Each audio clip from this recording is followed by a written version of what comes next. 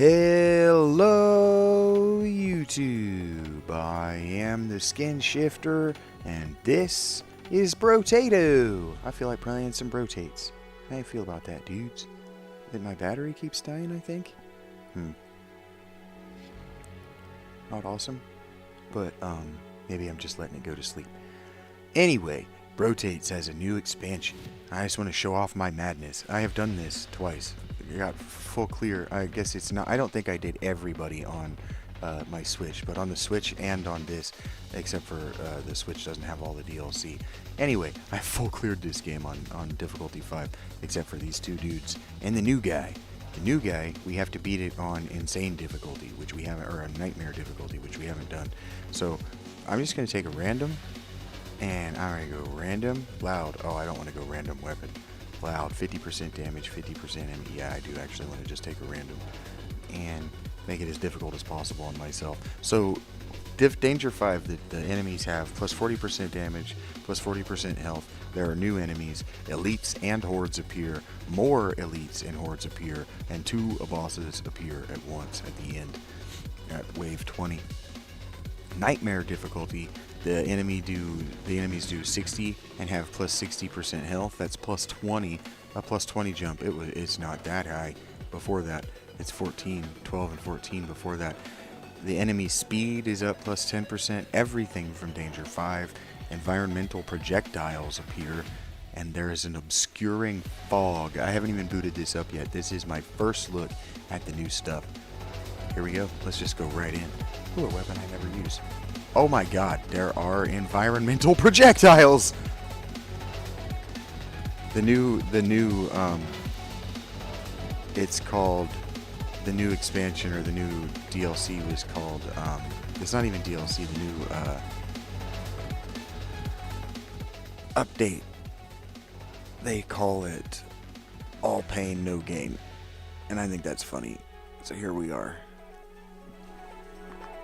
They're like, there is absolutely no reason for you to be doing this. And then once Rachie has had her fill of this, I'm going to play some Total War.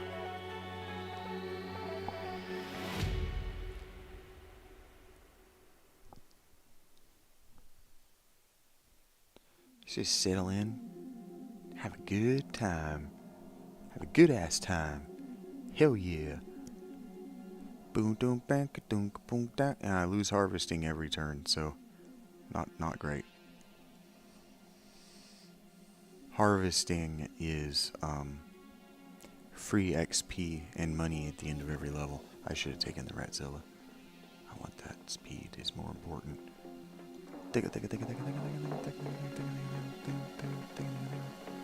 What's my thing? I have more enemies and I lose harvesting, but I do more damage.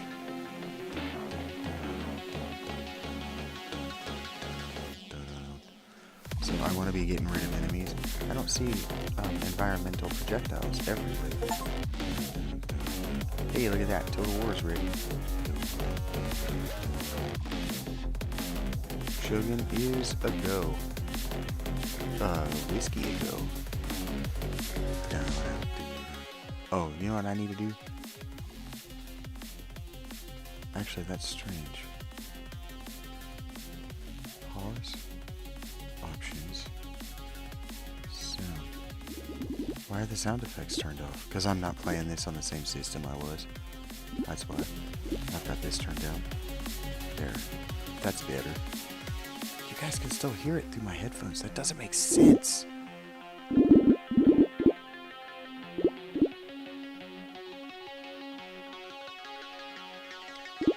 Something is going wrong. Let me look at that real quick. Something is not right.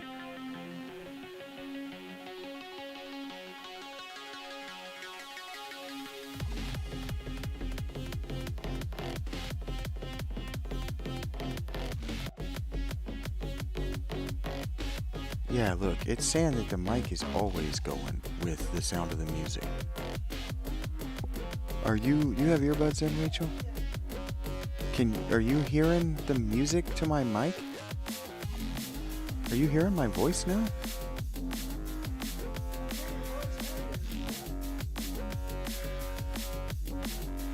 How about now?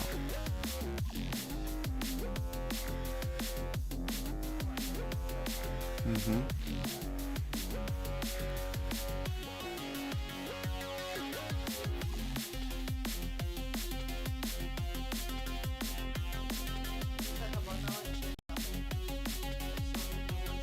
Do you still hear the music? Why are you hearing the music through my microphone? It's routing the music through my microphone. I gotta fix this. I'm sorry, guys. Hey, on OBS, for whatever reason, it's routing the game music that I'm playing through my microphone, so I can mute the game music, and my microphone is still playing the game music, and my voice on top of it. How do I fix that?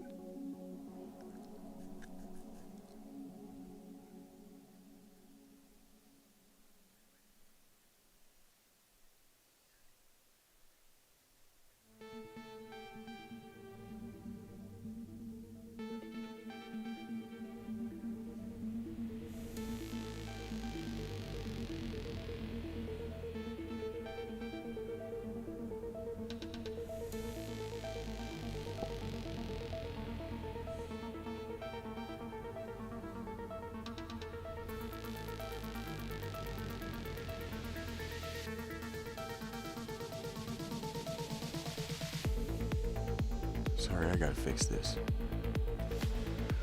Sound settings, more sound settings. God, this sucks. More sound settings. Here we go. Click recording. Huh?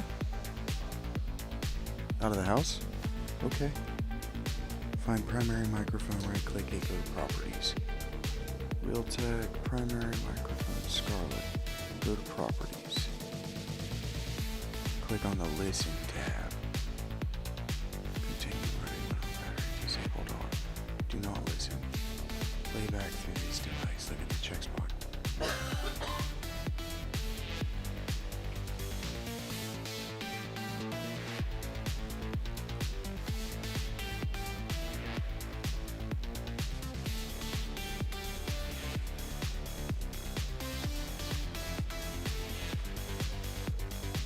Yeah.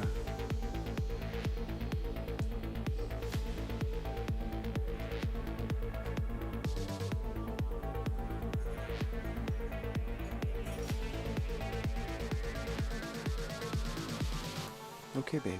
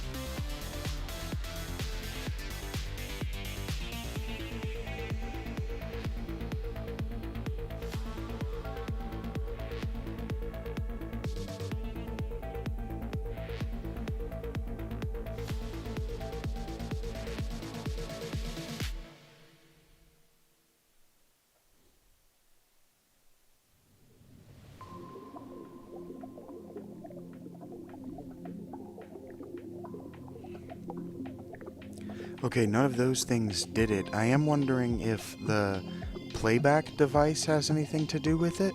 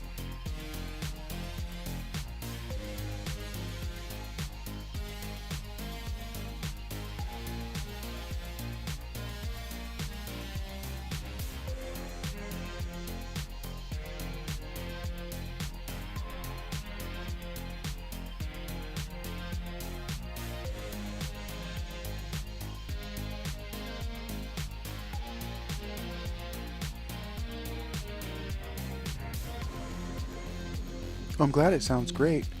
I just really want to make sure that I get this. I want this to look like it's supposed to look. It really stresses me out.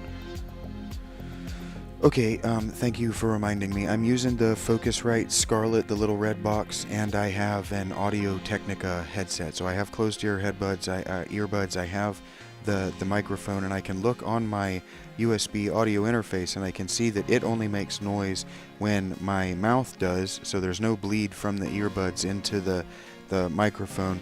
But when I watch the OBS, right now I have the game audio muted, and my audience is saying that they're hearing the game audio, so it's going through my mic somehow.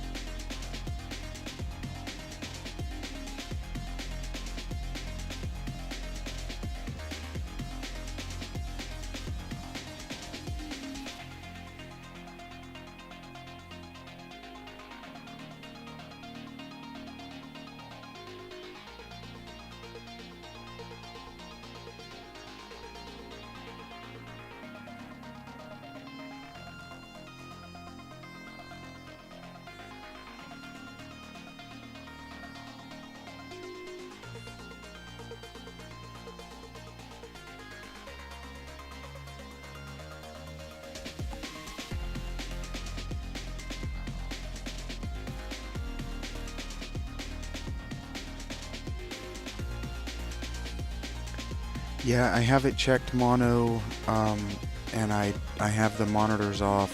I switched the audio in the way you suggested, and I'm still seeing the mic registering that the music is going through the microphone.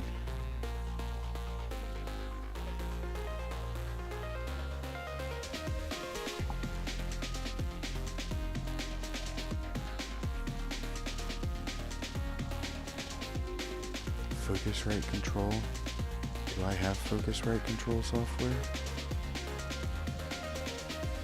Let me see, where's my damn mouse?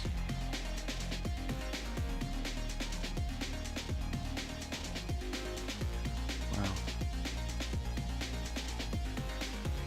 Thank you guys for putting up with me. Okay.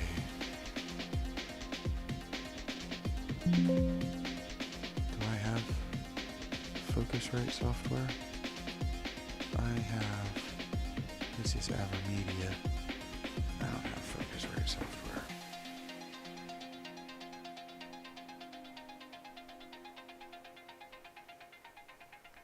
Focusrite. Okay.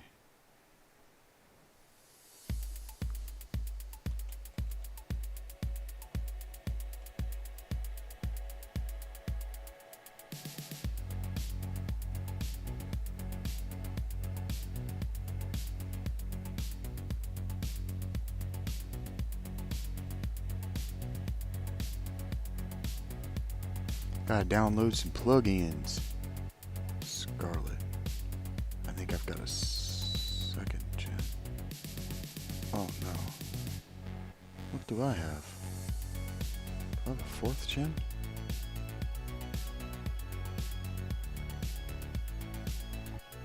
How do I know which generation Scarlet I've got?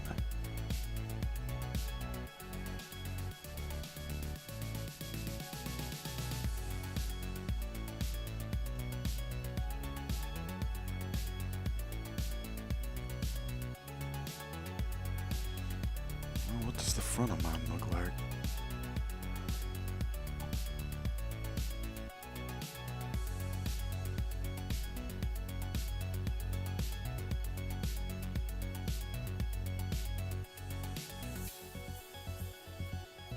I think I've got a fourth generation.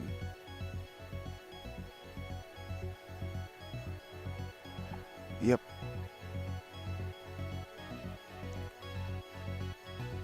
I think this is what I'm using. It doesn't say on here.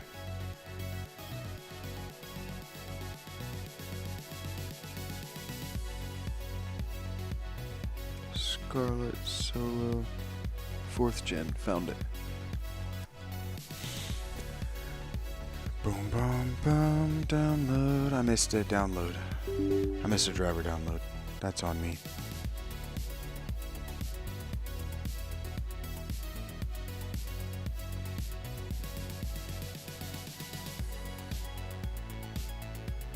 Thank you guys for putting up with me. We'll get there.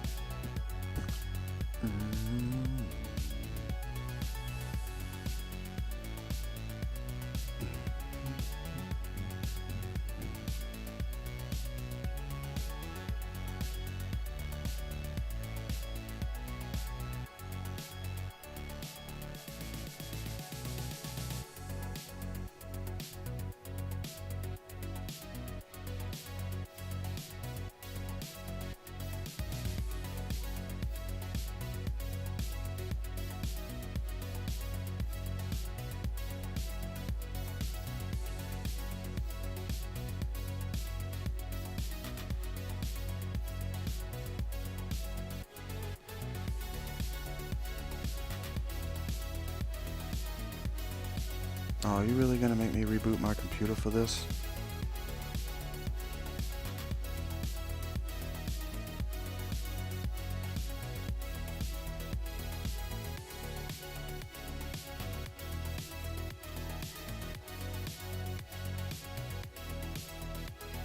It's not gonna read my shit without a reboot.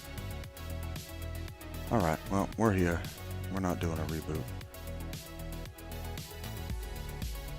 I'll just suffer through it, you know? It'll be alright. It's just the music is a little loud, which means I can't really hear it.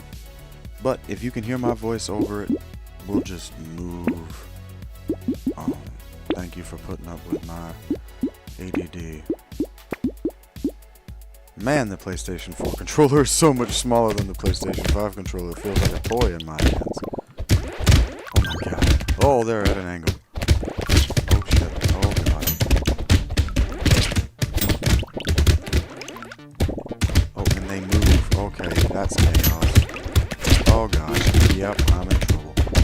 Thank god for yeah, it was. Killed by environmental projectile.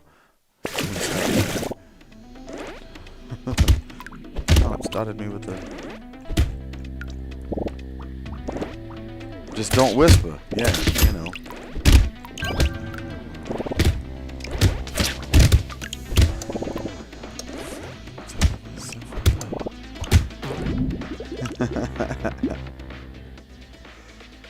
Alright, here we go.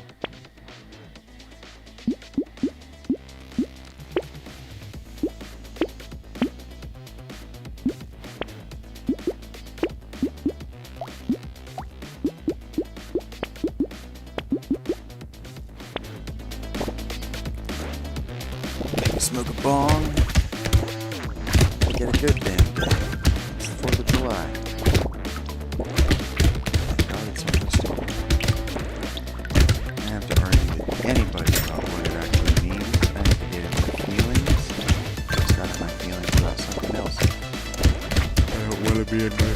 just about. Ugh.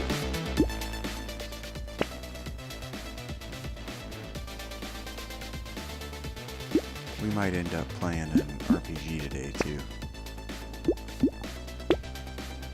I'll take you back to the hoary years of 2002.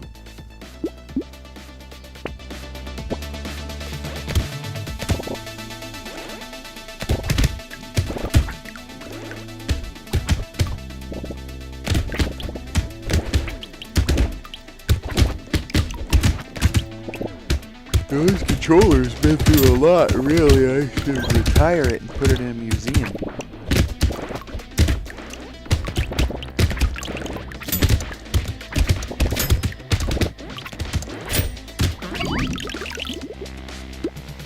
This is the controller that saw me through homelessness. I should leave it just how it is, with the wear pattern that it has.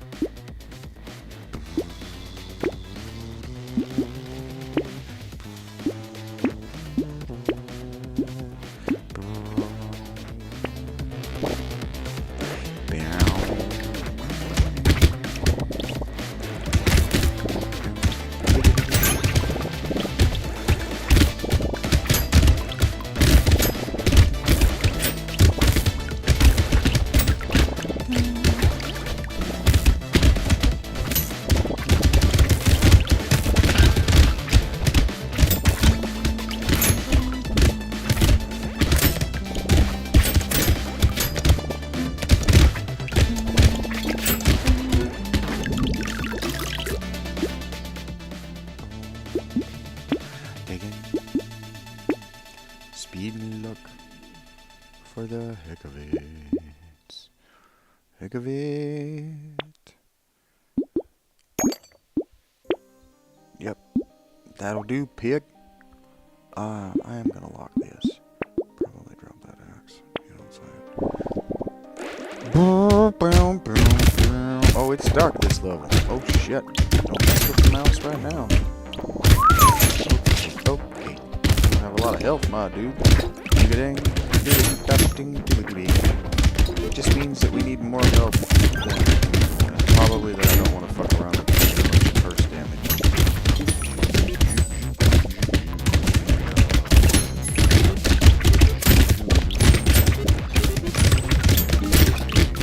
I'm gonna die, that'll be okay. It's only 35 with a kill. Anyway. You can take that.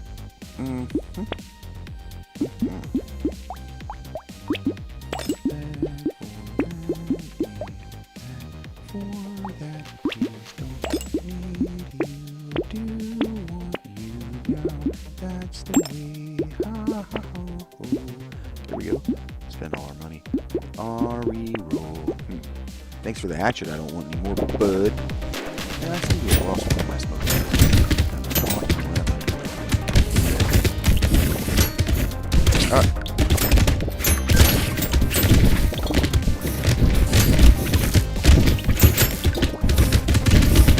I got some writing done. Oh god damn it. Killed by a puffer fish. We're gonna still play on random. Ooh, arms dealing. Negative 95% weapon price. Plus 30 harvesting. Damage modifications are increased by 33%. Shops always sell at least one weapon.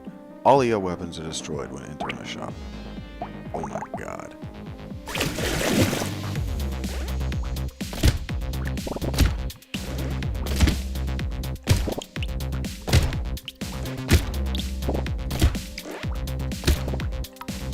This is not one of my better classes.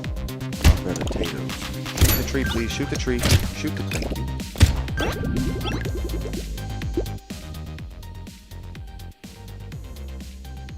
Huh.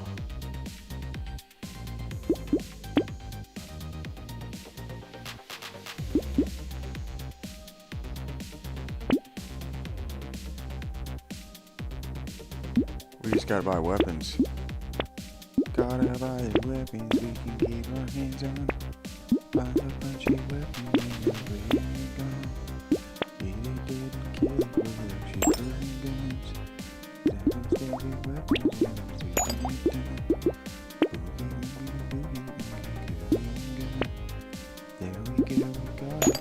Now we are done. Let's go. We had a bunch of money that round. Boom, boom, wave. Oh boy. Oh no.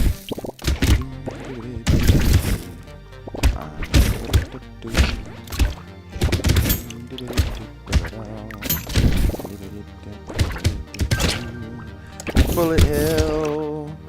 This is fun to me. Yes. Dum dum dum dum dum dum dum dum dum dum dum dum dum dum dum dum dum dum. Buy that, buy that. That and that. And that. And shouldn't it? Yeah, didn't really.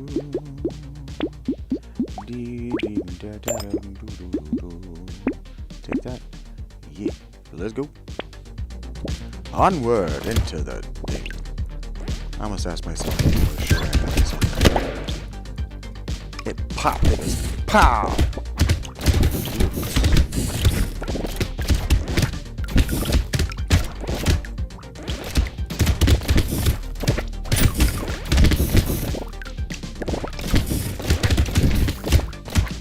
I'd actually be okay with bricks, like lots of bricks. Just stack bricks, actually, probably prefer to.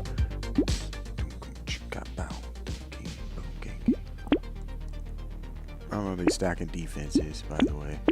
Trees die in one hit. And yes, and yes, and Yep. And also yes, and this is good. And we're in trouble. Ding dang. Take that. I know what I said about curse. Leave me alone. I like curse. It's my favorite stat in the game. Alright, we want to be moving. We just want to keep it moving. Because we got this walking stick. That walking stick increases our range by at least one by the end of this level. Wait. You know why they're called levels?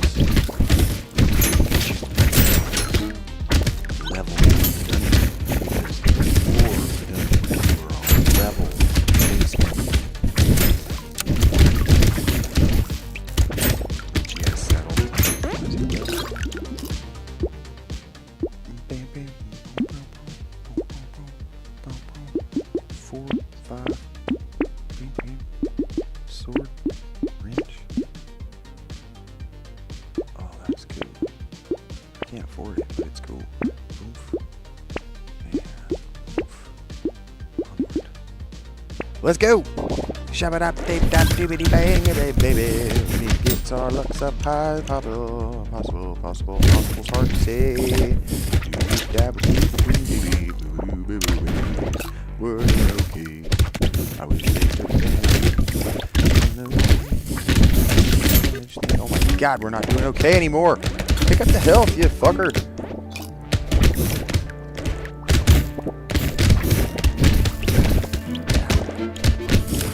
Ouch. That's so good.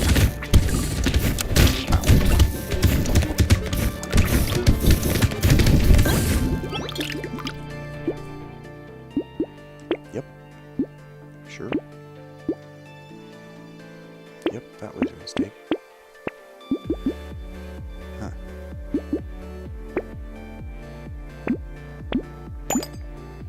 That works out. Uh-oh. It's dark. I love that the darkness is... It looks hand-drawn.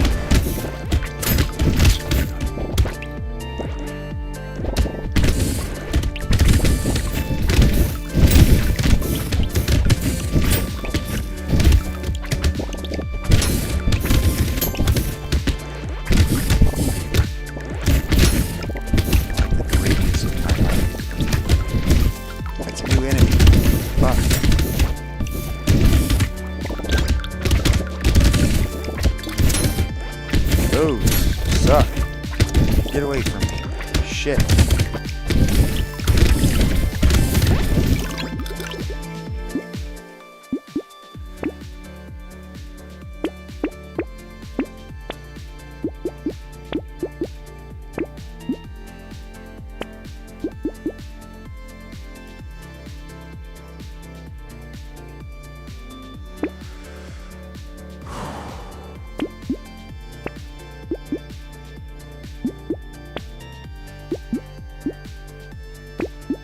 added some musical weapons. Cool. There's a flute now. I don't know what that is.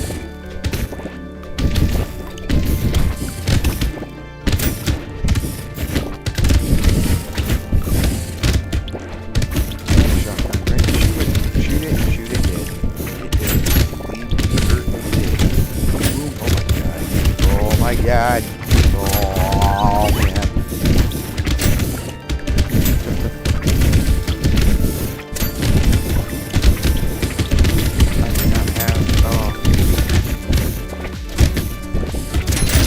I do not have statistical superiority or interesting weapons. Oh my god.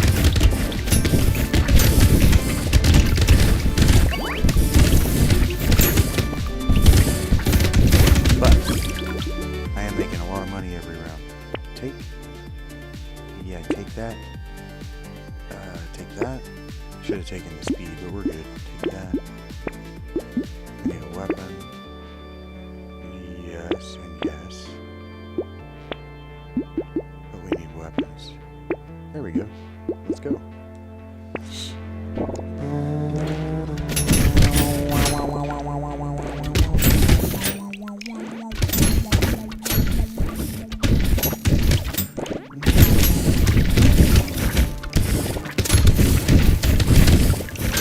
Oh, I see how it is. I see how it is.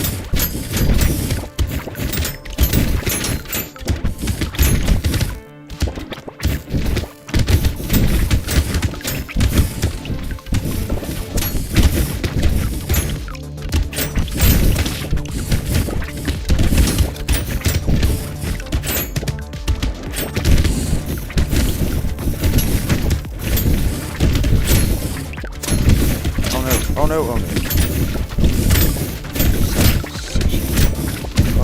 Oh no, bye. Oh, run. Oh boy. Keep taking defenses. Let's keep doing what we're doing. Oh man. Armor. Weapon. That. Yes. Bricks are good. Heals, yes.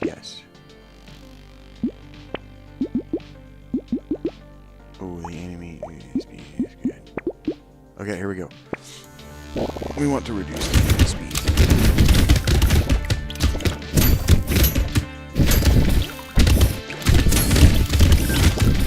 And we want this brick to drain.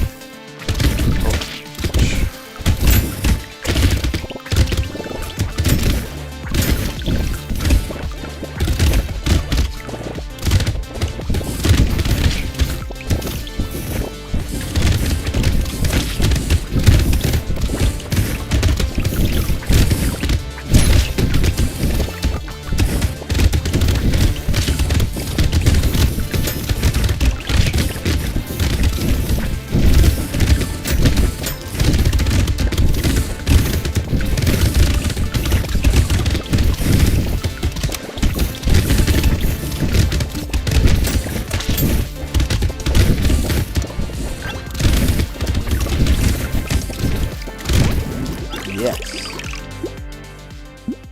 Dodge is good, armor is good. SMGs, shotguns, yes, and yes, and yes. And yes, and yes, and yes, and yes. Lock in, down in, yes.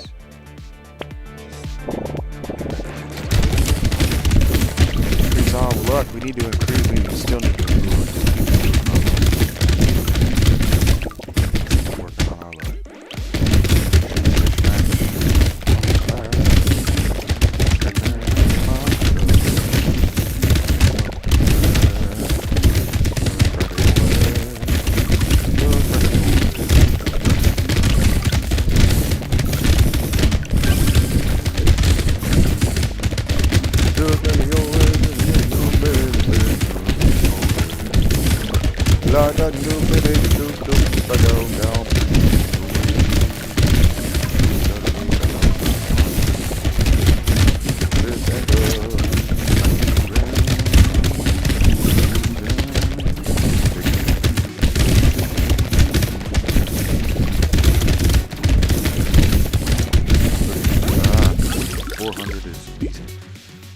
Luck, yes. Sword, yes. Fishhook, yes. Lock, yes. Done. Super great.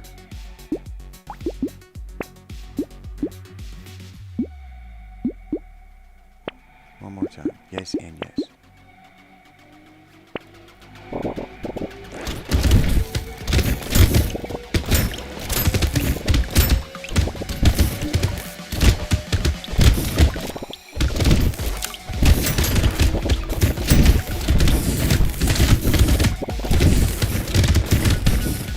This is nuts. They're just descending upon me. Rainfall of bullets. Poetry.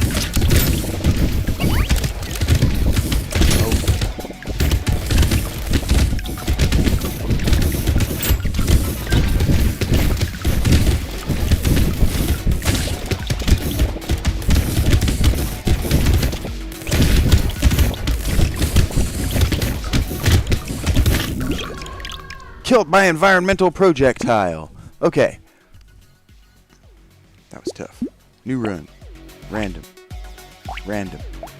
We're a ranger. 50% range modification, can't use melee weapons, etc. Here we go. Racka-ting, tick-a-doo, baby. This is me looking at you.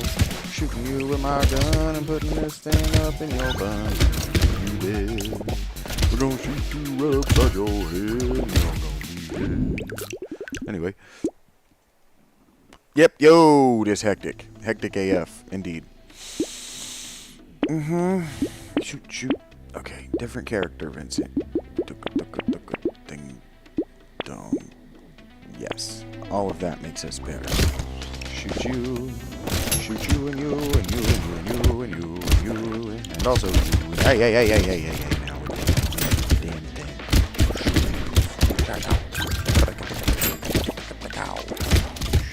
Okay. I thought you were gonna be dead, so that was on me.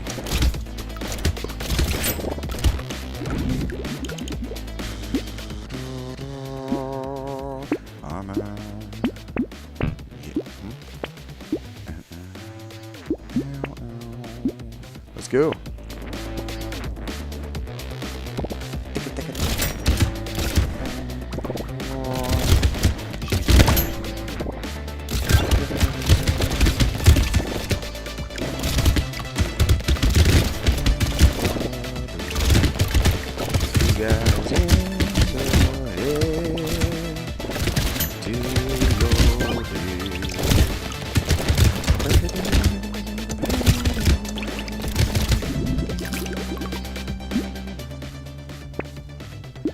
Ranged lock tree.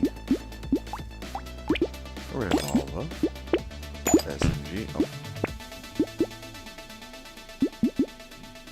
Let's go. I believe in you. I believe in you, Ranger Teo.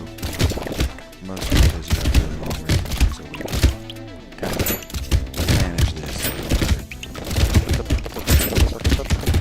Kind of decide what we're going to do.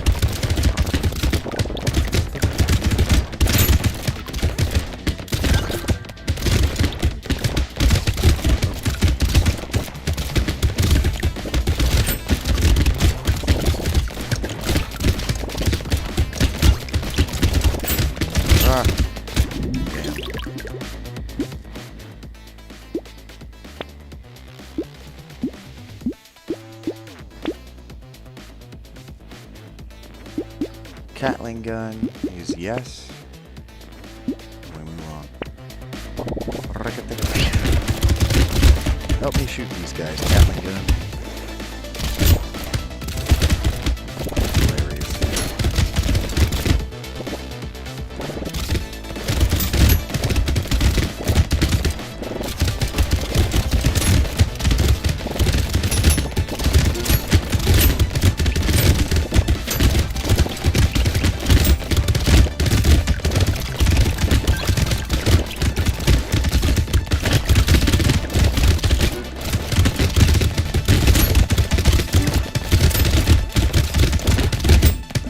Oh, I was dead.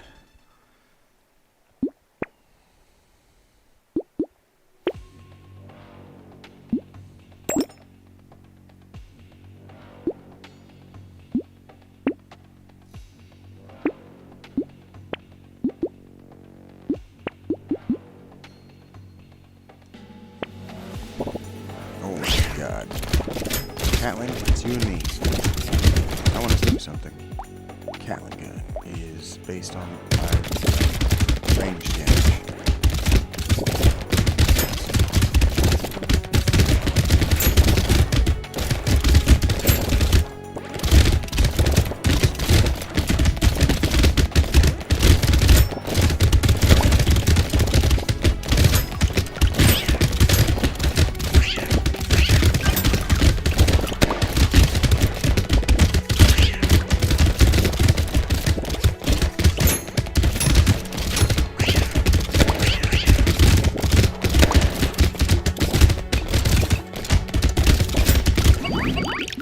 Whew!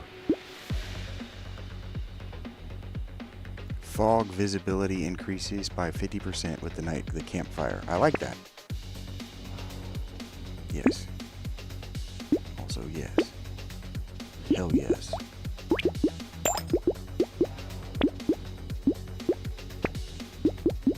Also hell yes. Okay, here we go. Wave 7. Whooping that ass. Hey, Catlin, you wanna move?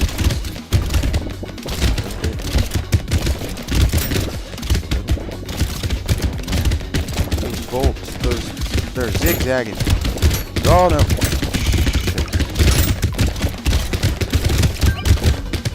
I have given up my superior position and am not dying. Man, it was the right thing.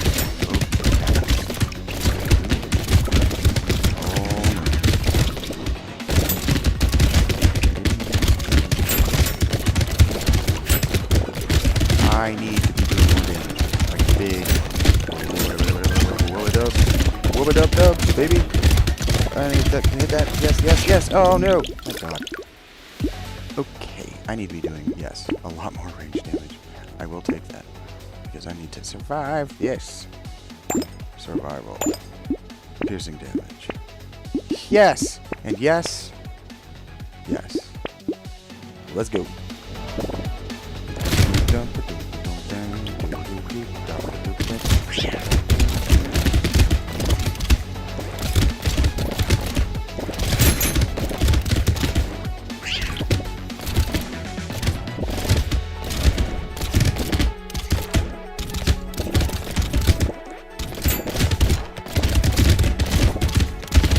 No.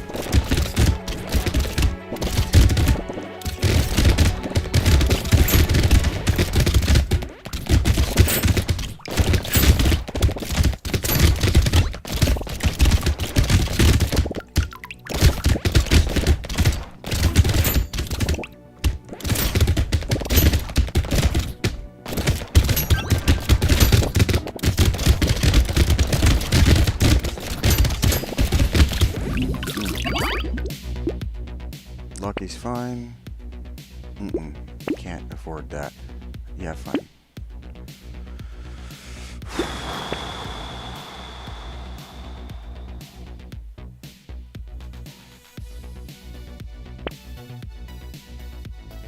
Oh no. I have to take the attack speed. Because, yeah.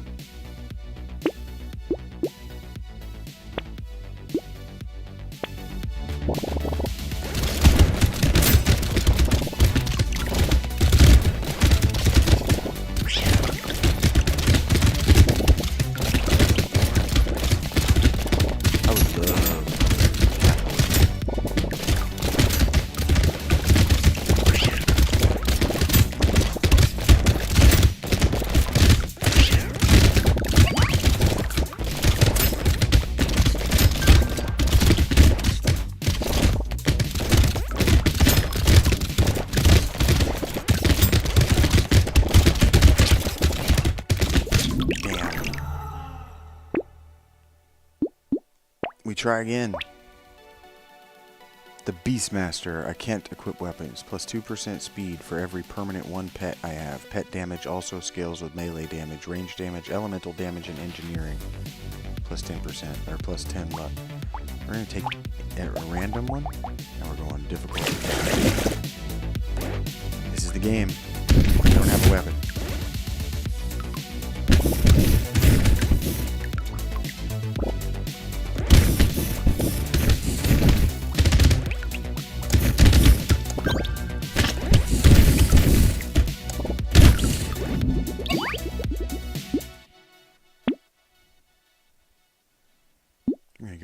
HP region. We're gonna go turret. Landmines. Yes.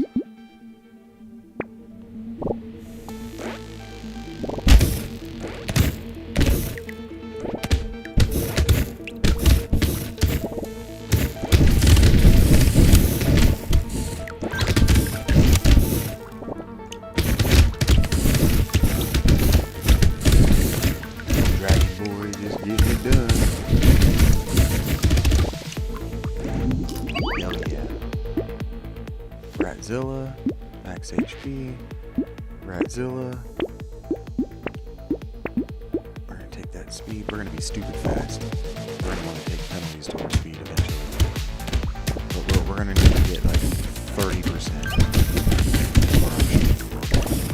That's probably our sweet spot. Anything more than that, I'm gonna have to. Oh, that was not what I was. Shit.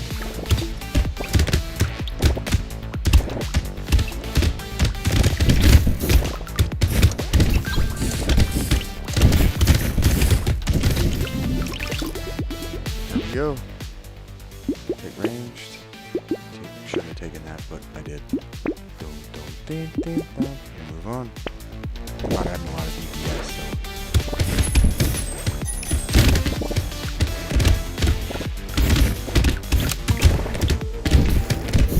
Right now, engineering is our best.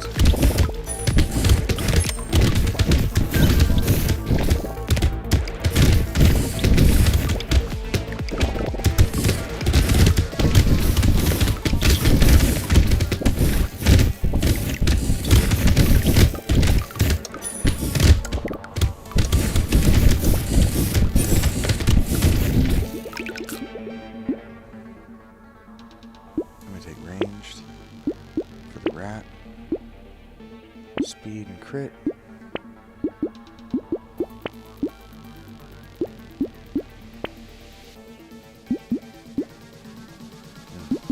This is too good to pass up. I don't give a shit about harvesting.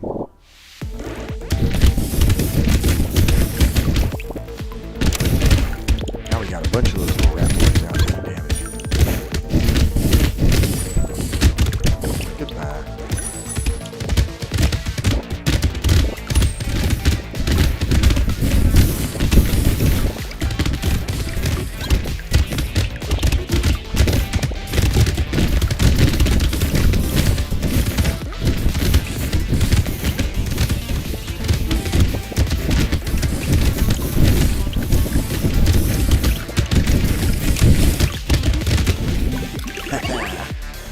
More damage, bigger explosion, max HP.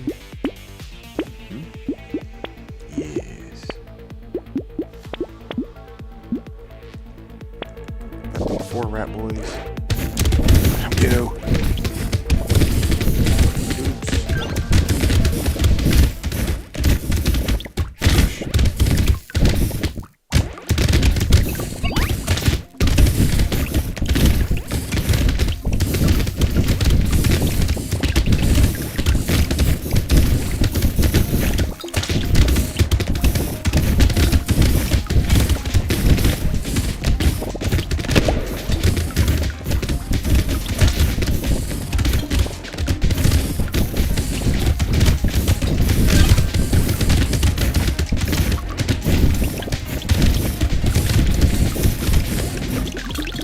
Yes.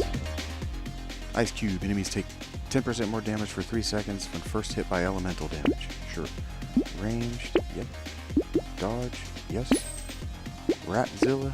Spicy sauce. Consumables have a 50% chance to explode for 30 damage. Plus 1%, 100% of your health when picked up. Yes. Yes. Yes. More rats. That'll be 5. Boom, look at them go.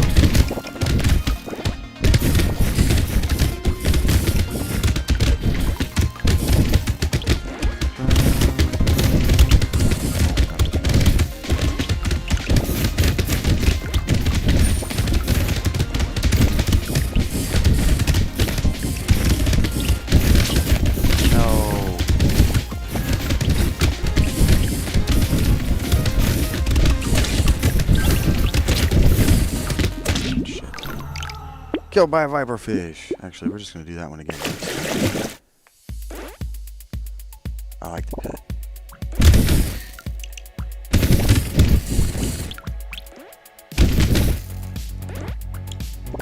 I like the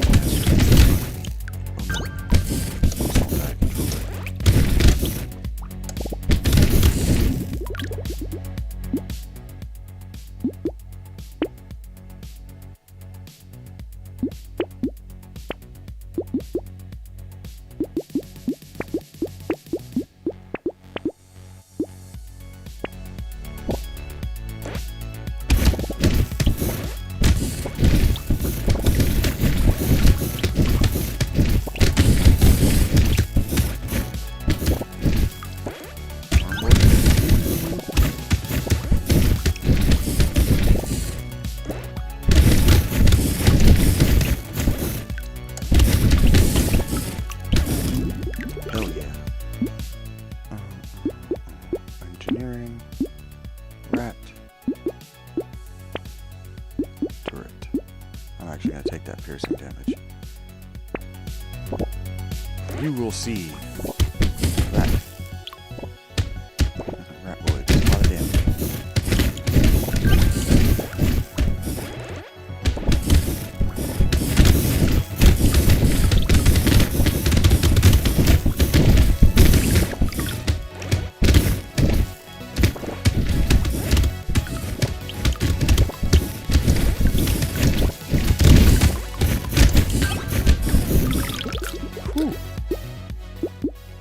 Range is new. Engineering is yes. Max HP is fine. We're going to take this and this and this and move on. Boom, boom, boom, boom. Nope.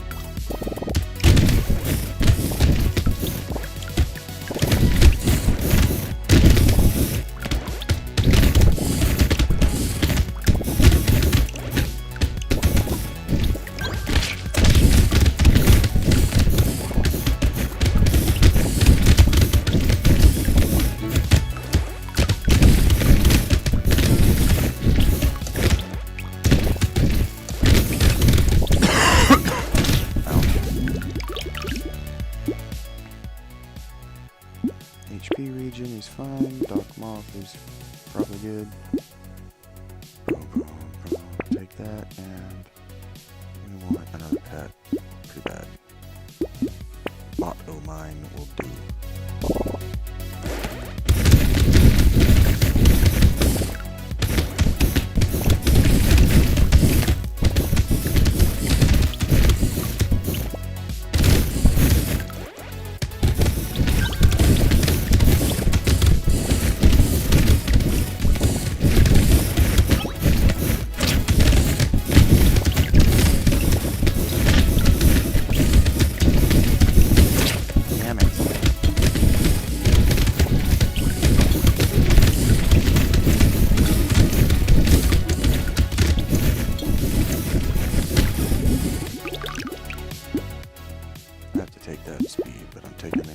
Instead. Bot, trees, let's go.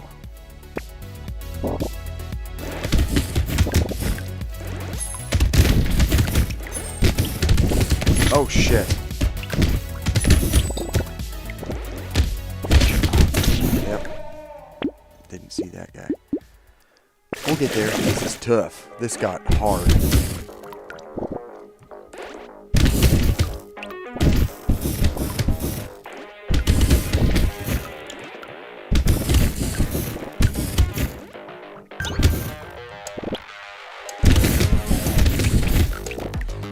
To this difficulty being routine. Engineering, trees, pickup chance. I should have taken that book. Should have left it.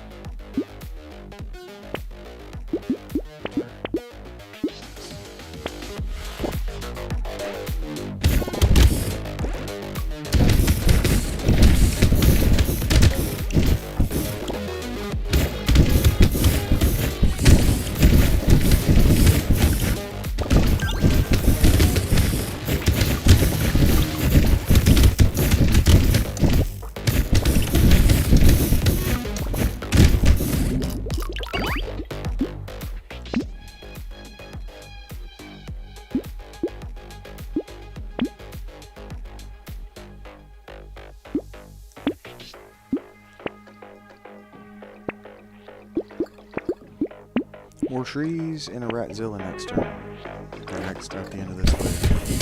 Boom, kill it, yes. Oh, my GPS is slow.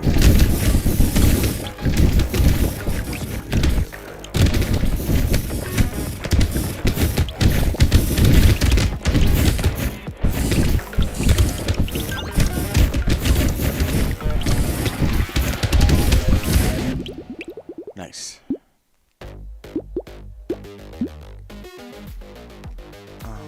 We're gonna take range damage and engineering and a Ratzilla and sharp bullets for piercing. There it is. Another Ratzilla and an incendiary.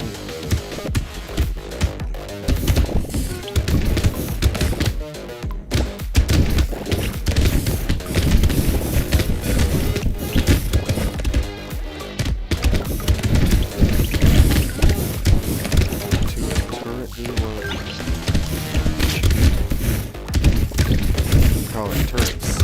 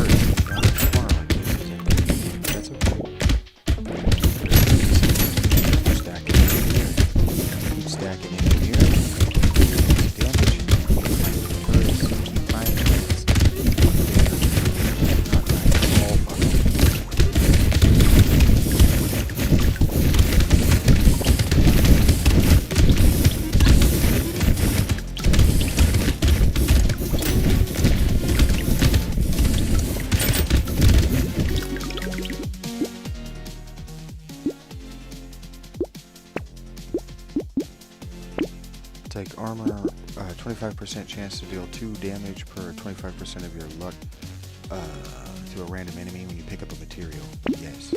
Engineering, yes. HP, yes. What could that be? Hey, you! Not particularly, that's all I was gonna say, actually. That says weapons. That didn't say anything about pets.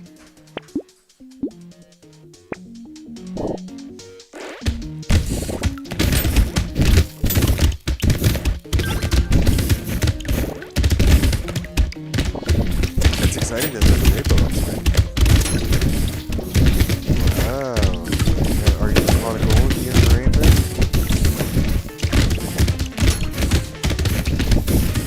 So you're the pot of gold.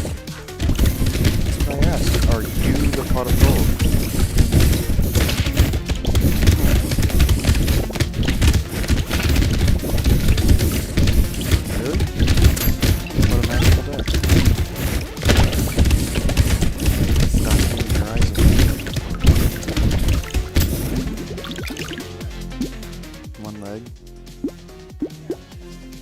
I'm not making fun of your nomenclature.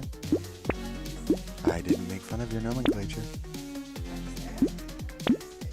Arm. Leg makes sense.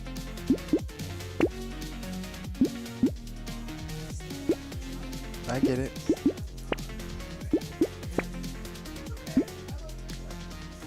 You love me anyway? Despite my weird Americanness? Despite my weird Americanness? You called it weird. I called it weird.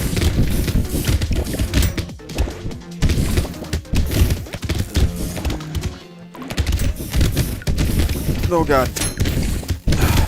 Those are features, not bugs. Oh shit. No. I'm dead. I can smell that. That's pungent. You're going to want to put that somewhere where it's not going to go bad. I'm losing a lot, Rachie. I saw, but that's okay. You just, it's not about winning. It's about not. It's about playing. You gotta play the game to win. You gotta play the game to play. Doom, doom, doom, doom. Can't equip weapons. Pet damage, also skills of melee, ranged, elemental, and engineering. Okay. I'm doing this the way I want to. Facts.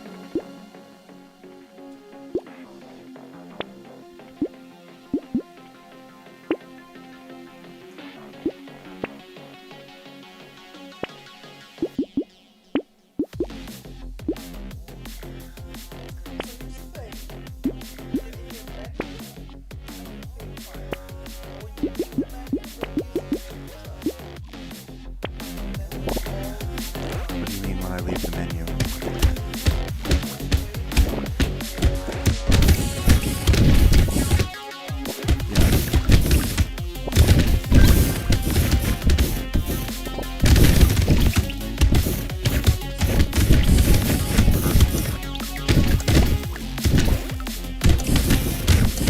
I'll figure it out. I have to reboot the computer.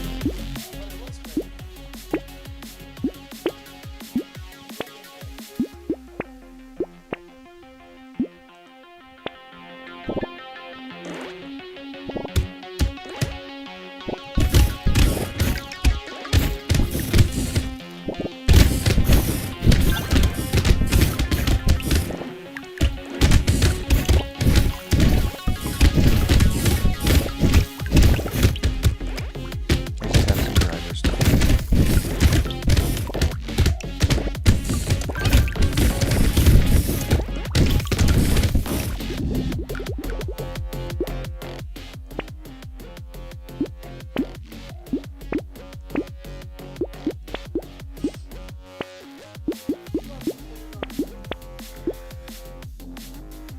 Beautiful.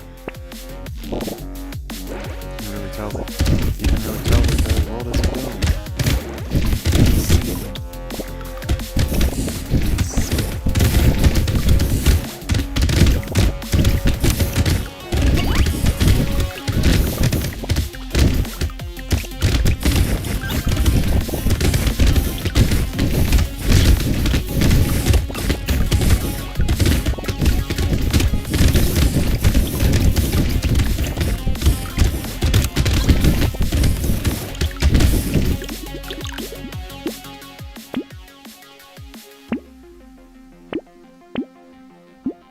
You feeling good?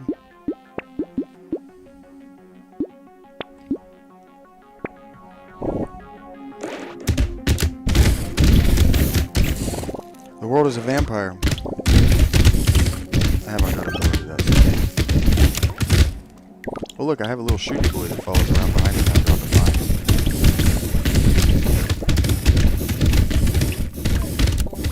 Isn't it?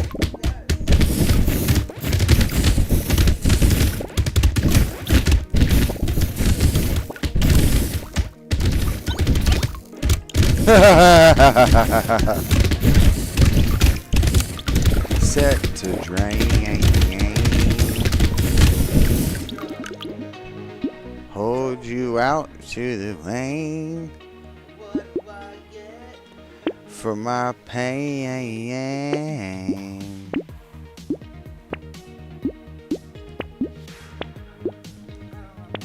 Secret desires. Are you up to anything?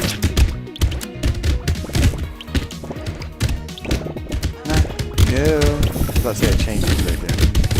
I suppose I'll show all my goo and go like a jug. Despite all my rage, I am still just a rat in a cage. Yeah, when you saw Smashing Pumpkins, that worked very good.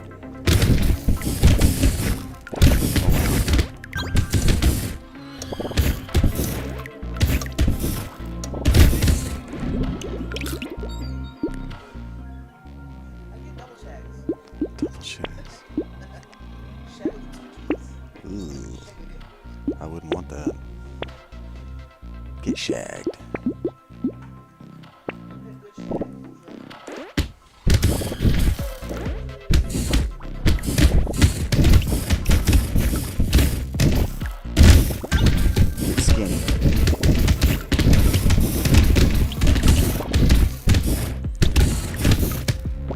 Flacco.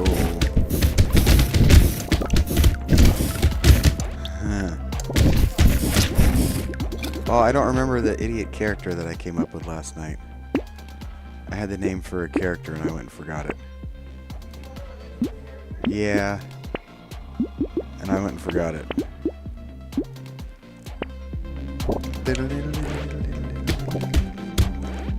This bong needs my attention.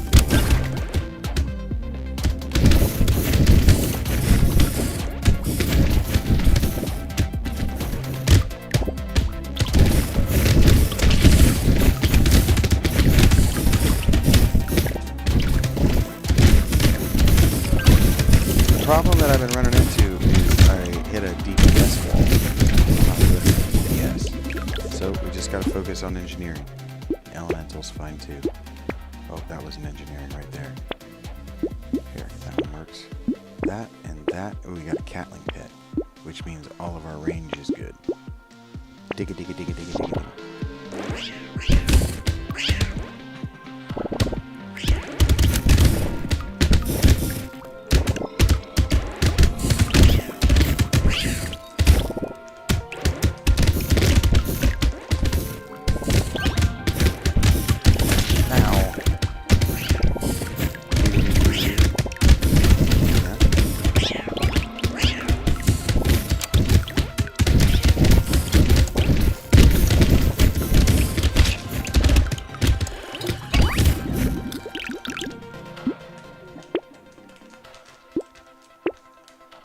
Well, that's going to be in my head for the rest of the day.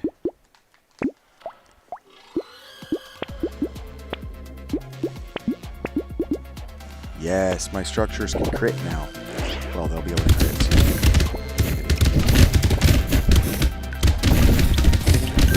Oh, they're in trouble now, Ragey.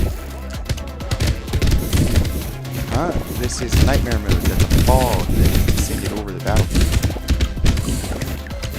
I can no longer see. This is one of the features of nightmare. Turn the dog just like that. He looks like Princess Mononoke. What are you talking about? Oh, well, yeah, he's magic. And we're killing aliens.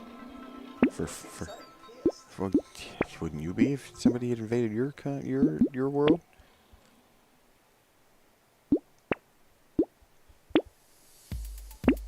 I would be mad.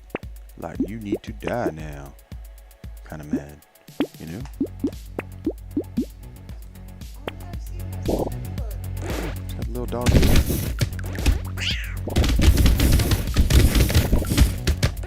Because you're old and you're blind. You don't know what images look like. Apparently very dumb. It's okay, I love you anyway. It's okay, it's all right. Girls are useful for something. I wonder if I can get... Yeah, no. There's only one move. That's a bummer that I can't have 2 or 3 of them. That's kind of messed up.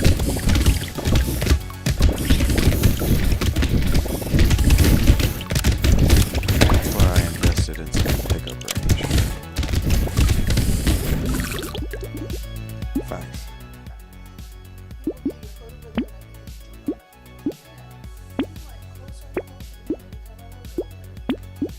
Not that one.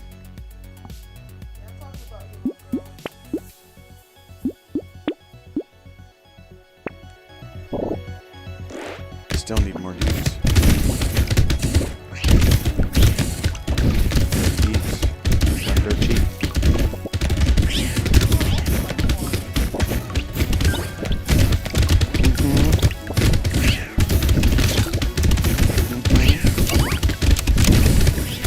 Oh, son of a bitch. I just died like a stupid ass. That was all my fault. That was just me playing poorly. I got it. I got in my feelings about... You don't know this about me?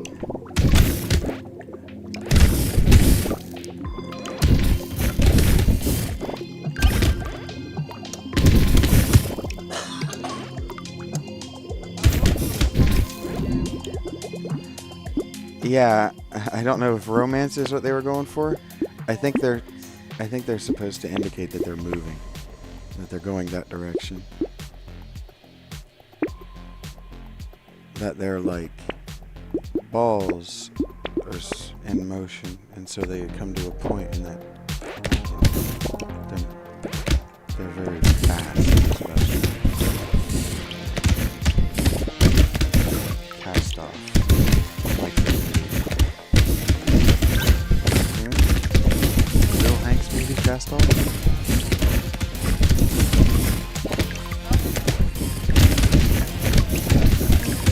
That's not the one I watched. I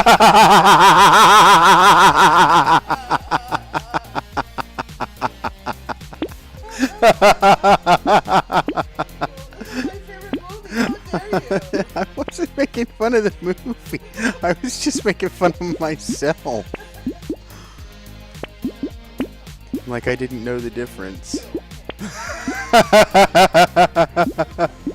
Bill Hanks is in Cast Off.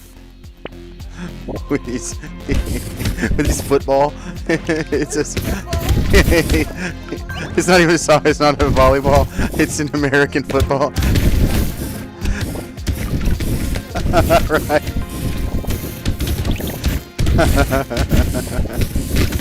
He calls it the Duke. Because that's what the ball is called. Yeah. Very sweet.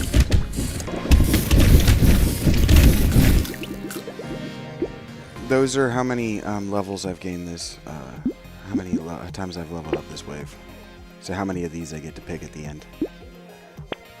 Mm-hmm. Potato buddy. Yeah, I will be a potato the whole time. Apathetic. Oh no, I'm in trouble. I'm on wave 4 and I've only got one pet.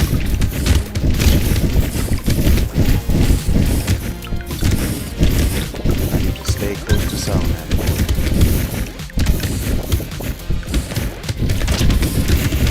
Shit in my hat. Huh? Directly in my hat.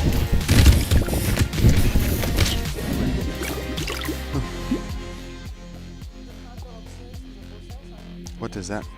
Oh, I thought you were like, you can get the fuck out of here now. Why would you think that? Because it would be funny to say.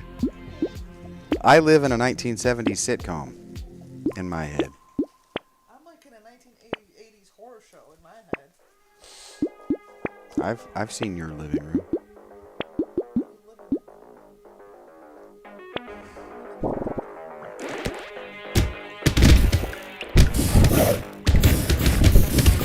The call always comes from inside the house. She's texting me from inside the house! Oh god!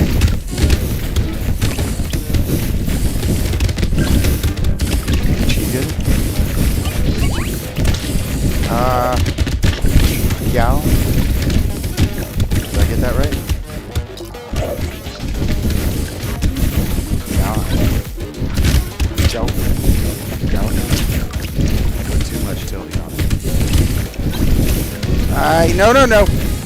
Whoa. Stressful? Yeah, no. You're not even the one playing. No. I find it hugely relaxing. What are you talking about? Yeah. Yeah.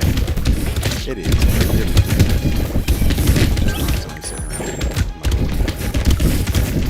Gotta keep it ready. Whatever may come near it, that's right. Oh, God. No.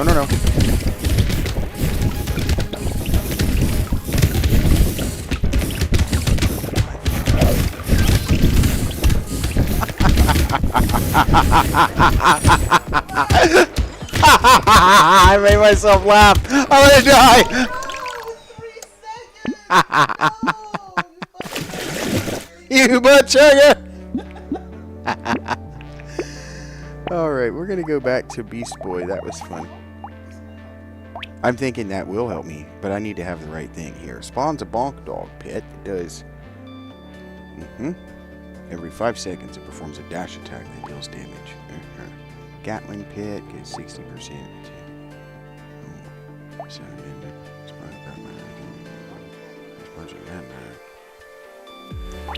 We're gonna win with this one.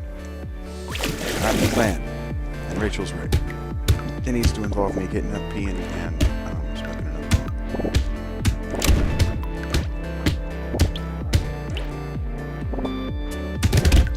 I think my Vato line can't shoot.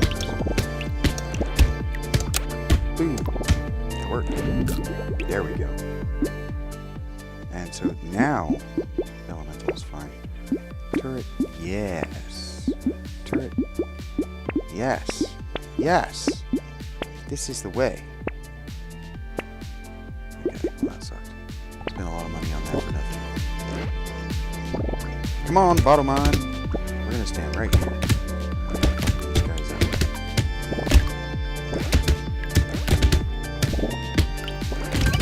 This is gonna work. This is gonna work. Yes.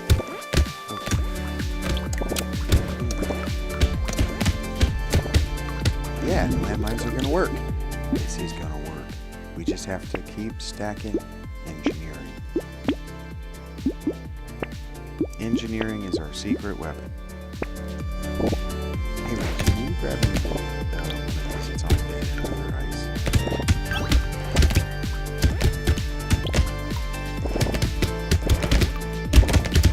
That will very likely motivate me to stand up and go pee. I promise. After this wave, 10, 9, 8, 7, 6, 5, 4, 3. I'm trying to say seconds. Jesus. This has gotten hectic enough that it is hard to talk during. Thank you, my love. Elemental damage is yes. I'm gonna spend all my money on this. I'm gonna take the armor, explosions, and that, and get rid of trees. Explosions, and map, and a ratzilla. Yeah, they're doing the thing. They're doing all right. Thank you, my love. I will get up now. You want to go ahead and do that one? What? Oh yeah, I forgot that's a thing. You're welcome. Don't say I don't love you. Don't say I never did nothing for you.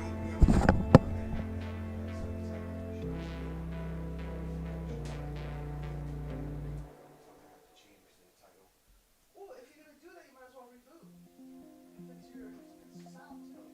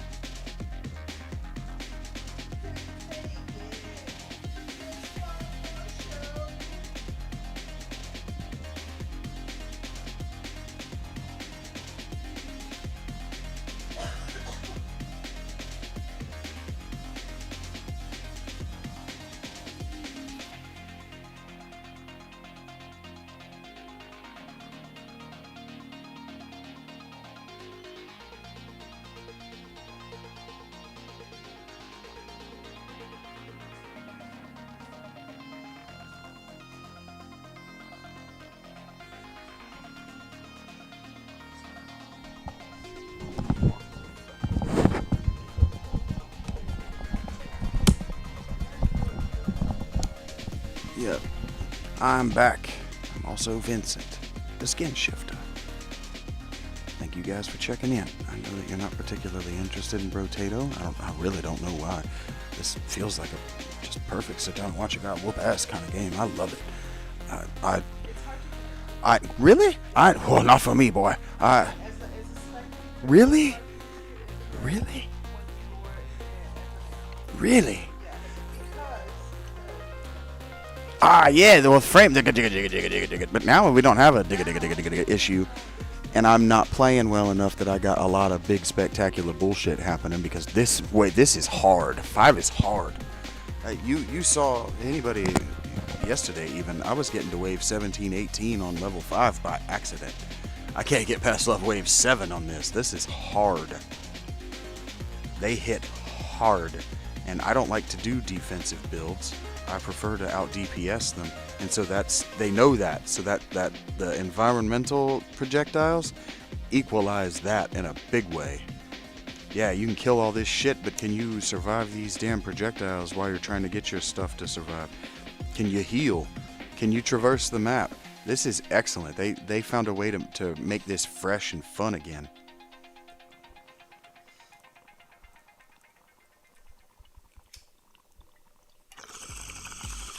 Okay, so this is the perfect example of what I was trying to convey to you months ago.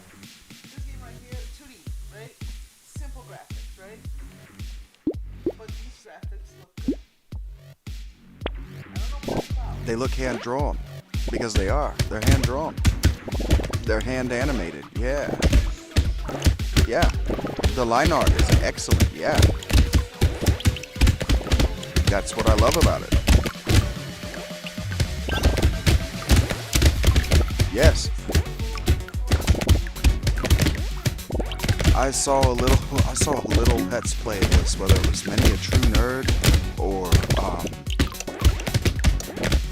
that's John, or it might even have been Spiff and Brick. I saw somebody play this and I was like, must own. That is a winner. No, not anymore. This is an arcade game through and through. This is a quarters game. Stick your quarter in and hope that you can stick on the machine long enough to not be kicked off. Nice. Can you make a quarter less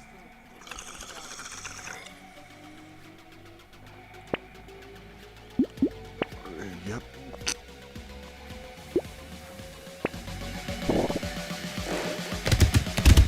This is Pac-Man. That's exactly right. Or Galaga. Or Mr. S was busting my balls when I was teasing me like, this guy must have really liked 1943 when he was a kid. It's like, you don't have any fucking idea. I was not good at it. I did not get very far. But I played the hell out of that game when I was a kid. 1943 is exactly what it sounds like. It's a World War II game and you play as you play as a fighter pilot. You play as a fighter pilot, an airplane, and you shoot up ships in the ocean.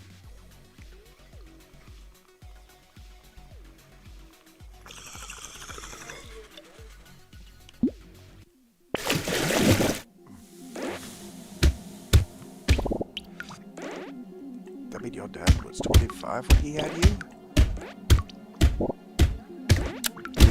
Jesus, your family's young as hell. Your parents were what? 18? When your brother was born?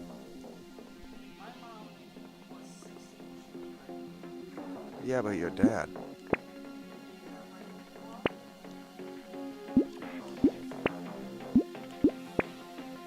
He was only 18 or 19. You said 43. You said 40. Your brother was born in 63? 43 is 20. I said he was only 19 or 20.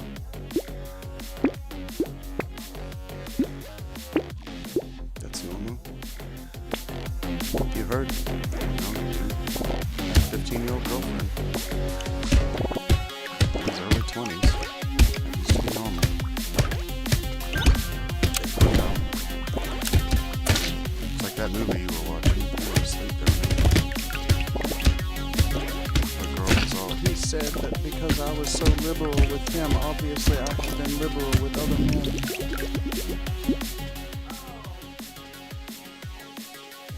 I did not enjoy falling asleep to it. Yeah, okay.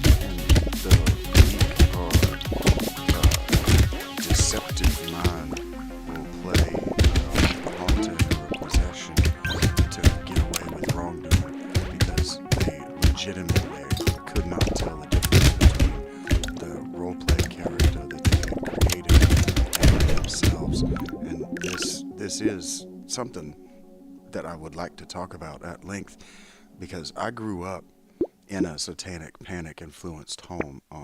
My mother was deeply concerned that I was going to grow up to become a Satanist, which is wild because y'all don't know my mom, but my mother was one of the most aggressively antagonistic atheists you could ever meet. She was not atheist. She was antagonistically theistic. She hated God. Oh yeah, she did not have a love-hate relationship. She hated God. Of course I know I'm certain her father had break-ins with her sisters.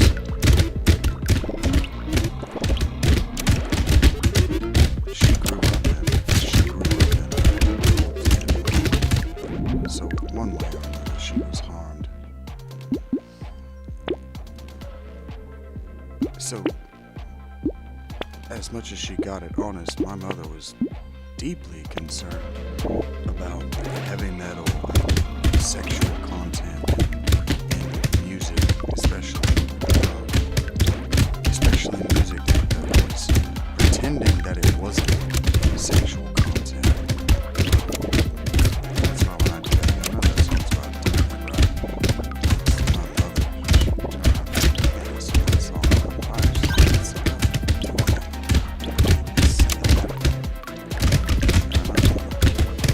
That's paranoid.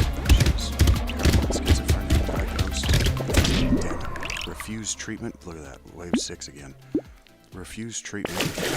As paranoid as she legitimately was, that doesn't mean that she's wrong. And that was something that I kept running across in my high school. It's like, well, did none of y'all mothers tell you not to behave this way? And they're like, yeah, our mothers don't want us to act like this, but our mothers are wrong about everything. And it's like, about what exactly are your mothers so wrong? Your mother's right about everything, and has been for 50 years. That's the only real strain on your relationship, is that your mother is in fact always right. I'm not saying that to Rachel anymore. I'm saying that to all of y'all, especially women. I have dated enough women now who wanted me to be an intermediary for them and their mothers. Like, well, my mother falls in love with you, she won't bother me. And it's like, I'm not dating your mother. Always says what?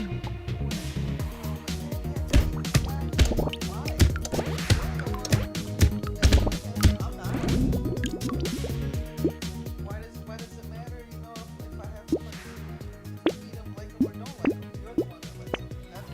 That's what That's a different thing than what I'm talking about, but that's a valid thing to talk about as well. I don't want to talk about that. I don't want to pivot directly to that, but I will, because this is a talky talk show, and there's ostensibly a future audience that wants to hear this because they've sat and they're like, oh shit, here he goes. We queued in for this. We will get better. Rachel and I have a plan. We are executing. You will notice the fruits of this execution trickle onto the channel. There are maybe 5 minutes of new content. From what I said, this was A+ material, and she found it for me.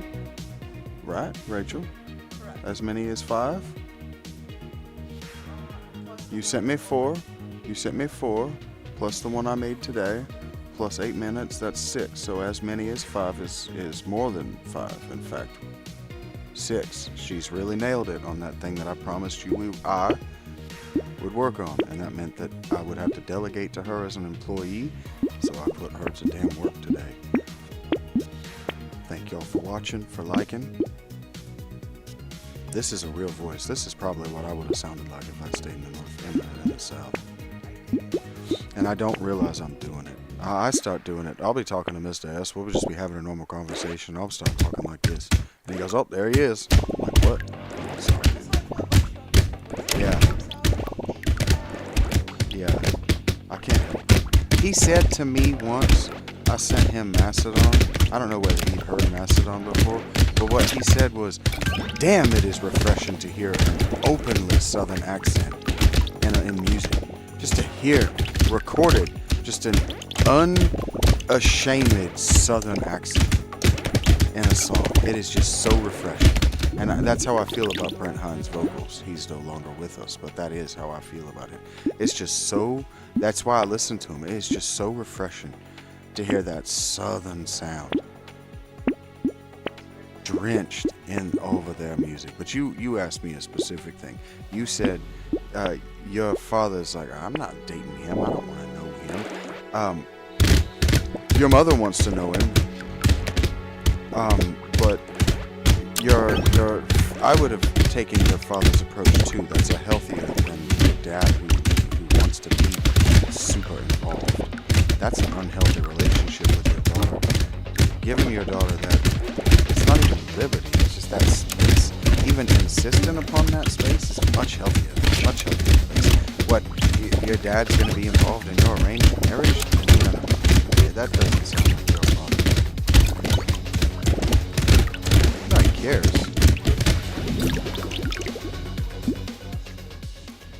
But why your energy? Because you're bringing all this energy on top of it. Dad, you gotta. And he's like, well, why? To maintain that boundary. Like, he's your boyfriend. You know? Yeah, because, see, what my mother wanted was for my dad called her father Dad.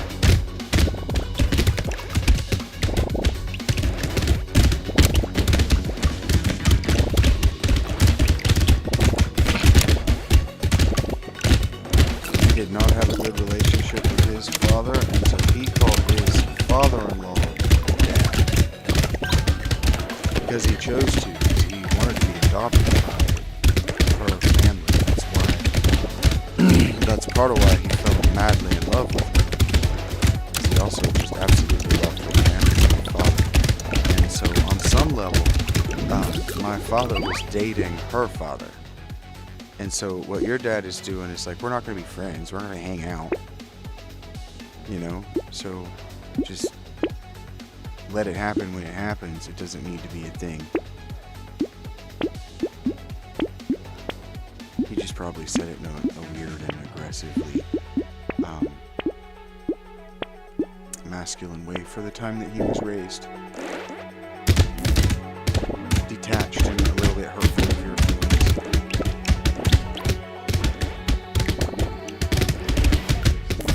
Yeah.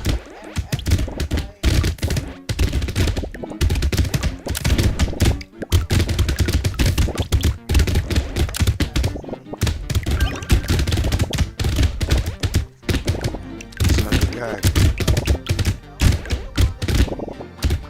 Right.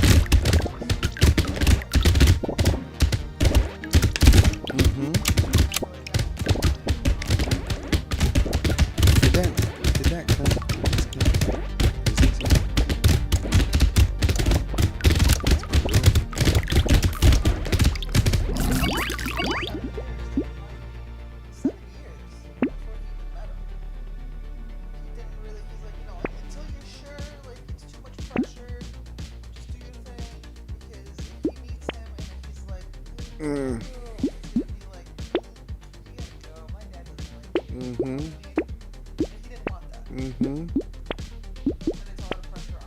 That's what I meant by organizing your arranged marriage. That's specifically what I meant. Yeah. You haven't noticed that before now? Those are my primary builds. Aren't they? And they're such a simple little animation.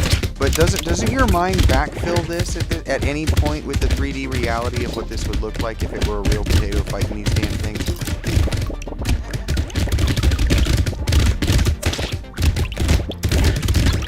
Your mind doesn't backfill it at all? Mine does, because it's a cartoon, and we've been taught to backfill cartoons with reality on some level. Maybe. It's a potato! God damn it. It's a potato in a fucking hat, Rachel.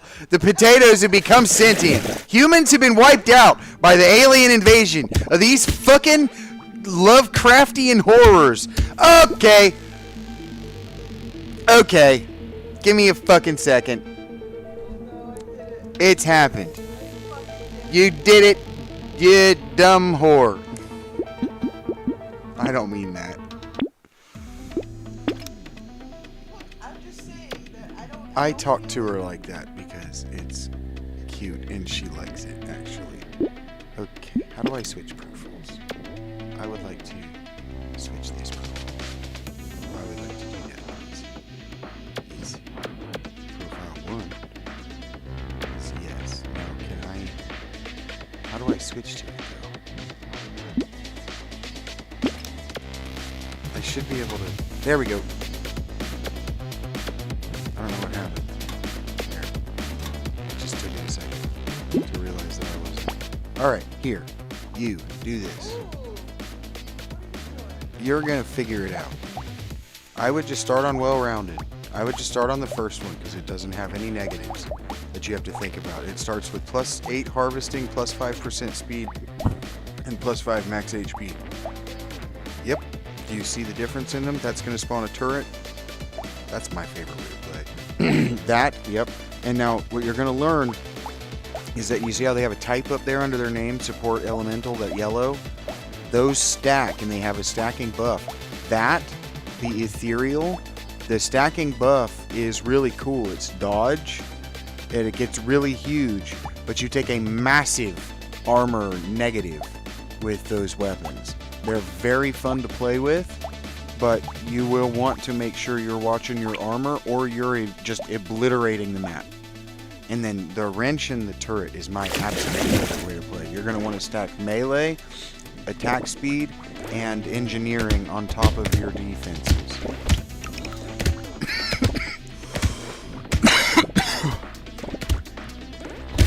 When you take range, anytime you add to your range, it's going to add a delay to your weapon's cooldown. That's not going to show as a penalty to your attack speed. You understand what I'm saying?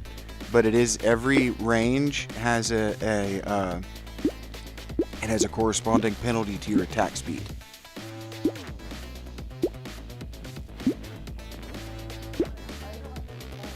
When it's item, you can just buy it. If it's a tool, it's a weapon. And so the weapons you can only have 6 of. That's correct.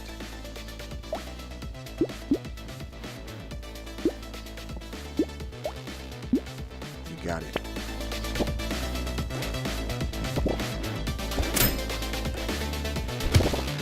At your next thing. Nope, I don't need to. I know what I can do. At your next thing, I'm going to ask you to take. I know that I just gave it to you. First thing we're going to do is I got to go here. I got to go to my dashboard. Also, Rachie, you might be able to cut out the big chunks of silence right in the live. We might be able to edit it and cut those big chunks out right in the live. Might be able to give you my laptop and let you do that in the mornings. See what I'm saying? No, not yet. I don't need the controller. You do that one more wave. I'm gonna be very bossy for a second. You're just gonna be able to hear.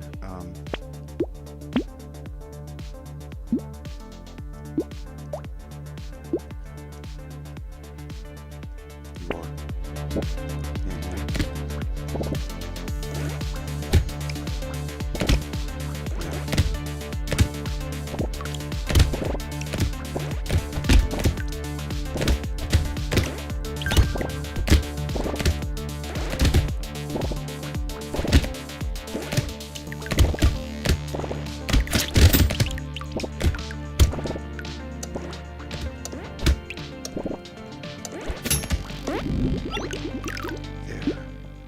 Now, chill for a second. I need to take this, and I need to put this to bed. I need to open and look at how much smoother this is on my laptop, or than on the laptop, Rachie. This is, do you remember what it, do you remember, I even mean organized, but yes, it is silkier. Thank you guys for being here. I'm transitioning to something just slightly different. Give me just a moment of your patience, if you would. I'm going to surprise you with... No, wrong keyboard. This needs to go away for a second.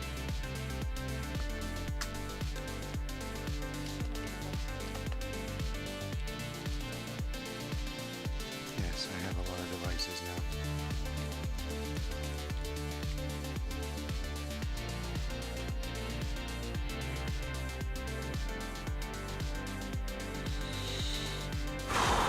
Now, where do you think it...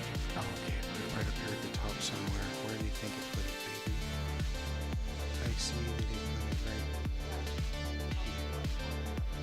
But where is it?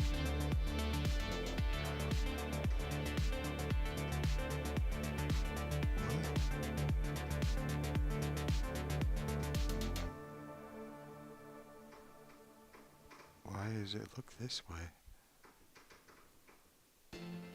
Oh, because it's huge.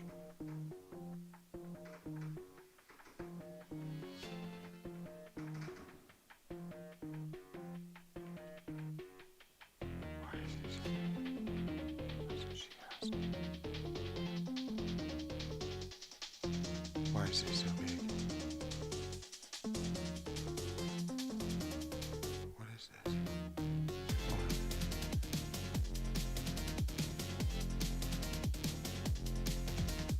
Why is this infinitely big like this? Okay. Remove that. Start that forward. Okay. Text. Nope.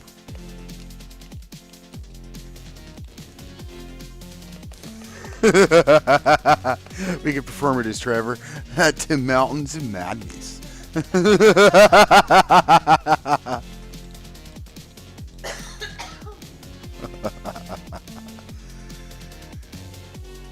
I think that's what it's called.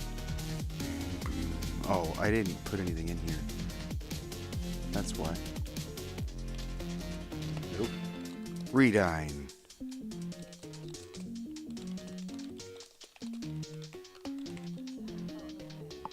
We're gonna find out. Juno, get ready. I think this is what it's titled. Zoom. We're gonna zoom this bad boy right in like this. And now, because you guys are such a wonderful and loving and patient audience, you can allow this to happen without giving me too much guff. You ready? Unlocking this. Oh no. Just. No. No. You. Check this out.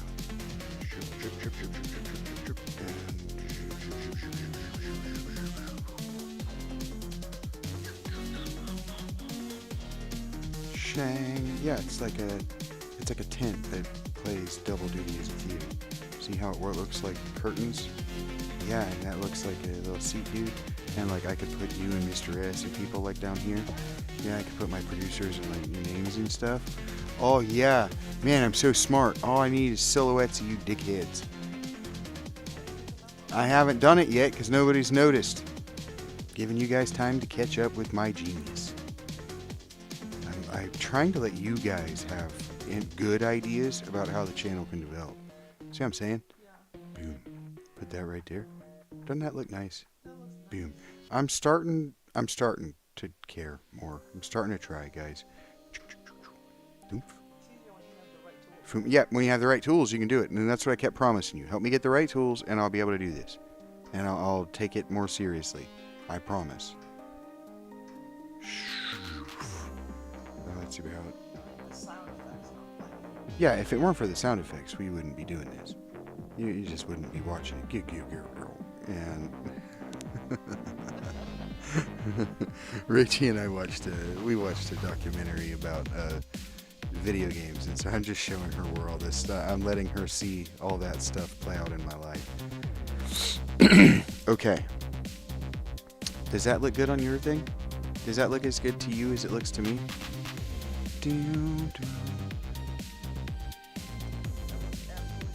Oh man, Look who's good at things. I'm good at things. So good at things. It has a decided, hey, this was made in somebody's garage feel that I'm trying actually to retain for those of you who may or may not like that vibe.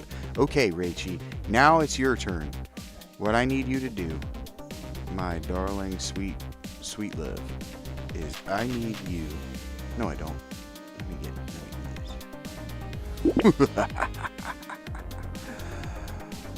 Yeah, Take the sound effects too. what? You don't want the sound effects? They get really loud when it gets really explosion-y. Okay, well, how about just in the background?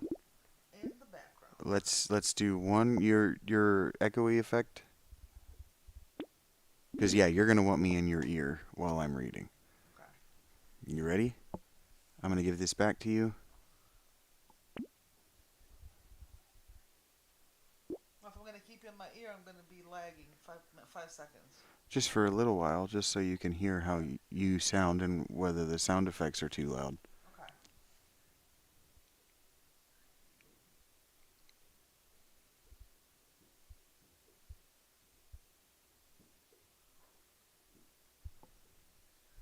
Do you have the controller? Yep. Okay. We're good. So how do the beeps and boops? They're not too loud? No beeps. But you shouldn't lose any time. That baby elephant is going to be your favorite thing in the game. It gives you a 25% chance to deal 25% of your luck damage to a random enemy anytime you pick up money. Okay. That baby elephant is a DPS machine. It's awesome. There are certain builds that you don't want to use it with, but because you've already got luck, that's awesome for you. Okay. All right. I'm going to leave you to that while I set up the next stage of what we're going to do. We're going to spend a couple of hours with some old-timey literature because I promised you guys I would do this. I've promised you a lot, and I'm doing my best to deliver. Thank you for being here. Thank you for watching while we got that section set up. I see you out there doing the heavy lifting for the channel.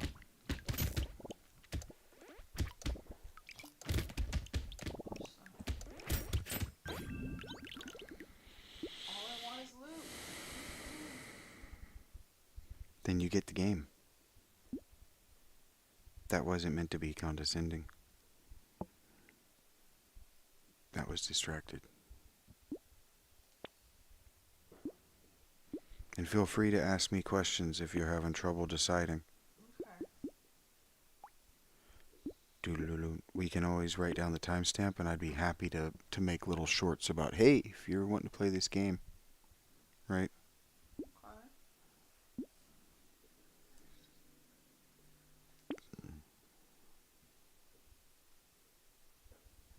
What am I looking for? I am looking for Kindle. Where is my Kindle app? Legacy Kindle. Oh. Did they shut down the Kindle app? So where do I get my digital books now? I think there's fireworks happening. It sounds like a drummer or like a marching band drum line that doesn't really know what the song is. I can't really hear the song. They're just like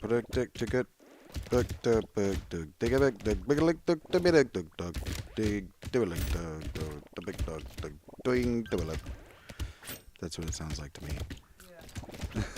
Fireworks, and they're all the hidden kids too. Yeah, that's part of why I never liked the fireworks performance thing. It's the random nature of how they go off. Bleep deep doo, I'm gonna buy you a book, and you're gonna love it, 'cause it's a book. Madness Mountains. What? Yeah, I know it's not in my library, you jerks. At the Mountains of Madness. I believe that's what it's called.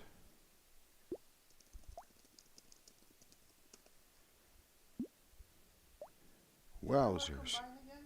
How do you do what's? How do I combine? You press the X button, and then you go up to combine.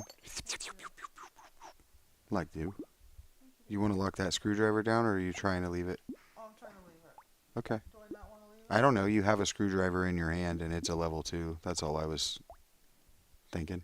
Oh, yeah. See, I didn't even see that. Okay. It's all good. You got it. Looking out for you because I love you so dang much. Yes, ma'am. I'm so smart.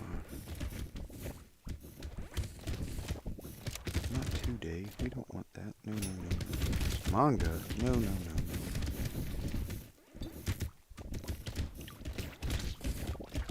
I want the Kindle version of H.P. Lovecraft's At the Mountains of Madness.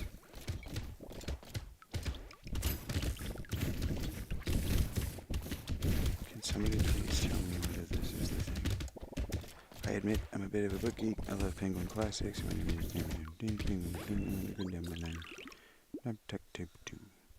This is the original, right? It's not got a good description. Sure. This title is only... It's the first edition. Raichi. My goodness.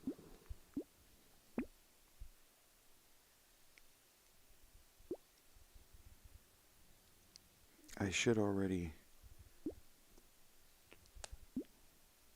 own it. You ready? Ready. We're gonna do this thing.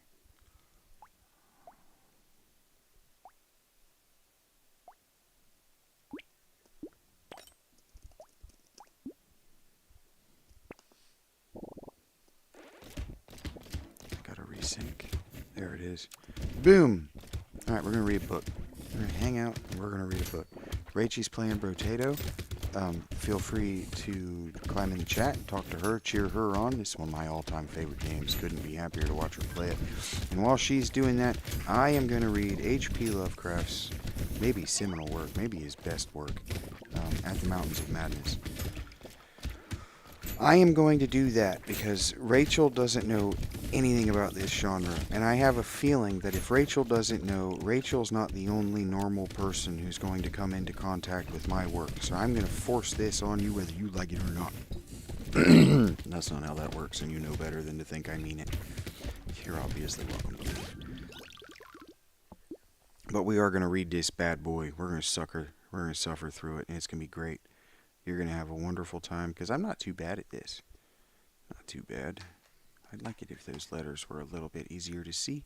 I'd like it if we were on black pages with white. Oh man, look at how much better this is. I know it's not on my desktop, but just look how much better it's gotten. It was garbage before. I could barely use it, and it sucks so much on your phone. What I was trying to say is better on this than it is on the phone, but I forgot that I'd already got a new level up in technology. Alright, we're just going to start cold. I'm not going to tell you anything about this. I have a bowl ready, and here we go. Chapter 1. This is one of my all-time favorite things, by the way. And so we're doing this because Rachel didn't understand these monsters, and she couldn't think of these monsters and place these monsters into a real life sort of thing. So here we are. I am forced into speech because men of science have refused to follow my advice without knowing why. It is altogether against my will that I tell my reasons for opposing this contemplated invasion of the Antarctic. With its vast fossil hunt and its wholesale boring and melting of the ancient ice cap, and I am the more reluctant because my warning may be in vain. Doubt of the real facts, as I must reveal them, is inevitable. Yet, if I suppressed what will seem extravagant and incredible, there would be nothing left. The hitherto withheld photographs, both ordinary and aerial, will count in my favor, for they are damnably vivid and graphic. Still, they will be doubted because of the great lengths to which clever fakery can be carried. The ink drawings, of course, will be jeered at as obvious impostures, notwithstanding a strangeness of technique, which art experts ought to remark and puzzle over.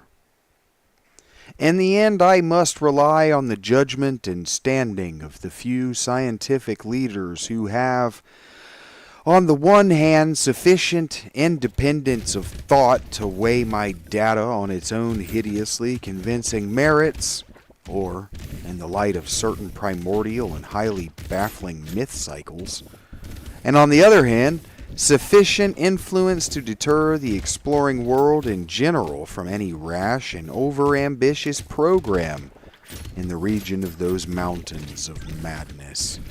It is an unfortunate fact that relatively obscure men like myself and my associates, connected only with a small university, have little chance of making an impression where matters of a wildly bizarre or highly controversial nature are concerned.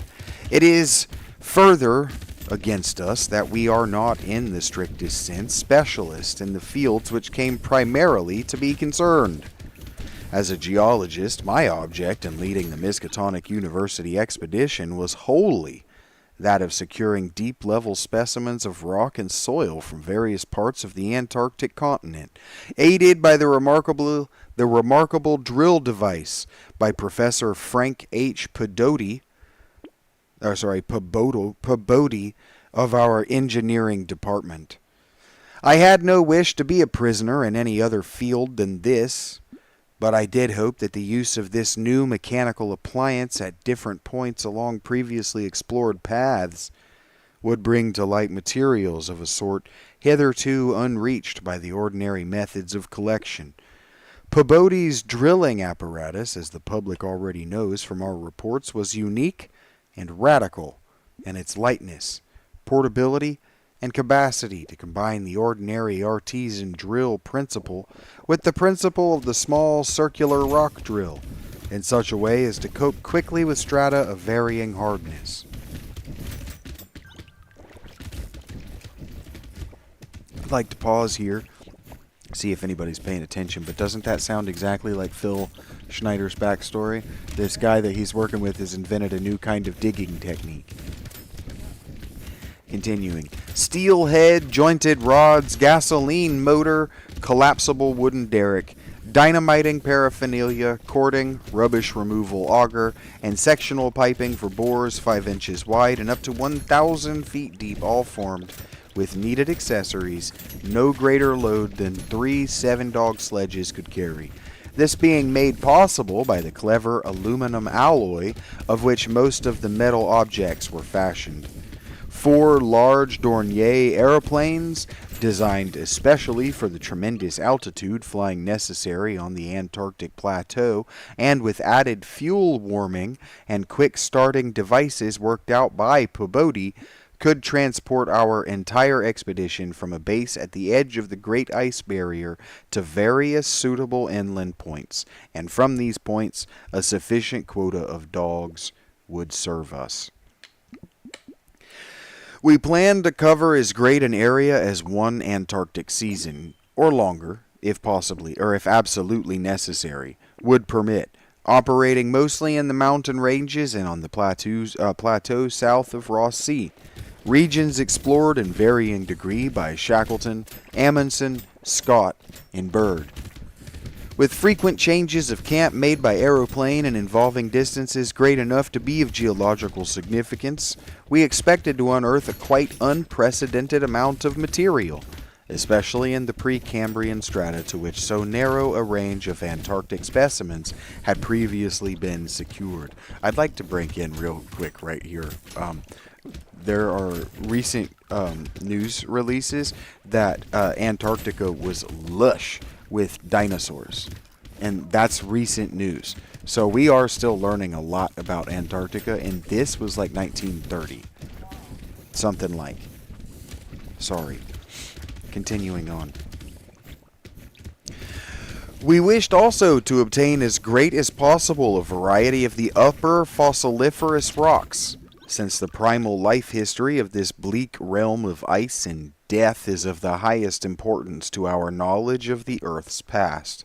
That the Antarctic continent was once temperate and even tropical, with a teeming vegetable and animal life of which the lichens, marine fauna, arachnida, and penguins of the northern edge are the only survivals is a matter of common information, and we hope to expand that information in variety, accuracy, and detail. When a simple boring revealed fossiliferous signs, we would enlarge the aperture by blasting in order to get specimens of suitable size and condition. Oh shoot, I meant to take down our timestamp. Let's just call it 2:45. Dang, I made a mistake. We'll just start at chapter 2 with my thing, and anybody who loves the show will just deal. Sorry, I made a thing happen. Okay, sorry, won't happen again. Our borings of various depth, according to the promise held out by the upper soil or rock, were to be confined to exposed or nearly exposed land surfaces. These inevitably being slopes and ridges because of the mile or two thickness of solid ice overlying the lower levels. We could not afford to waste drilling depth on any considerable amount of mere glaciation, though Pabodie had worked out a plan for sinking copper electrodes in thick clusters of borings and melting off limited areas of ice with current from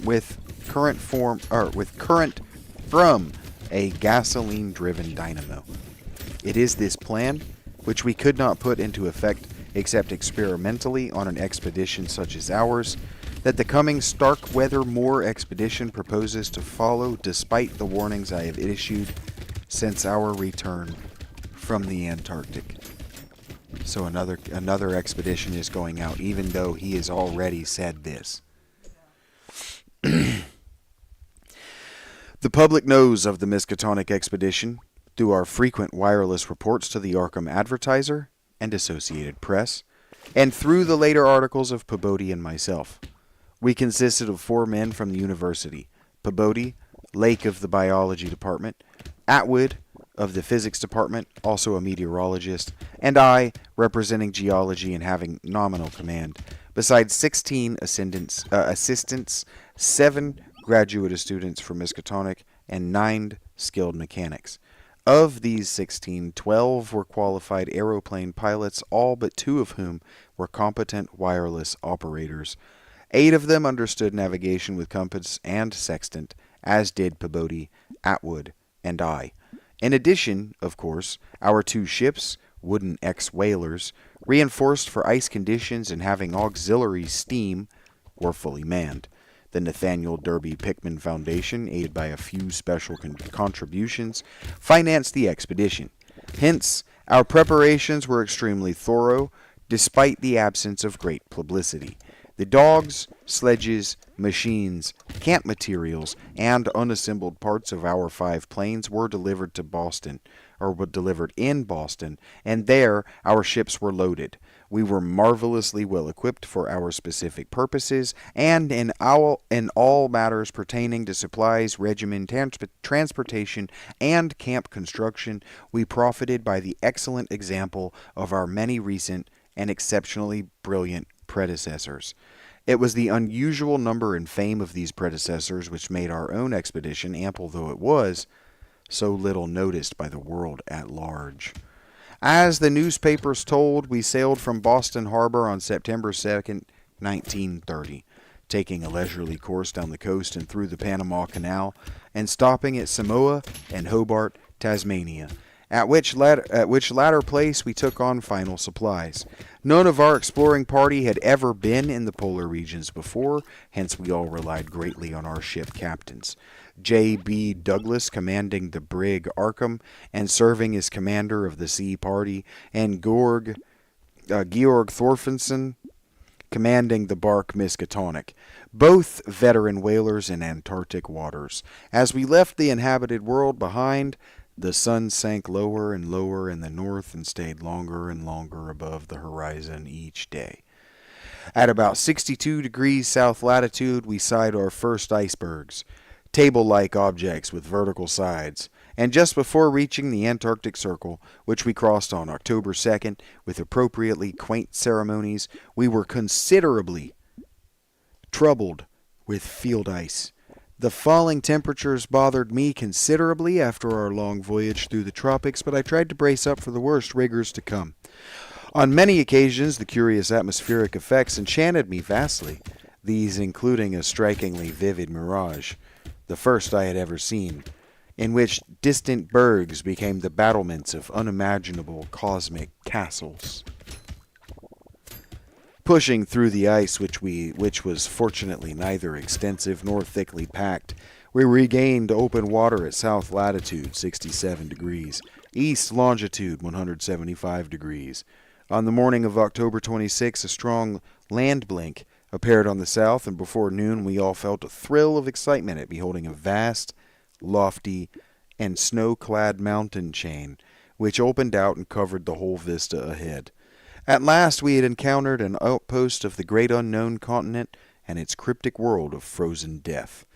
These peaks were obviously the Admiralty Range discovered by Ross, and it would now be our task to round Cape Adare, probably Adair, and sail down the east coast of Victoria Land to our contemplated base on the shore of McMurdo Sound, at the foot of the volcano Erebus, in south latitude 77 degrees 9 minutes. The last lap of the voyage was vivid and fancy-stirring, great barren peaks of mystery looming up constantly against the west as the low northern sun of noon, or the still lower horizon gazing southern sun of midnight, poured its hazy reddish rays over the white snow, bluish ice, and water lanes, and black pits of exposed granite slope. Through the desolate summits swept raging, intermittent gusts of the terrible Antarctic wind, whose cadences sometimes held vague suggestions of a wild and half-sentient musical piping, with notes extending over a wide range, and which for some subconscious mnemonic reason seemed to be disquieting and even dimly terrible. Something about the scene reminded me of the strange and disturbing Asian paintings of Nicholas Roerich, and of the still stranger and more disturbing descriptions of the evilly fabled plateau of Lang, which occur in the dreaded Necronomicon of the mad Arab, Abdul al-Hazred. I was rather sorry later on that I had ever looked into that monstrous book at the college library. On the 7th of November, sight of the westward range having been temporarily lost, we passed Franklin Island and the next day descried the cones of Mount Erebus and Terror on Ross Island ahead, with the long line of the Perry Mountains beyond. These now stretched off to the east, the low, white line of the Great Ice Barrier rising perpendicularly to a height of 200 feet, like the rocky cliffs of Quebec, and marking the end of southward navigation. In the afternoon, we entered McMurdo Sound and stood off the coast in the lee of smoking Mount Erebus. The Skoriac Peak towered up some 12,700 feet against the eastern sky, like a Japanese print of the sacred Fujiyama, while beyond it rose the white, ghost-like height of Mount Terror, 10,900 feet in altitude, and now extinct as a volcano. Puffs of smoke from Erebus came intermittently, and one of the graduate assistants, a brilliant young fellow named Danforth, pointed out what looked like lava on the snowy slope, remarking that this mountain, discovered in 1840, had undoubtedly been the source of Poe's image when he wrote 7 years later of, quote, "the lavas that restlessly roll their sulphurous currents down Yonok and the ultimate climbs of the pole, that groan as they roll down Mount Yonok in the realms of the boreal pole." End quote. Danforth was a great reader of bizarre material, and had talked a great deal of Poe. I was interested myself because of the Antarctic scene of Poe's only long story, the disturbing and enigmatical Arthur Gordon Pym.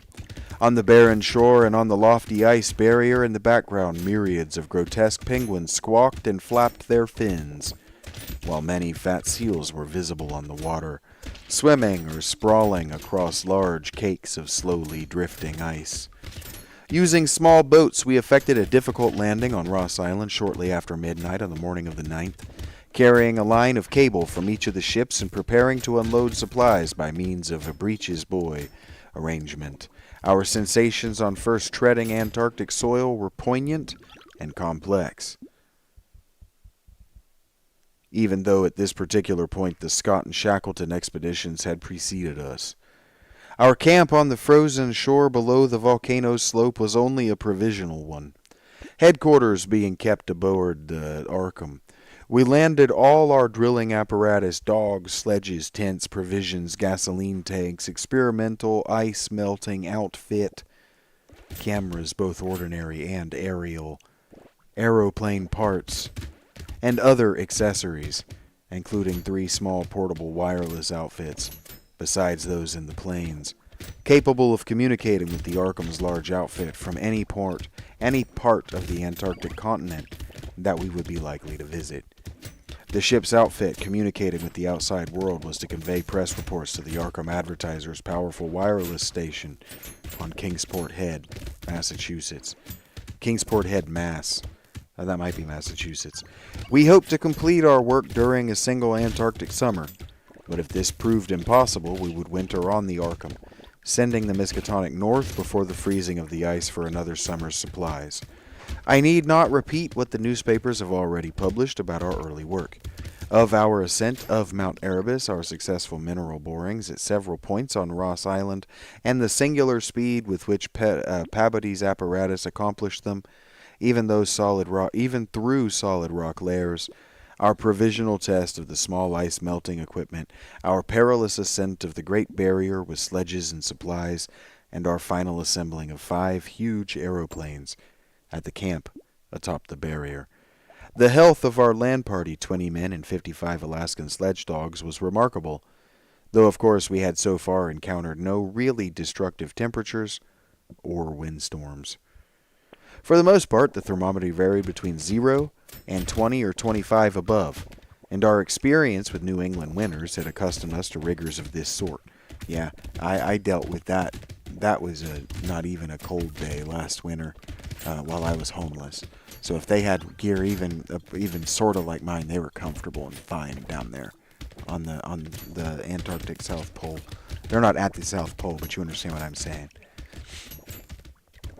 He's totally right. 20 or 25 is fine. 0 is fine. It's when you get into the negative 40s that you're in trouble.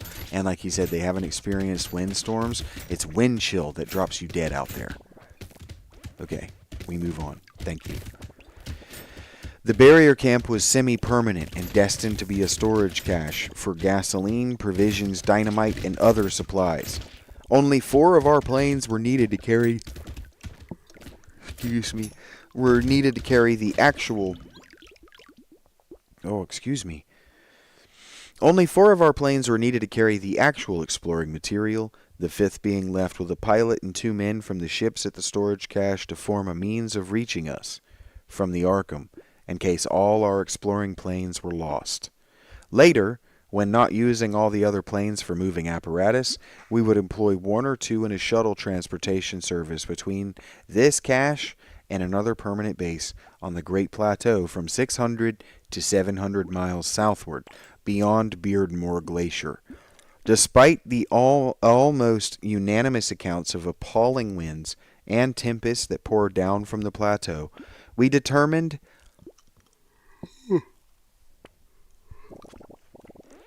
to dispense with intermediate bases, taking our chances in the interest of economy and probably efficiency.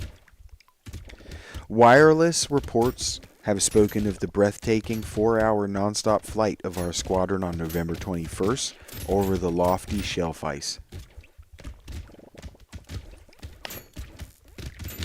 With vast peaks rising on the west and the unfathomed silences echoing to the sound of our engines. Wind troubled us only moderately, and our radio compasses helped us through the one opaque fog we encountered. When the vast rise loomed ahead, between latitudes 83 degrees and 84 degrees, we knew we had reached Beardmore Glacier, the largest valley glacier in the world, and that the frozen sea was now giving place to a frowning and mountainous coastline. At last we were truly entering the white, aeon-dead world of the ultimate south, and even as we realized it, we saw the peak of Mount Nansen in the eastern distance, towering up to its height of almost 15,000 feet. The successful establishment of the southern base above the glacier in latitude 86 degrees 7 minutes, east longitude 174 degrees 23 minutes, and the phenomenally rapid and effective borings and blastings made at various points, reached by our sledge trips and short aeroplane flights, are matters of history. As is the arduous and triumphant ascent of Mount Nansen by Peabody and two of the graduate students, Gedney and Carroll, on December 13 through 15. We were some 8,500 feet above sea level, and when experimental drillings revealed solid ground only 12 feet down through the snow and ice at certain points, we made considerable use of the small melting apparatus and sunk bores and performed dynamiting at many places where no previous explorer had ever thought of securing mineral specimens. The pre-Cambrian granites and Beacon sandstones thus obtained confirmed our belief that this plateau was homogeneous with the great bulk of the continent to the west, but somewhat different from the parts lying eastward below South America, which we then thought to form a separate and smaller continent divided from the larger one by a frozen junction of Ross and Weddell seas, though Byrd has since disproved this hypothesis. And certain of the sandstones, dynamited and chiseled after boring revealed their nature, we found some highly interested fossil markings and fragments, notably ferns, seaweeds, trilobites, crinoids, and such mollusks as lingulae and gasteropods, all of which seemed to real significance in connection with the region's primordial history. There was also a queer triangular, striated marking, about a foot and greatest diameter, which Lake pieced together from 3 fragments of slate brought up from a deep blasted aperture. These fragments came from a point to the westward, near the Queen Alexandra Range, and Lake, as a biologist, seemed to find their curious markings unusually puzzling and provocative, though to my geological eye it looked not unlike some of the ripple effects reasonably common in the sedimentary rocks. Since slate is no more than a metamorphic formation into which a sedimentary stratum is pressed, and since the pressure itself produces odd, distorting effects on any markings which may exist, I saw no reason for extreme wonder over the striated depression. On January 6, 1931, Lake, Peabody, Daniels, all 6 of the students, 4 mechanics, and I flew directly over the South Pole and 2 of the Great Plains, being forced down once by a sudden high wind which fortunately did not develop into a typical storm. This was, as the papers have stated, one of several observation flights, during others of which we tried to discern new topographical features in areas unreached by previous explorers. Our early flights were disappointing in this latter respect, though they afforded us some magnificent examples of the rich, fantastic, and deceptive mirages of the polar regions, of which our sea voyage had given us some brief foretastes. Distant mountains floated in the sky as enchanted cities, and often the whole white world would dissolve into a gold, silver, and scarlet land of Dunsanian dreams and adventurous expectancy under the magic of the low midnight sun. On cloudy days we had considerable trouble in flying, owing to the tendency of snowy earth and sky to merge into one mystical opalescent void, with no visible horizon to mark the junction of the two. At length we resolved to carry out our original plan of flying 500 miles eastward with all floor exploring planes, and establishing a fresh sub-base at a point which would probably be on the smaller continental division, as we mistakenly conceived it. Geological specimens obtained there would be desirable for purposes of comparison. Our health so far had remained excellent. Lime juice, well offsetting the steady diet of tinned and salted food, and temperatures generally above zero enabling us to do without our thickest furs. It was now midsummer, and with haste and care we might be able to conclude work by March and avoid a tedious wintering through the long Antarctic night. Several savage windstorms had burst upon us from the west, but we had escaped damage through the skill of Atwood in devising rudimentary aeroplane shelters and windbreaks of heavy snow blocks, and reinforcing the principal camp buildings with snow. Our good luck and efficiency had indeed been almost uncanny. The outside world knew, of course, of our program, and was told also of Lake's strange and dogged insistence on a westward, or rather northwestward, prospecting trip before our radical shift to the new base.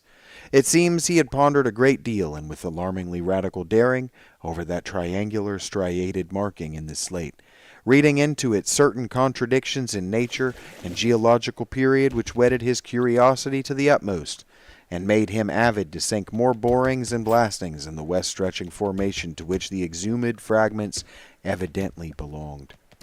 He was strangely convinced that the marking was the print of some bulky, unknown, and radically unclassifiable organism of considerably advanced evolution. You understanding what he's saying here?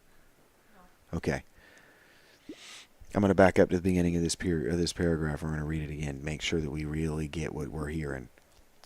The outside world knew, of course, of our program, and was told also of Lake's strange and dogged insistence on a westward, or rather northwestward, prospecting trip before our radical shift to the new base.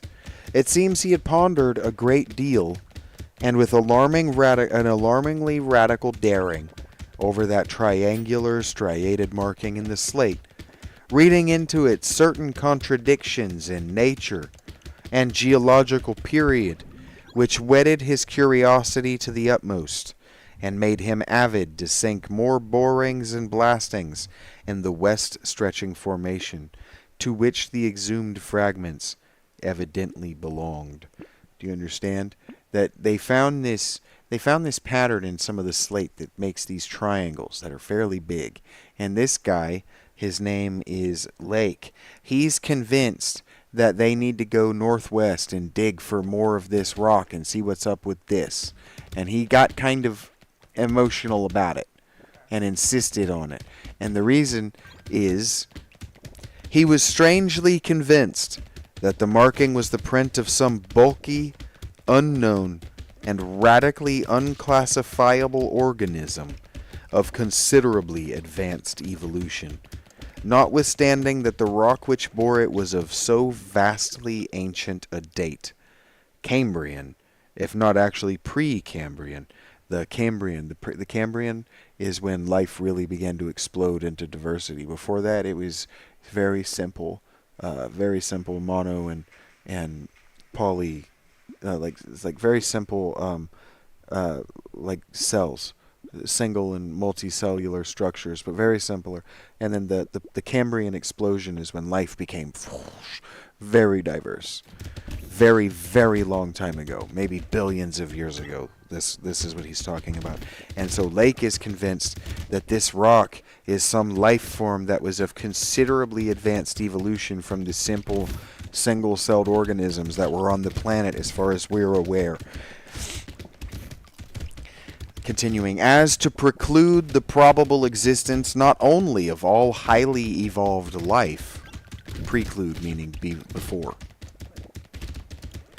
but of any life at all above the unicellular, or at most the trilobite stage.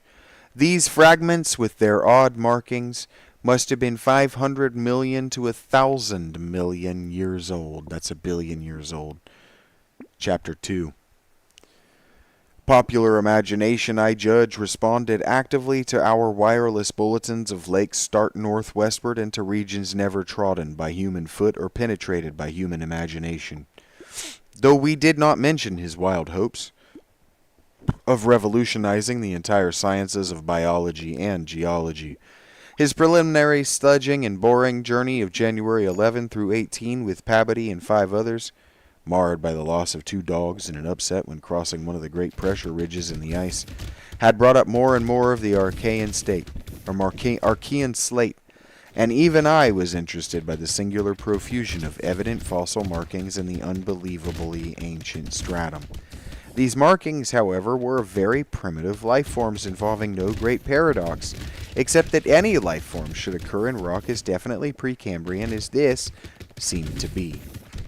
Hence, I still failed to see the good sense of Lake's demand for an interlude in our time-saving program.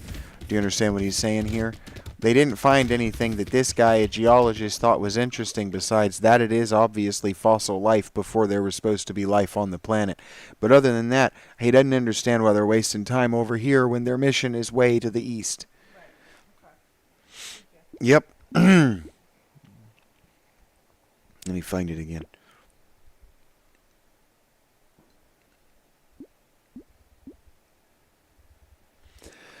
Continuing, an interlude requiring the use of all 4 planes, many men, and the whole of the expedition's mechanical apparatus. I did not, in the end, veto the plan, though I decided not to accompany the northwestward party despite Lake's plea for my geological advice. While they were gone, I would remain at the base while Pabodie and 5 men, and work out final plans for the eastward shift. In preparation for this transfer, one of the planes had begun to move up a good gasoline supply from McMurdo Sound. But this could wait temporarily. I kept with me 1 sledge and 9 dogs, since it is unwise to be at any time without possible transportation in an utterly tenantless world of aeon-long death. Lake's sub-expedition into the unknown, as everyone will recall, sent out its own reports from the shortwave transmitters on the plains, these being simultaneously picked up by our apparatus at the southern base and by the Arkham at McMurdo Sound, whence they were relayed to the outside world on wavelengths up to 50 meters. The start was made January 22nd at 4 a.m., and the first wireless message we received came only 2 hours later.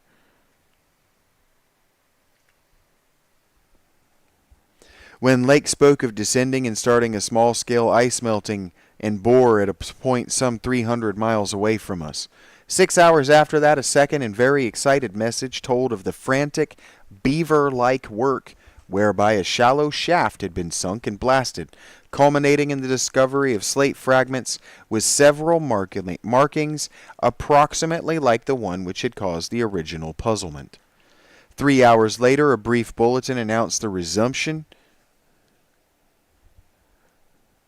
of the flight in the teeth of a raw and piercing gale, and when I dispatched a message of protest against further hazards, Lake replied curtly that his new specimens made any hazard worth taking. I sent Raging on a little side quest here. When she comes back, I'm going to ask her, do you understand what he's saying right here? Yes, I will. Since I sent her on that side quest, I'm going to read that again. Okay, so the start of they broke apart, right? So this Lake takes his crew in all 4 planes and goes northwest. So our main character, who I don't know his name, right? But our main character, he stays behind with his friend and some other people, and they're just going to get some work done. Okay. So the start was made January 22nd at 4 a.m. and the first wireless message we received came only 2 hours later, when Lake spoke of descending and starting a small-scale ice melting and bore at a point some 300 miles away from us. 300 miles. 6 hours after that, a second and very excited message told of the frantic, beaver-like work whereby a shallow shaft had been sunk and blasted. You understand? They've sunk and blasted a shallow shaft out 300 miles away, culminating in the discovery of slate fragments with several markings approximately like the one which had caused the original puzzlement. So they found several with those triangles. 3 hours later, a brief bulletin announced the resumption of the flight in the teeth of a raw and piercing gale.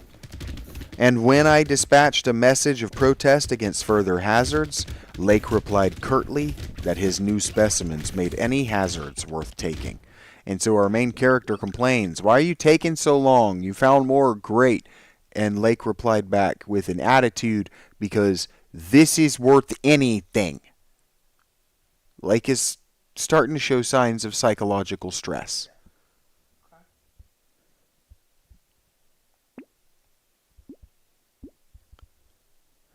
I saw that his excitement had reached the point of mutiny, and that I could do nothing to check this headlong risk of the whole expedition's success. But it was appalling to me to think of his plunging deeper and deeper into that treacherous and sinister white immensity of tempests and unfathomed mysteries which stretched off for some 1,500 miles, to the half-known, half-suspected coastline of Queen Mary and Knoxlands. Then, in about an hour and a half more, came that doubly excited message from Lake's moving plane, which almost reversed my sentiments and made me wish I had accompanied the party. So, he thinks that Lake is about to mutiny and do his own research project that our main character paid for.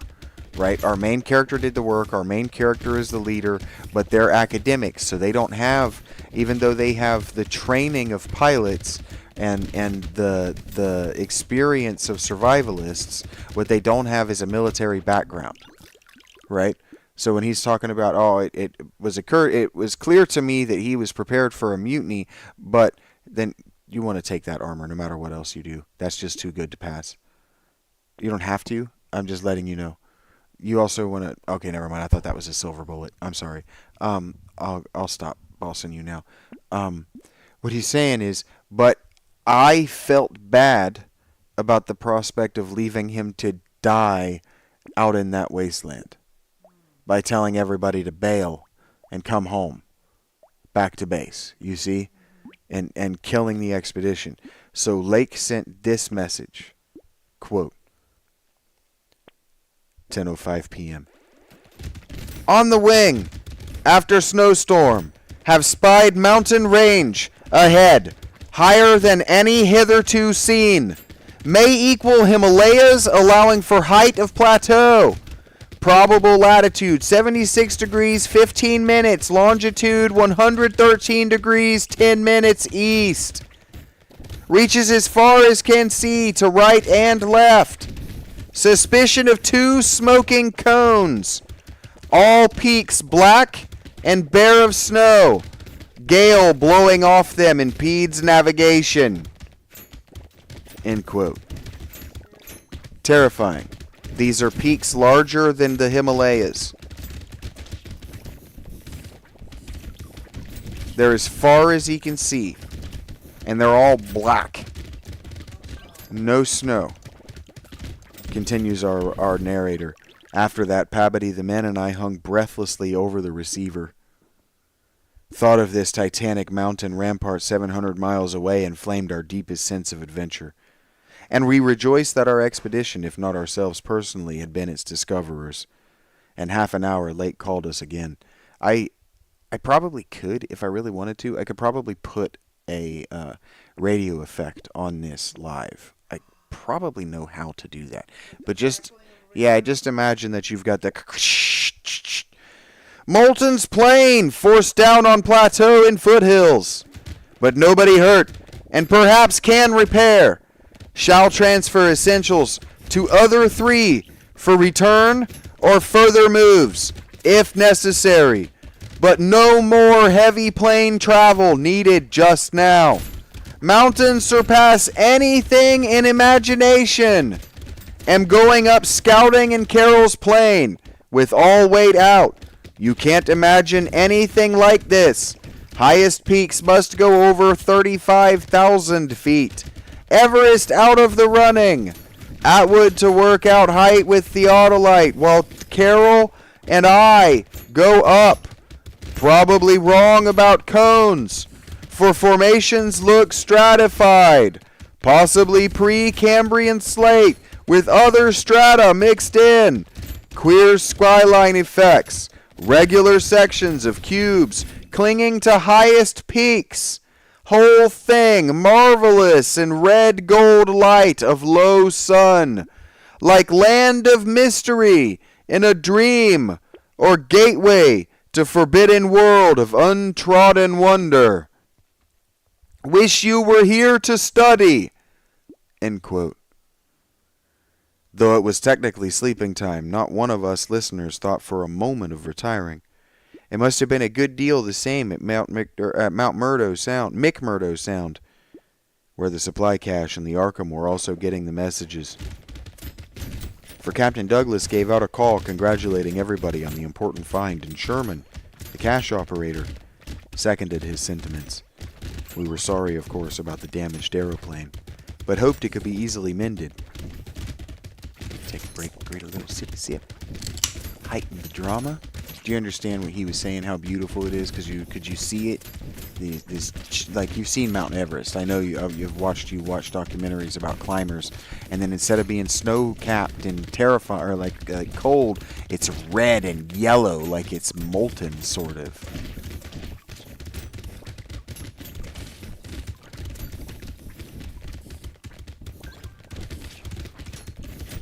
It reflects the morning sun. It's like the entire mountain is obsidian.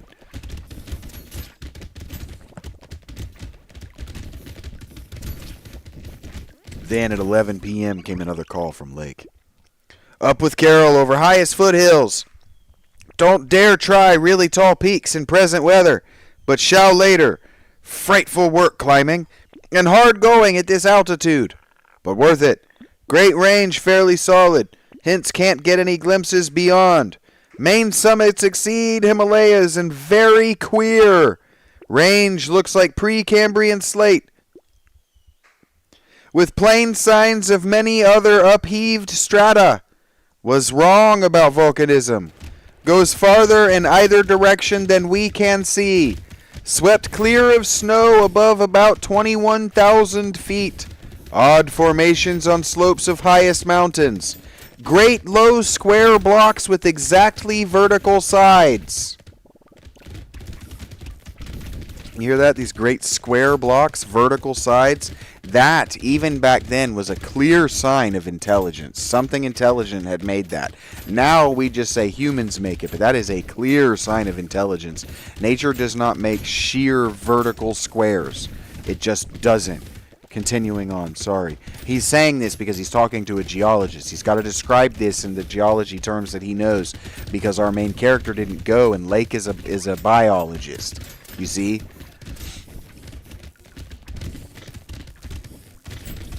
And rectangular lines of low vertical ramparts like the old Asian castles clinging to steep mountains in Rorik's paintings. Impressive from distance. Flew close to some, and Carol thought they were formed of smaller, separate pieces. But that is probably weathering. Most edges crumbled and rounded off as if exposed to storms and climate changes for millions of years.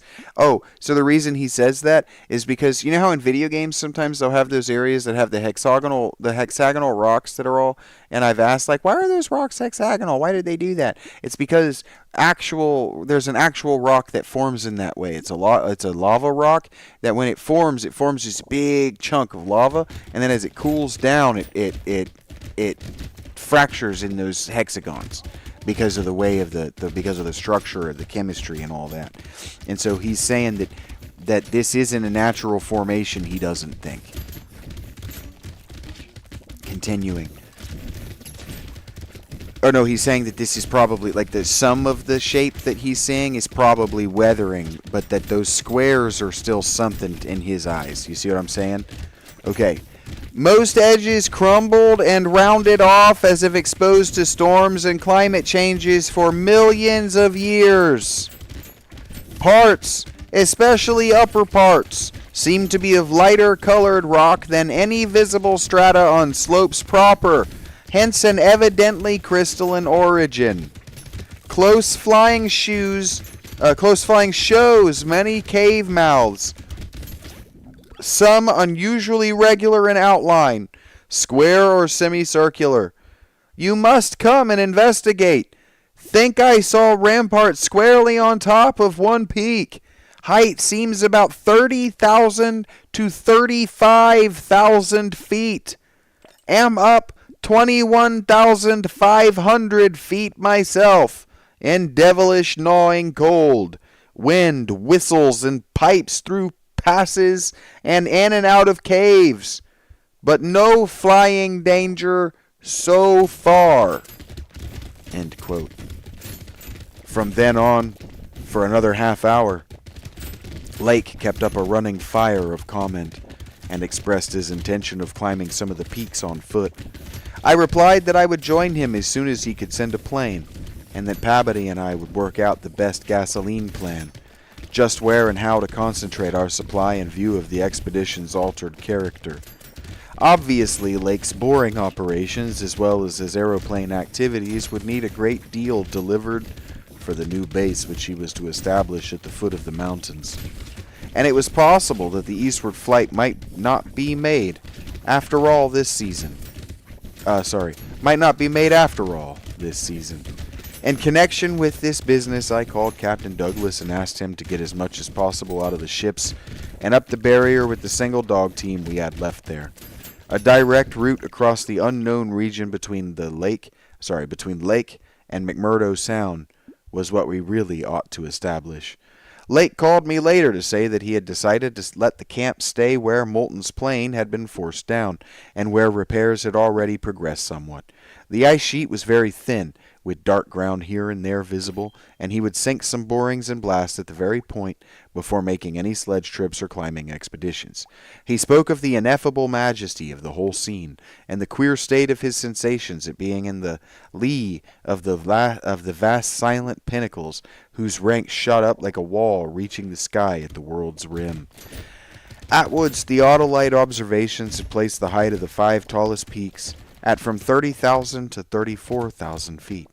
The windswept nature of the terrain clearly disturbed Lake, for it argued the occasional existence of prodigious gales, violent beyond anything we had so far encountered. His camp lay a little more than 5 miles from where the higher foothills abruptly rose. I could almost trace a note of subconscious alarm in his words, flashed across a glacial void of 700 miles. As he urged that we all hasten with the matter and get the strange new region disposed of as soon as possible. He was about to rest now, after a continuous day's work of almost unparalleled speed, strenuousness, and results.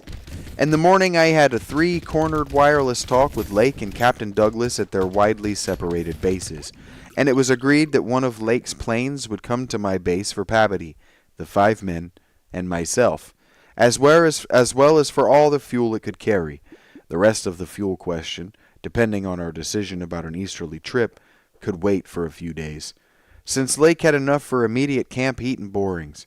Eventually, the old southern base ought to be restocked, but if we postponed the easterly trip, we would not use it till the next summer, and meanwhile, Lake must send a plane to explore a direct route between his new mountains and McMurdo Sound. I want to jump in real quick. One of my favorite things about Lovecraft's prose is that a Greek-style writer, a Greco-Roman writer, would have all of this as dialogue. In the movie, these characters are arguing. Oh, why is Lake out there? I want Lake come back. But and then the Lake and McMurdo are arguing over the phone, right, or over the radio. Come back! You need to come back. The expedition wasn't westward. That's not what we promised the shareholders.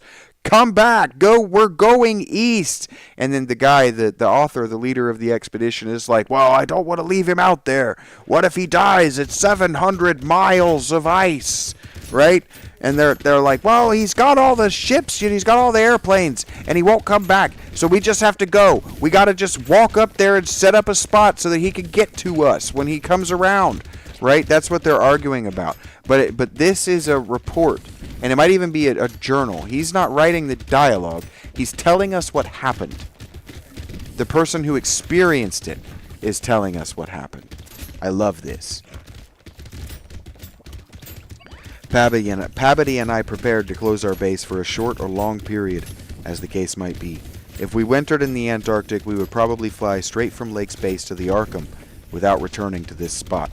Some of our conical tents had already been reinforced by blocks of hard snow, and now we decided to complete the job of making a permanent Esquimau village. Owing to a very liberal tent supply, Lake had with him all that his base would need, even after our arrival.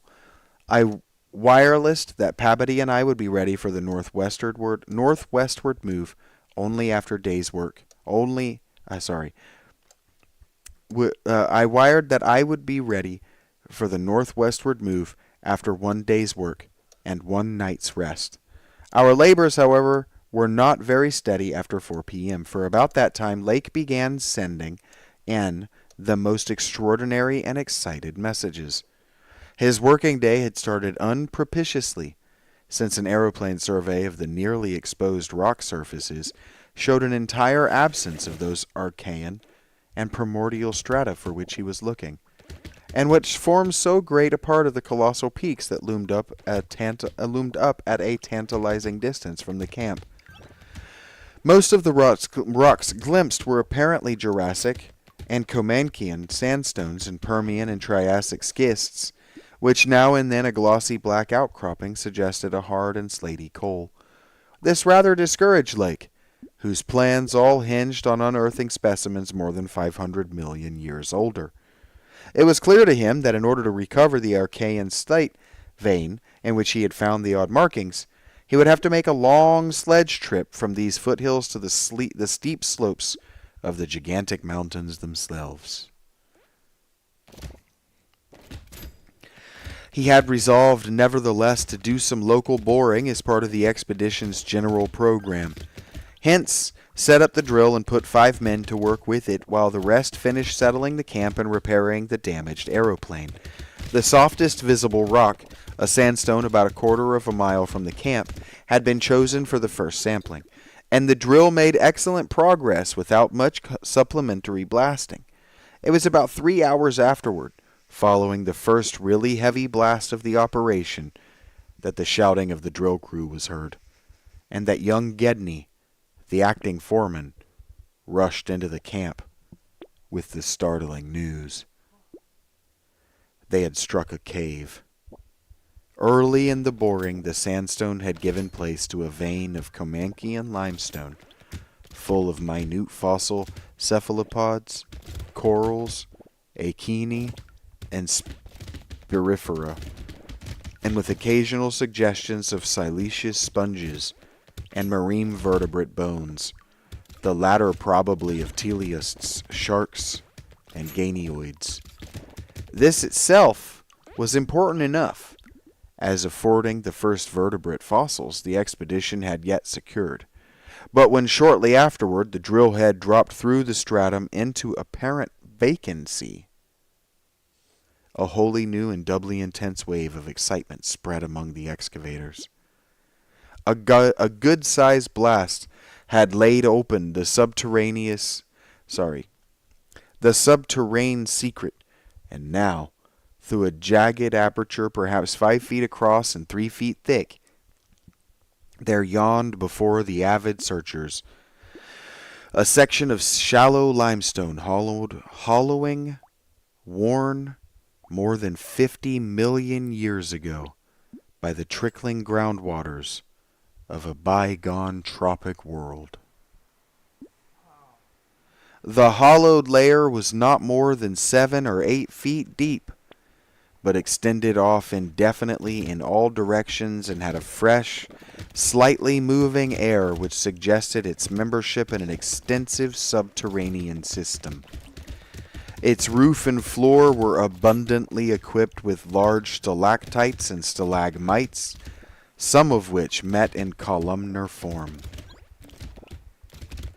But important above all else was the vast deposit of shells and bones, which in places nearly choked the passage, washed down from unknown jungles of Mesozoic tree ferns and fungi, and forest of tertiary cycads, fan palms, and primitive angiosperms.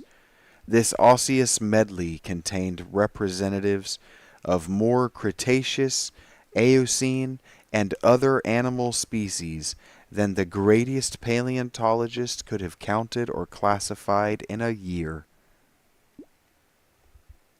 Mollusks, crustacean armor, fishes, amphibians, reptiles, birds, and early mammals, great and small, known and unknown.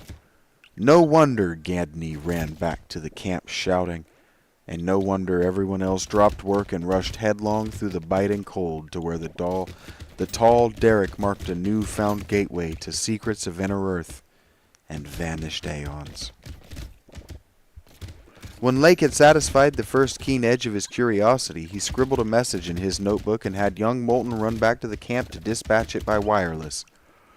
This was my first word of the discovery, and it told of the identification of early shells, bones of granoids, and placoderms, remnants of labyrinthodonts and thecodonts, great mosasaur skull fragments, dinosaur vertebrae and armor plates, pterodactyl teeth and wing bones, Archaeopteryx debris, Miocene shark's teeth, primitive bird skulls and skulls, vertebrate, and other bones of archaic mammals such as Paleotheres, Ziphodons, Dinocarices, Eohippie, Oreodons, and Titanotheres. There was nothing as recent as a mastodon, elephant, true camel, deer, or bovine animal. Hence, Lake concluded that the last... what happened here? I lost my spit, sorry.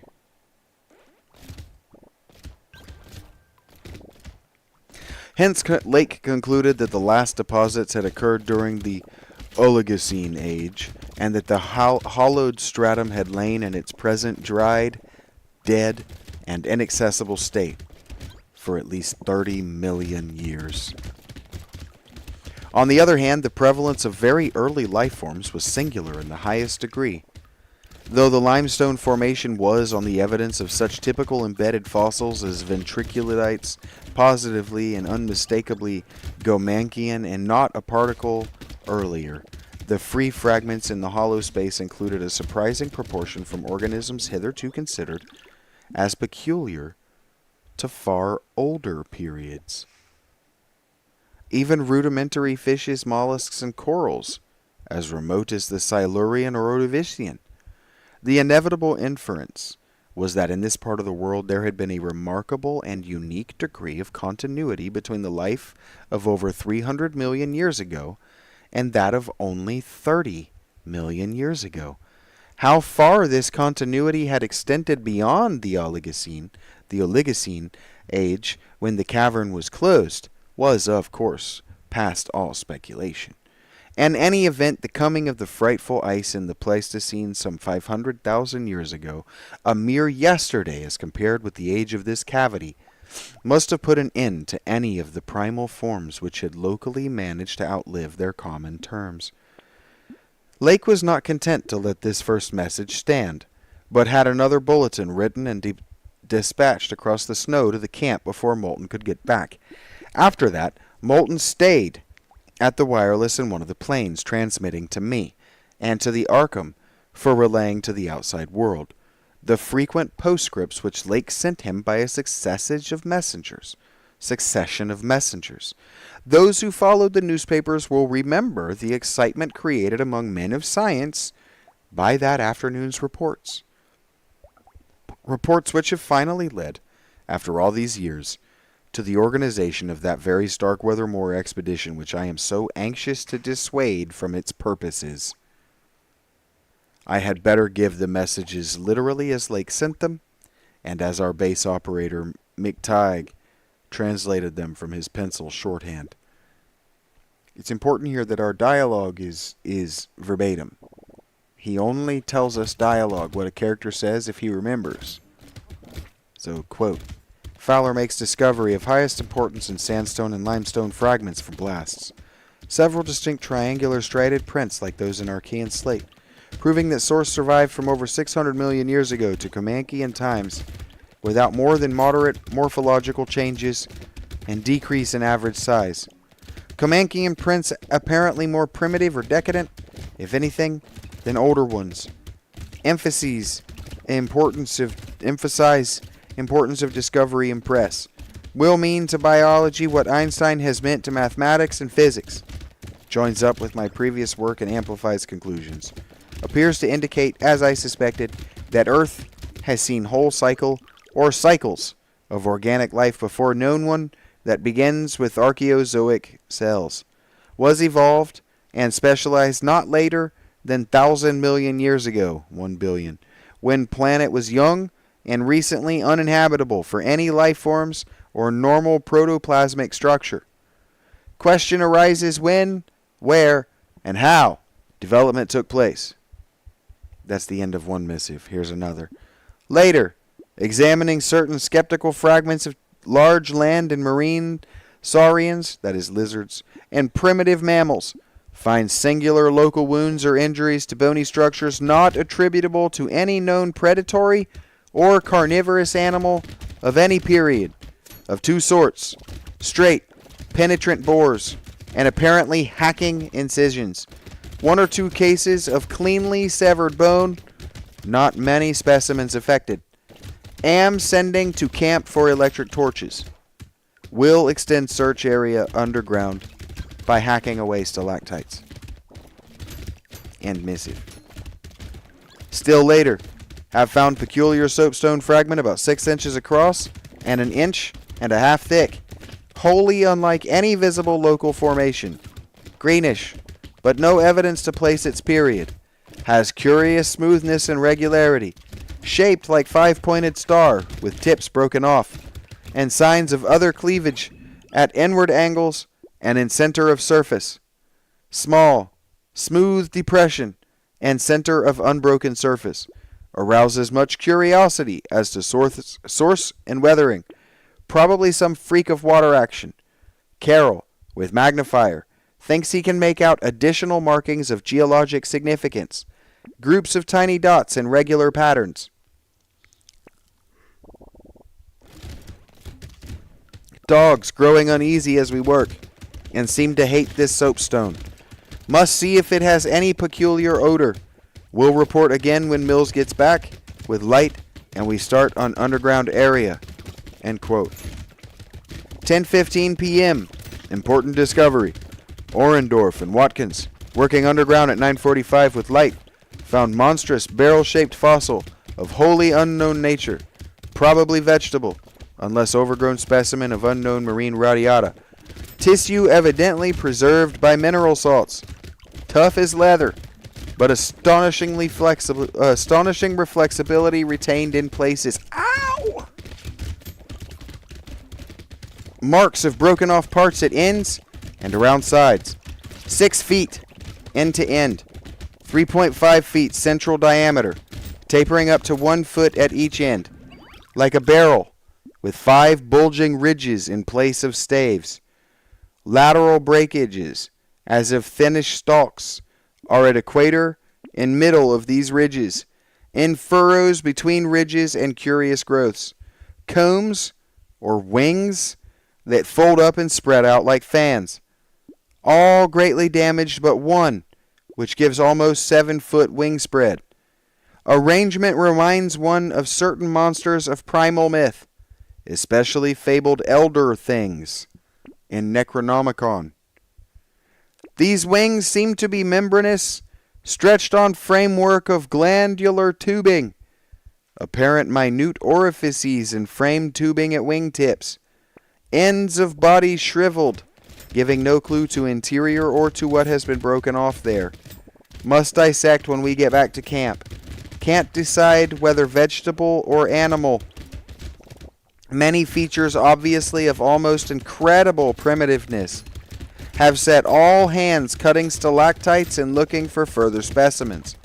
Additional scarred bones found, but these must wait. Having trouble with dogs.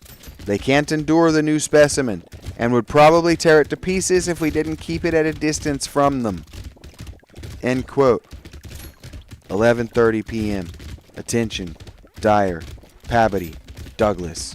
Matter of highest, I might say transcendent importance.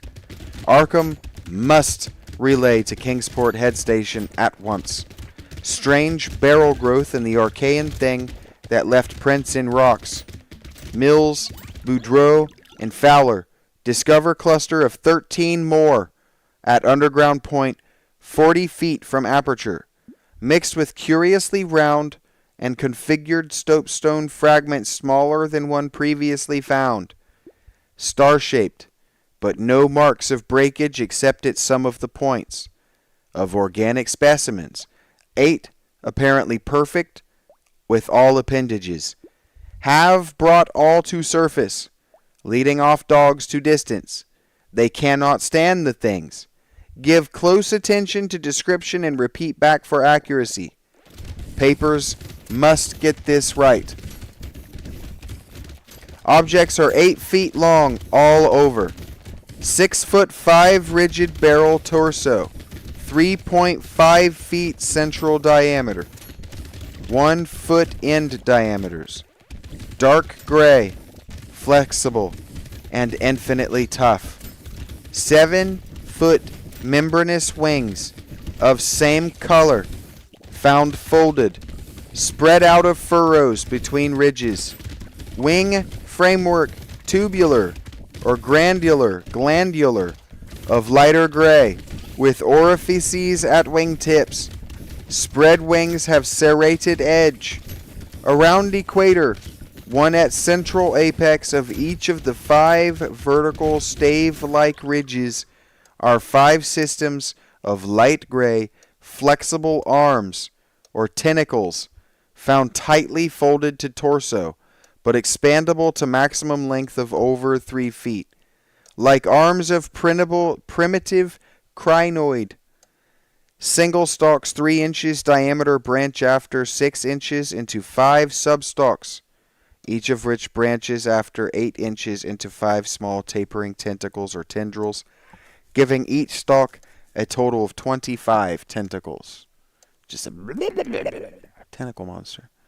All right. At top of torso, blunt bulbous neck of lighter gray with gill-like suggestions. Holds yellowish, 5-pointed, starfish-shaped apparent head covered with 3-inch wiry cilia of various prismatic colors. Head thick and puffy, about 2 feet point to point, with 3-inch flexible yellowish tubes projecting from each point. Slit in exact center of top, probably breathing aperture. At end of each tube is spherical expansion where yellowish membrane rolls back on handling to reveal glassy, red-irised globe, evidently an eye. 5 slightly longer reddish tubes start from inner angles of starfish-shaped head and end in sac-like swellings of same color, which upon pressure open to bell-shaped orifices 2 inches maximum diameter and lined with sharp, white, tooth-like projections, probably mouths. All these tubes, cilia, and points of starfish head found folded tightly down, tubes and points clinging to bulbous neck and torso. Flexibility surprising despite vast toughness. At bottom of torso, rough but dissimilarly functioning counterparts of head arrangements exist. Bulbous light gray pseudo neck without gill suggestions holds greenish 5-pointed starfish arrangement. Tough, muscular arms, 4 feet long and tapering from 7 inches diameter at base to about 2.5 at point.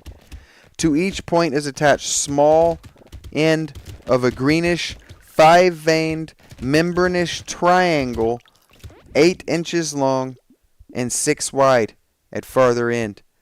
This is the paddle, fin, or pseudofoot, which has made prints in rocks from 1,000 million to 50 or 60 million years old. The triangle that they're seeing impressed everywhere is footprints. From 1,000 million means a billion to 50 or 60 million. That's a very long time. That's almost 1 billion years that they existed on the planet, making these footprints. Continuing. From inner angles of starfish arrangement project 2-foot reddish tubes tapering from 3-inch diameter at base to 1 at tip. Orifices at tips. All these parts infinitely tough and leathery, but extremely flexible. 4-foot arms with paddles and undoubtedly used for locomotion of some part, marine or otherwise. When moved, display suggestions of exaggerated muscularity.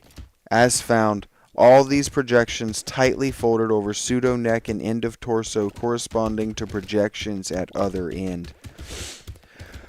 Cannot yet assign positively to animal or vegetable kingdom, but odds now favor animal. Probably represents incredibly advanced evolution of Radiata without loss of certain primitive features. Echinoderm resemblances unmistakable despite local contradictory evidence. Wing structure puzzles in view of probable marine habitat, but may have used in water navigation. Symmetry is curiously vegetable-like, suggesting vegetables essentially up and down structure rather than animals fore and aft structure. Fabulously early date of evolution, preceding even simplest Archean protozoa hitherto known, baffles all conjecture as to origin. Complete specimens have such uncanny resemblance to certain creatures of primal myth that suggestion of ancient existence outside Antarctic becomes inevitable. Dyer and Pabodie have read Necronomicon and seen Clark Ashton Smith's nightmare paintings based on text, and will understand what I mean when I speak of elder things supposed to have created all earth life as jest or mistake. Students have always thought conception formed from morbid imagination treatment of very ancient tropical radiata, also like prehistoric folklore things Wilmarth has spoken of, Cthulhu cult appendages, etc. Vast field of study opened. Deposits probably of late Cretaceous or early Eocene period, judging from associated specimens. Massive stalagmites deposited above them. Hard work hewing out, but toughness prevented damage. State of preservation miraculous, evidently owing to limestone accretion. No more found so far, but will resume search later. Job now to get 14 huge specimens to camp without dogs, which bark furiously and can't be trusted near them. With 9 men, 3 left to guard the dogs, we ought to manage that 3 sledges fairly well, though wind is bad. Must establish plain communication with McMurdo, sound, and begin shipping material. But I've got to dissect one of these things before we take any rest. Wish I had a real laboratory here. Dyer better kick himself for not having tried to stop my westward trip. First, the world's greatest mountains, and then this. If this last isn't the high spot of the expedition, I don't know what is. We're made scientifically. Congrats, Pabodie, on the drill that opened up the cave. Now will Arkham please repeat description. End quote. Alright, so we sort of understand what we're looking at here. These are like largish humanoid things, but they have like arms and legs and all these tentacles. Well, they have legs and they have all these tentacles around their torso, so they look kind of like a bush, like a water bush. And then they've got these legs for locomoting around, and they got these triangular suction-y cup feet things. And then they've got these great big, like, they've got like, what did he kept calling them? Sea star? What are those called? Starfish. He kept calling them, they had like starfish heads. And he also said that they're all folded up into them. Everything is folded up into their torso. And so he presumes dead because folded up, like a spider when you kill it, the hydraulics all turn off. So he's presuming folded up. He's presuming dead, but they were in the rock. He had to dig that hard rock away to get them out, and they were undamaged by the process. Yeah, and they were covered in cilia. Yeah.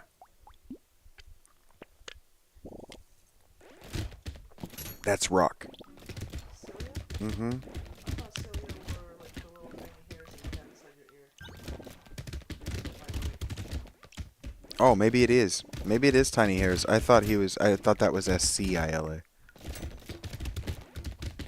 They're hair shaped, I don't know if they're actual hairs, but they look like And maybe it was hairs. Maybe it was hairs and not rock. I thought he was saying that it was covered up in the rock.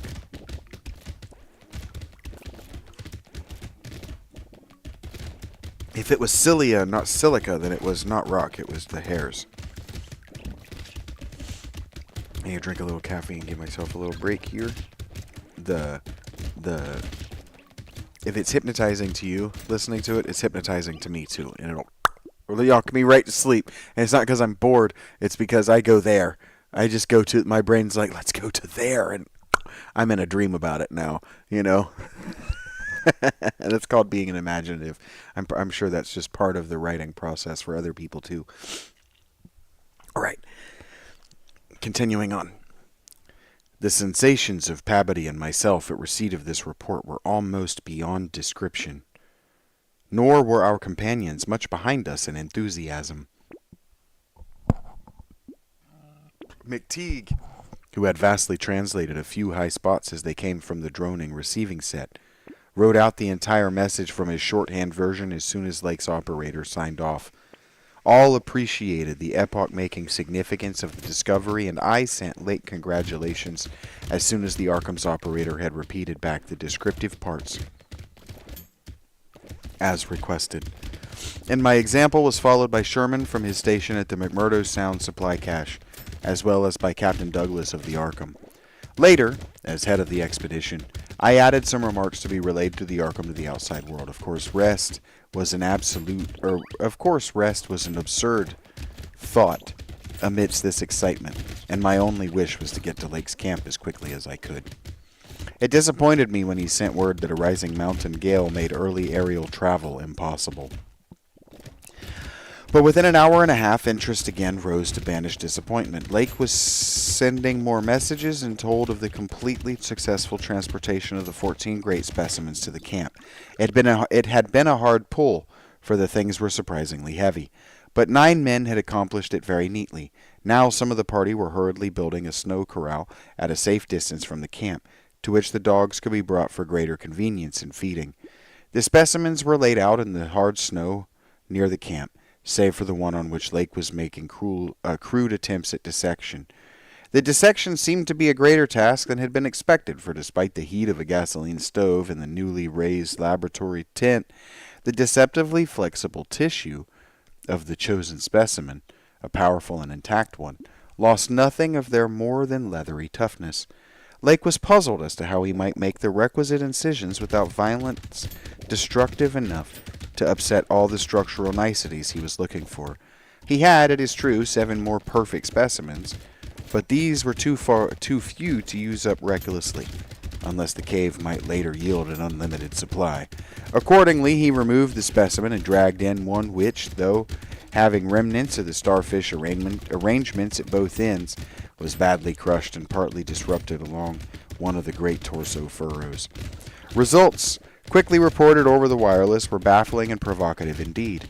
Nothing like delicacy or accuracy was possible with instruments hardly able to cut the anomalous tissue, but the little that was achieved left us all awed and bewildered. Existing biology would have to be wholly revised, for this thing was no product of any cell growth science knows about. There had been scarcely any mineral replacement, and despite an age of perhaps 40 million years, the internal organs were wholly intact. You understand that none of the mineralization or fossilization process happened to this thing. This is exactly the same as it was however many years ago when it died. It's still intact. There's not even any decay happening.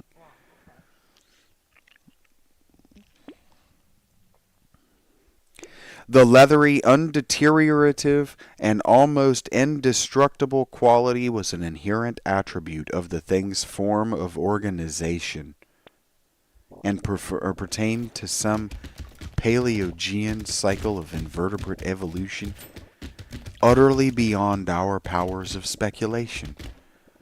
At first, all that Lake found was dry, but as the heated tent produced its thawing effect, organic moisture of pungent and offensive odor was encountered toward the thing's uninjured side. It was not blood, but a thick, dark, sorry. It was not blood, but a thick, dark green fluid, apparently answering the same purpose as blood.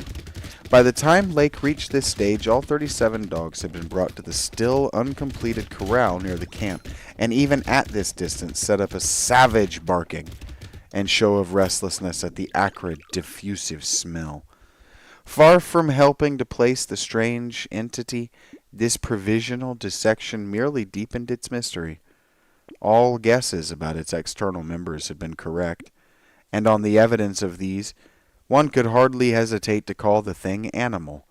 But internal inspection brought up so many vegetable evidences that Lake was left hopelessly at sea. It had digestion and circulation, and eliminated waste matter through the reddish tubes of its starfish-shaped base. Curiously, one would say that its respiratory apparatus handled oxygen rather than carbon dioxide, and there were odd evidences of air storage chambers and methods of shifting respiration from the external orifice to at least 2 other fully developed breathing systems: gills and pores. Clearly, it was amphibian and probably adapted to long, airless hibernation periods as well. Vocal organs seemed present in connection with the main respiratory system, but they presented anomalies beyond immediate solution. Articulate speech in the sense of syllable utterance seemed barely conceivable, but musical piping notes covering a wide range were highly probable. The muscular system was almost preternaturally developed. The nervous system was so complex and highly developed as to leave Lake aghast.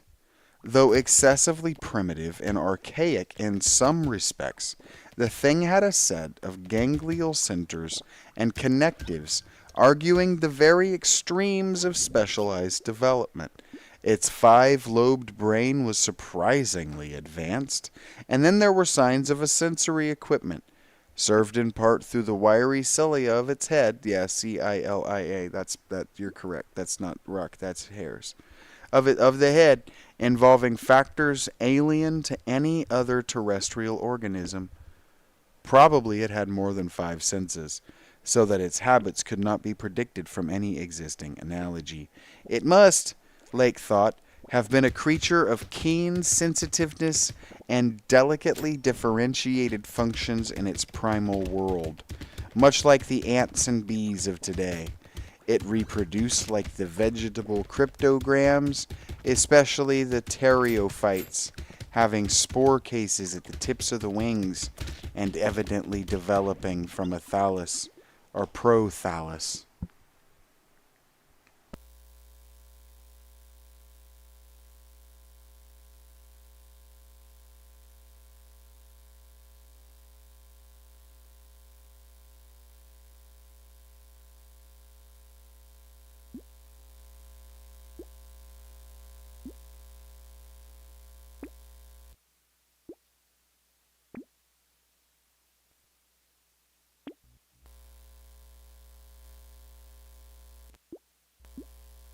How could it have undergone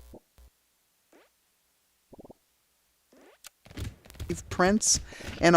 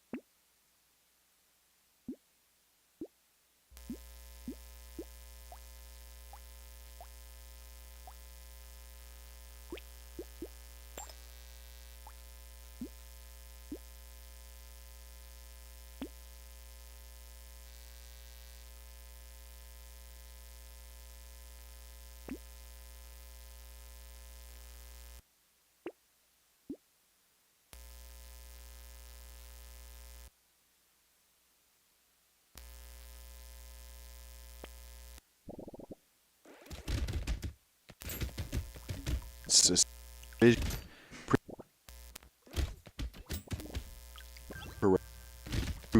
and shut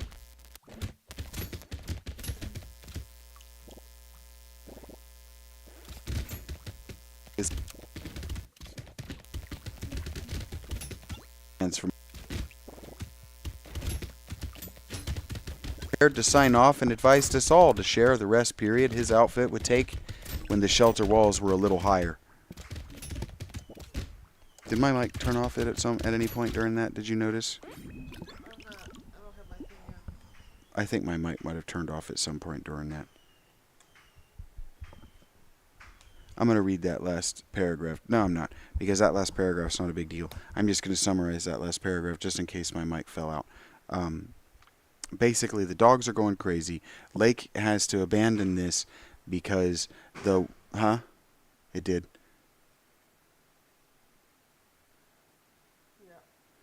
Yeah, sorry about that. The thing came out of my microphone, out of my headphones. I really need to get the screw for that, but we'll move on. Basically, what's happening, just to sum it up to make sure that we all know what's going on, even though we can't hear it. The wind is picking up. There's a snow coming. Lake has hidden the 13 of these things. There are 14 of them, actually, under a tarp, and they're all building snow walls to keep out the wind and to protect all of the equipment and their own lives. Continuing. It was after 4 when Lake at last prepared to sign off and advised us all to share the rest period his outfit would take when the shelter walls were a little higher. He held some friendly chat with Pabody over the ether and repeated his praise of the really marvelous drills that had helped him make his discovery. Atwood also sent greetings and praises. I gave Lake a warm word of congratulation, owning up that he was right about the westward trip, and we all agreed to get in touch by wireless at 10 in the morning. If the gale was then over, Lake would send a plane for the party at my base. Just before retiring, I dispatched a final message to the Artem with instructions about toning down the day's news for the outside world, since the full details seemed radical enough to rouse a wave of incredulity until further substantiated.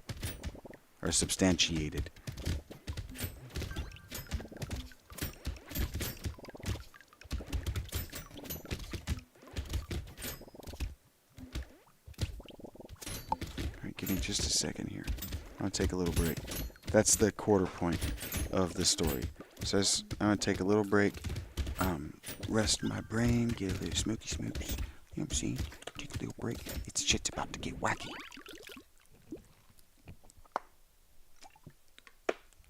You're probably thinking, this would make such a good video game already. There's so many. So many. You've seen the movie John Carpenter's The Thing. No, you haven't. You don't like watch horror movies. This is basically, like, the setup here is basically fucking Dead Space. Know what I mean? Did you see what I'm saying? Like the parallels? Yeah. Basically the same.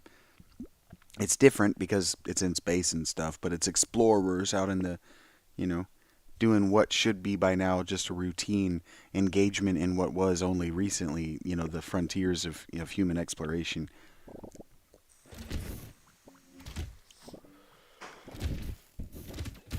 And then finding something they shouldn't have. You know what I'm saying?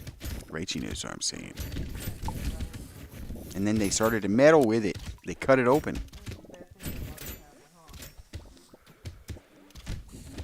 And bad things are about to happen. He keeps telling us that it's thawing out, right? You're getting better. You're more consistently getting to wave 10. I have been watching you.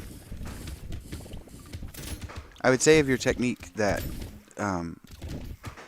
you haven't learned hitboxes yet. You're used to your enemies, when you touch them, not being able to do damage to you until they actually do an attack. Oh. I like watching. You do? Of course I do. I wouldn't have set you to it if I didn't think it would be good visual material. And I think it is. You don't have to get hyper-conscious about me watching. I'm not paying attention to your decisions. Alright. Chapter 3. None of us, I imagine, slept very heavily or continuously that morning, for both the excitement of Lake's discovery and the mounting fury of the wind were against such a thing. So savage was the blast, even where we were, that we could not help wondering how much worse it was at Lake's camp, directly under the vast unknown peaks that bred and delivered it. McTeague was awake at 10 o'clock and tried to get Lake on the wireless, as agreed, but some electrical condition in the disturbed air to the westward seemed to prevent communication. We did, however, get the Arkham, and Douglas told me that he had likewise been vainly trying to reach Lake. He had not known about the wind, for very little was blowing at McMurdo Sound despite its persistent rage where we were. Throughout the day we all listened anxiously and tried to get Lake at intervals, but invariably without results. About noon, a positive frenzy of wind stampeded out of the west, causing us to fear for the safety of our camp. But it eventually died down, with only a moderate relapse at 2 p.m. After 3 o'clock it was very quiet, and we redoubled our efforts to get Lake. Reflecting that he had 4 planes, each provided with an excellent shortwave outfit, we could not imagine that any ordinary accident capable of crippling all his wireless equipment at once.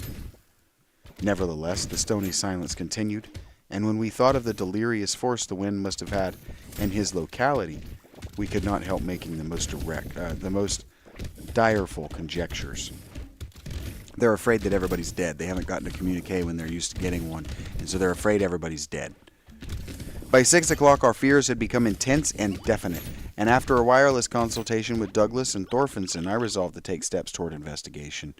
The 5th aeroplane, which we had left at the McMurdo Sound supply cache with Sherman and 2 sailors, was in good shape and ready for instant use, and it seemed that the very emergency for which it had been saved was now upon us. I got Sherman by wireless and ordered him to join me with the plane and the 2 sailors at the southern base as quickly as possible, the air conditions being apparently highly favorable.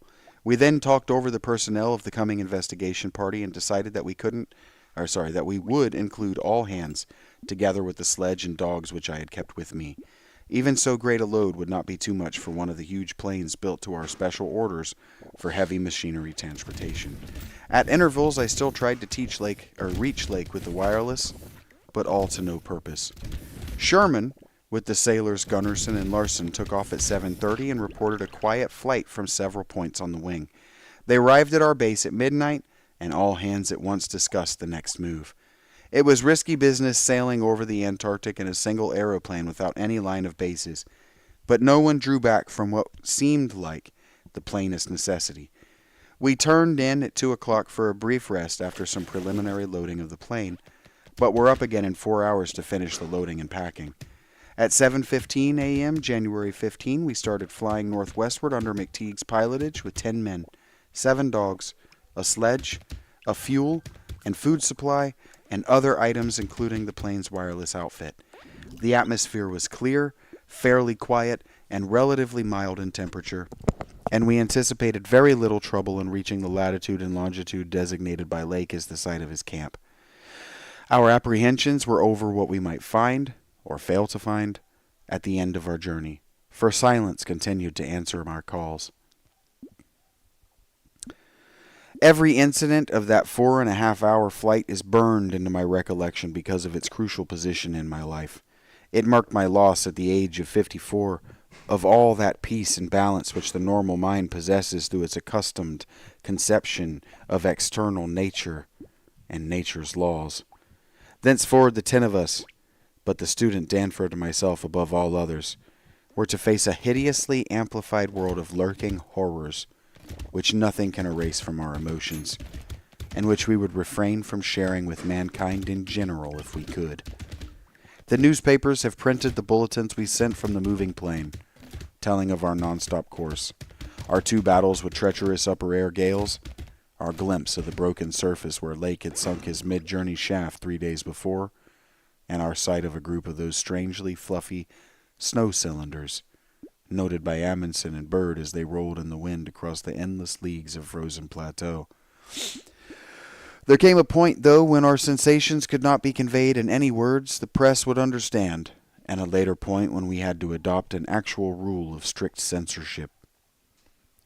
The sailor Larson was first to spy the jagged line of witch-like cones and pinnacles ahead, and his shouts sent everyone to the windows of the great cabined plane. Despite our speed, they were very slow in gaining prominence. Hence we knew that they must be infinitely far off, and visible only because of their abnormal height.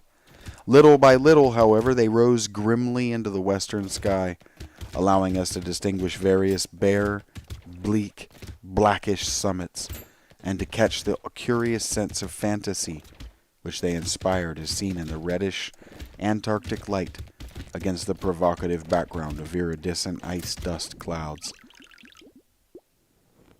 In the whole spectacle there was a persistent, pervasive hint of stupendous secrecy and potential revelation, as if these stark nightmare spires marked the pylons of a frightful gateway into forbidden spheres of dream and complex gulfs of remote time, space, and ultra-dimensionality. I could not help feeling that they were evil things, mountains of madness, whose farther slopes looked out over some accursed ultimate abyss. That seething, half-luminous cloud background held ineffable suggestions of a vague, ethereal beyondness, far more than terrestrially spatial, and gave appalling reminders of the utter remoteness, separateness, desolation, and aeon-long death of this untrodden and unfathomed austral world. It was young Danforth who drew our notice to the curious regularities of the higher mountain skyline, regularities like clinging fragments of perfect cubes, which Legge had mentioned in his messages, and which indeed justified his comparison with the dream-like suggestions of primordial temple ruins on cloudy Asian mountaintops, so subtly and strangely painted by Roerich. There was indeed something hauntingly Roerich-like about this whole unearthly continent of mountainous mystery. I had felt it in October when we first caught sight of Victorialand, and I felt it afresh now. I felt, too, another wave of uneasy consciousness of Archean mythical resemblances, of how disturbingly this lethal realm corresponded to the evilly famed plateau of Lang in the primal writings. Mythologists have placed Lang in Central Asia, but the racial memory of man, or of his predecessors, is long, and it may well be that certain tales have come down from lands and mountains and temples of horror earlier than Asia, and earlier than any human world we know. A few daring mystics have hinted at a pre-Pleistocene origin for the fragmentary Coptic manuscripts, and have suggested that the devotees of Sugatua were as alien to humankind as, that's not how that's pronounced, Tsathoggua, is how that's pronounced, Tsathoggua himself.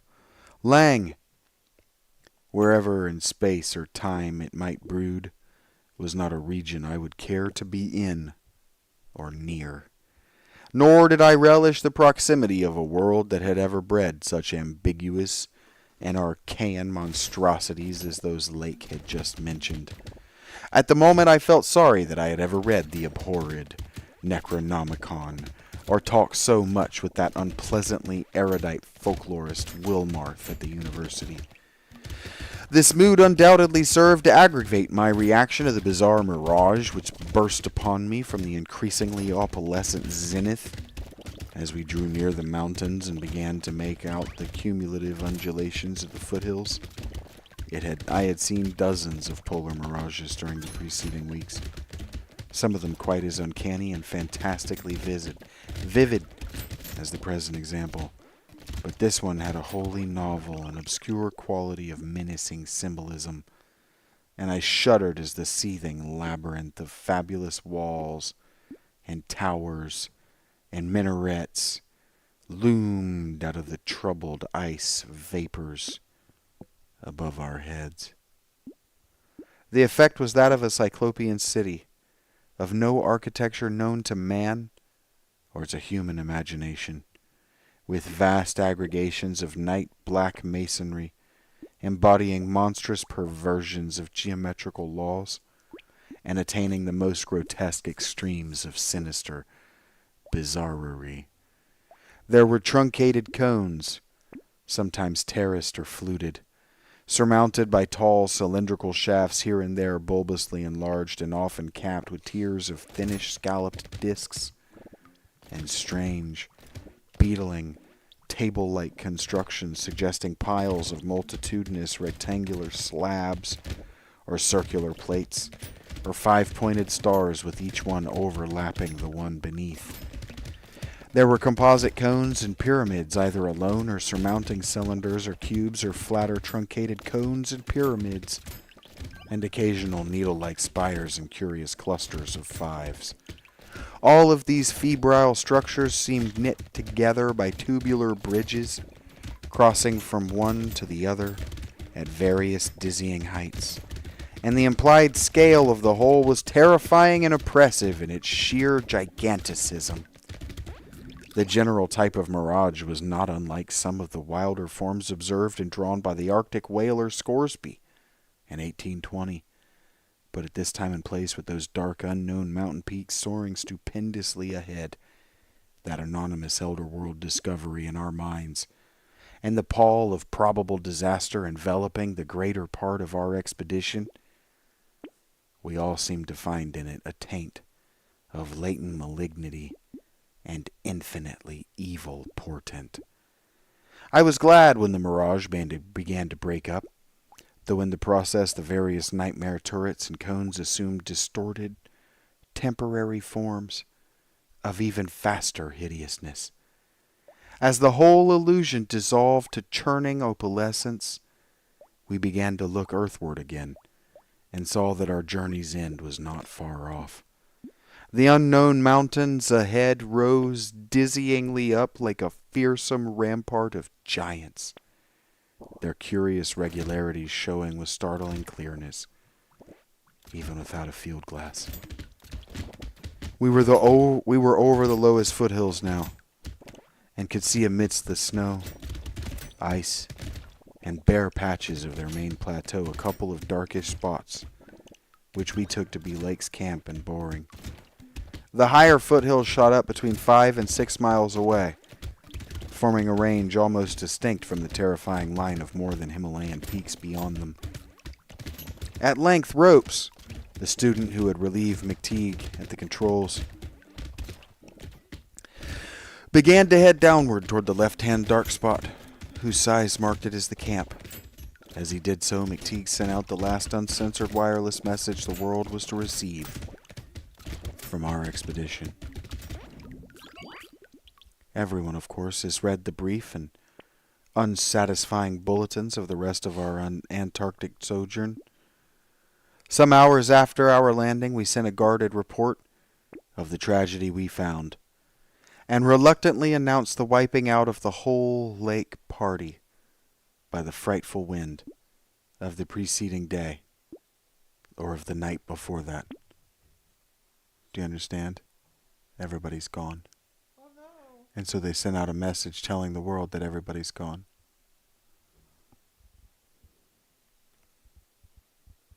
Not everybody's gone, everybody's dead. Oh, that's even worse. 11 known dead. Young Gedney missing.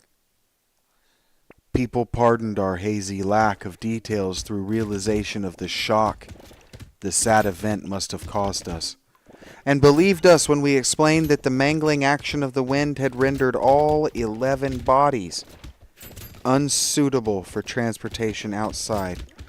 All 11 bodies have been badly mangled. Indeed, I flatter myself that even in the midst of our distress, utter bewilderment, and soul-clutching horror, we scarcely went beyond the truth in any specific instance. The tremendous significance lies in what we dared not tell, what I would not tell now, but for the need of warning others off from nameless terrors. It is a fact that the wind had wrought dreadful havoc. Whether all could have lived through it even without the other thing is gravely open to doubt.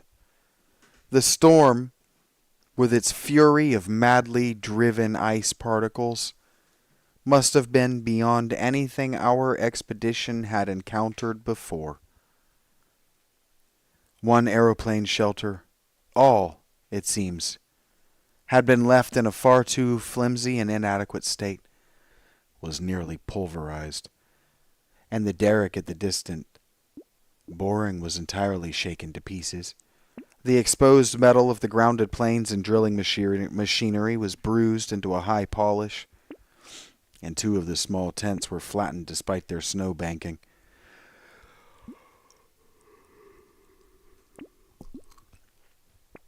Wooden surfaces left out in the blast were pitted and denuded of paint, and all signs of tracks in the snow were completely obliterated. It is also true that we found none of the archaean biological objects in a condition to take outside as a whole.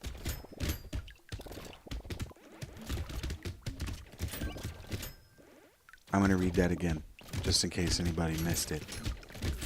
The exposed metal of the grounded planes and drilling machinery was bruised into a high polish, and 2 of the small tents were flattened despite their snowbanking.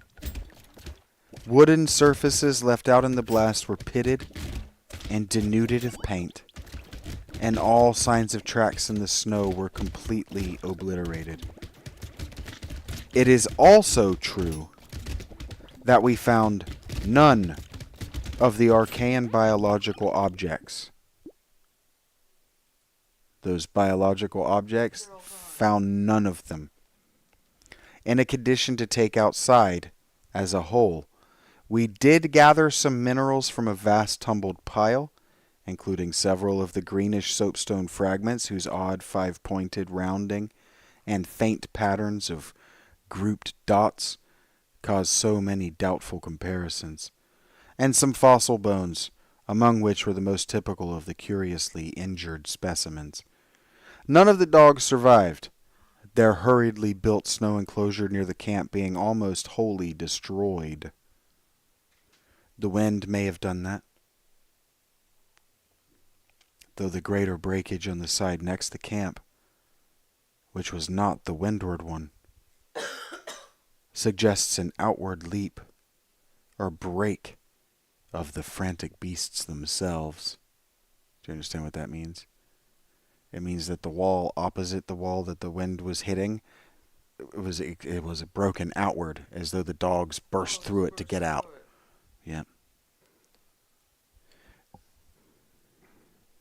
All 3 sledges were gone, and we have tried to explain that the wind may have blown them off into the unknown.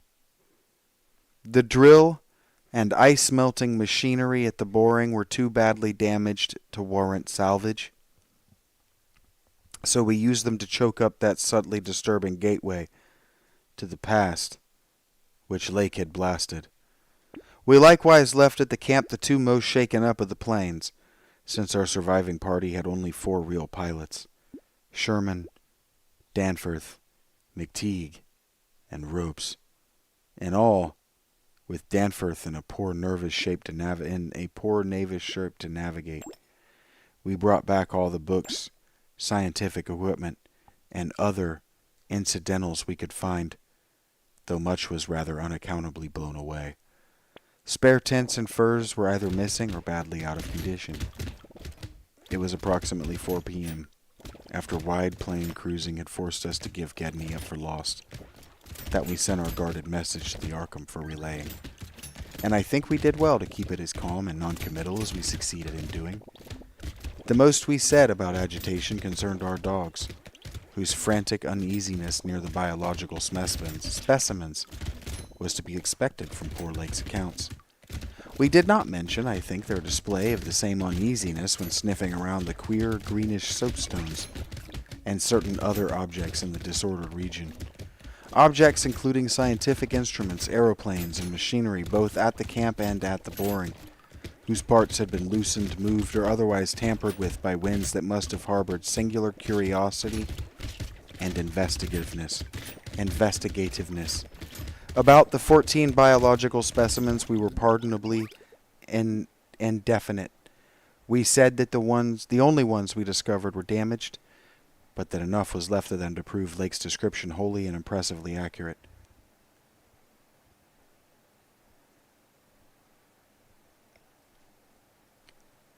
It was hard work keeping our personal emotions out of this matter, and we did not mention numbers or say exactly how we had found those which we did find, so they found some of the bodies. We had by that time agreed not to transmit anything suggesting madness on the part of Lake's men, and it surely looked like madness to find 6 imperfect monstrosities carefully buried upright in 9-foot snow graves under 5-pointed mounds punched over with groups of dots and patterns exactly like those on the queer greenish soapstone dug up from Mesozoic or Tertiary times. So they did find 4 of them in the camp, and they were buried up to their waist with glyphs, let's just call it glyphs, in the ground, and that those glyphs looked just like the soapstone that kind of drove Lake mad, because he was convinced it was writing. The 8 perfect specimens mentioned by Lake seem to have been completely blown away. So there are 14 of them.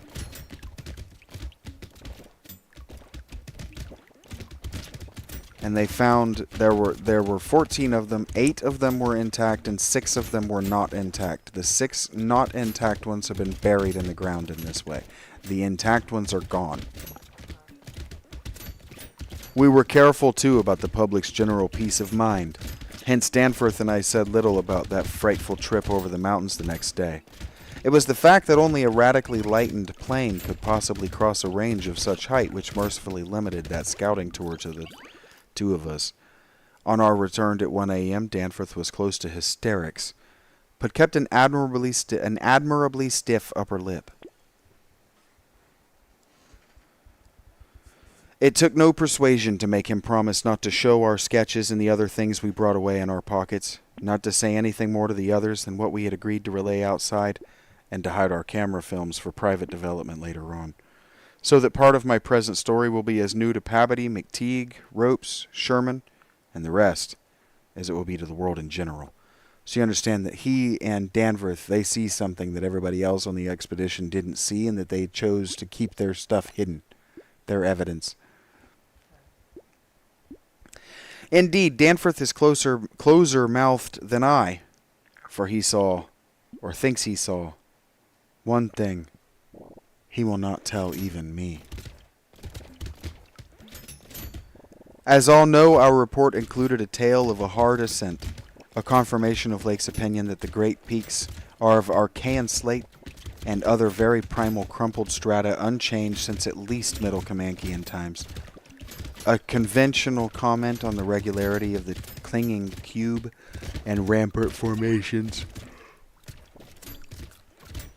A decision that the cave mouths indicate dissolved calcareous veins. A conjecture that certain slopes and passes would permit of the scaling and crossing of the entire range by seasoned mountaineers. And a remark that the mysterious other side holds a lofty and immense superplateau as old and unchanging as the mountains themselves, 20,000 feet in elevation, with grotesque rock formations protruding through a thin glacial layer, and with low, gradual foothills between the general plateau surface and the sheer precipices of the highest peaks. This body of data is in every respect true, so far as it goes, and it completely satisfied the men at the camp. We laid our absence of 16 hours, a longer time than our announced flying, landing, reconnoitering, and rock collecting program called for, to a long mythical spell of adverse wind conditions, and told truly of our landing on the farther foothills. Fortunately, our tale sounded realistic and prosaic enough not to tempt any of the others into emulating our flight. Had any tried to do that, I would have used every ounce of my persuasion to stop them, and I do not know what Danforth would have done. While we were gone, Pabody, Sherman, Ropes, McTeague, and Williamson had worked like beavers over Lake's 2 best planes, fitting them again for use despite the altogether unaccountable juggling of their operative mechanisms. We decided to load all the planes the next morning and start back to our old base as soon as possible. Even though indirect, that was the safest way to work toward McMurdo Sound. For a straight line flight across the most utterly unknown stretches of the eon-dead continent would involve many additional hazards. Further exploration was hardly feasible in view of our tragic decimation and the ruin of our drilling machinery. And the doubts and horrors around us, which we did not reveal, made us wish only to escape from this austral world of desolation and brooding madness as swiftly as we could. As the public knows, our return to the world was accomplished without further disasters. All planes reached the old base on the evening of the next day, January 27th, after a swift non-stop flight, and on the 28th we made McMurdo Sound in 2 laps. The one pause being very brief and occasioned by a faulty rudder and the furious winds over the ice shelf after we had cleared the great plateau. In 5 days more, the Arkham and Miskatonic, with all hands and equipment on board, were shaking clear of the thickening field ice and working up Ross Sea with the mocking mountains of Victoria's Land looming westward against a troubled Antarctic sky and twisting the wind's wails into a wide-ranged musical piping which chilled my soul to the quick. Less than a fortnight later we left the last hint of polar land behind us, and thanked heaven that we were clear of a haunted, accursed realm, where life and death, space and time have made black and blasphemous alliances in the unknown epoch since matter first writhed and swam on the planet's scarce-cooled crust. Since our return, we have all constantly worked to discourage Antarctic exploration and have kept certain doubts and guesses to ourselves. With splendid unity and faithfulness, even young Danforth, with his nervous breakdown, has not flinched or babbled to his doctors. Indeed, as I have said, there is one thing he thinks he alone saw which he will not tell even me, though I think it would help his psychological state if he would consent to do so. It might explain and relieve much, though perhaps the thing was no more than the delusive aftermath of an earlier shock. That is the impression I gather after those rare, irresponsible moments when he whispers disjointed things to me. Things which he repudiates vehemently as soon as he gets a grip on himself again. Repudiates means denies. It will be hard work deterring others from the great white South, and some of our efforts may directly harm our cause by drawing inquiring notice. We might have known from the first that human curiosity is undying, and that the results we announced would be enough to spur others ahead on the same age-long pursuit of the unknown. Lake's reports of those biological monstrosities had aroused naturalists and paleontologists to the highest pitch, though we were sensible enough not to show the detached parts we had taken from the actual buried specimens, or our photographs of those specimens as they were found.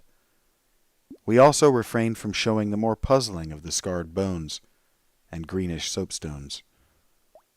While Danforth and I have closely guarded the pictures we took or drew on the super plateau across the range, and the crumpled things we smoothed, studied in terror, and brought away in our pockets. But now that Starkweather Moore party is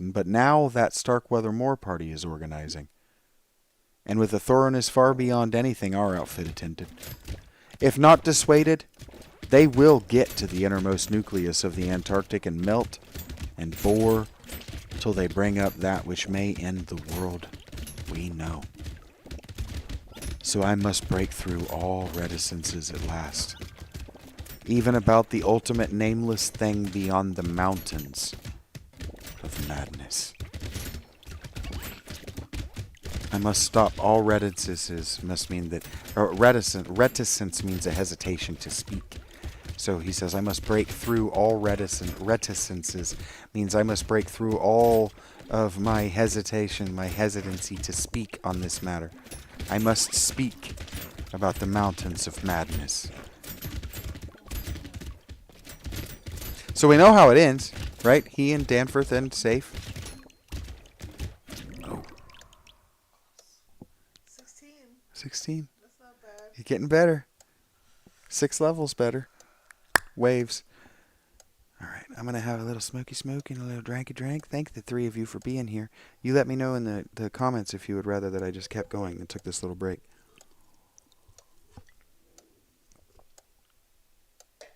We're at the 1/3 point. This is so masterfully written in paste. See, if you've actually bothered yourself, developers of video games or movies or television shows, to read the source work, what you'll find is that the masters paced it better than your adaptation too. They didn't get lost in dialogues that don't need to be happening. Because in the comic book, in the animated version, you might save some page space by having dialogue there instead of the narrator talking to you, but you absolutely in the film and in the what's it called? Comic book? It's not a comic. The graphic novel version, you're going to lose the found version of this. Yeah. This is the found. Somebody, you know, like the idea is that this was published because it was found in his estate, probably after he died, right? Or whatever. This is an unpublished work, even though it was published. We know it's fiction, but the movie loses that, and then the found footage version of it, for whatever reason, can't be made because the only found footage movies that were made were, for whatever reason, not beloved of the movie-going public, even though the Paranormal Activity movies packed movie theaters. They did. I went to the first 3. The problem with those movies is they didn't have an ending. If they had good endings, those 3 movies were excellent for their practical effects, were super spooky and cool. And so this, what we're about to do, is what we're about to read is like a found footage novel, right? Like this is a found account, a left account.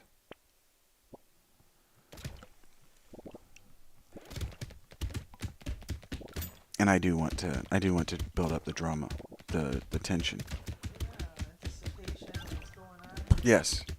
We're going to go to commercial break. I would love it if you guys could give Rachie a little positive feedback for holding down the video section of today's stream.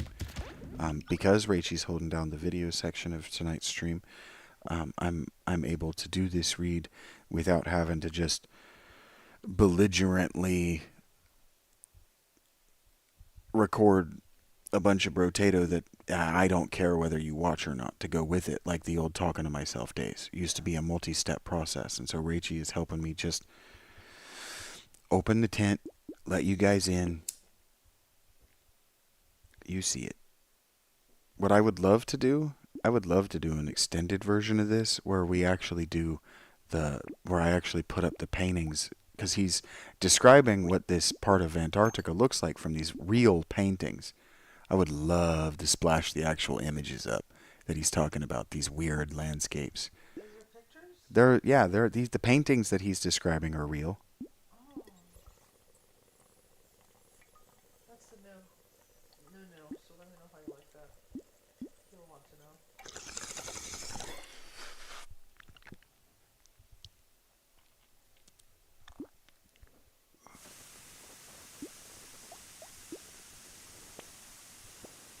Yeah, what bro is talking about.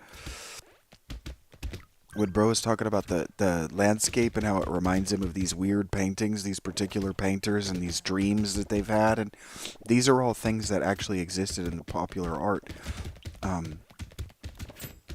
Lovecraft was a consumer.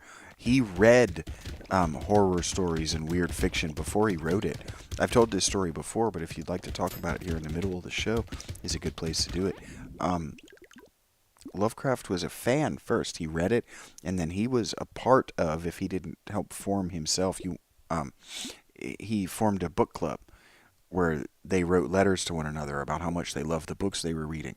And then he started to like float out, what about my original content? And they were like, oh yeah, it's good. Oh, I'd read it if you made a whole book. And then they made a little magazine where they published one another's work.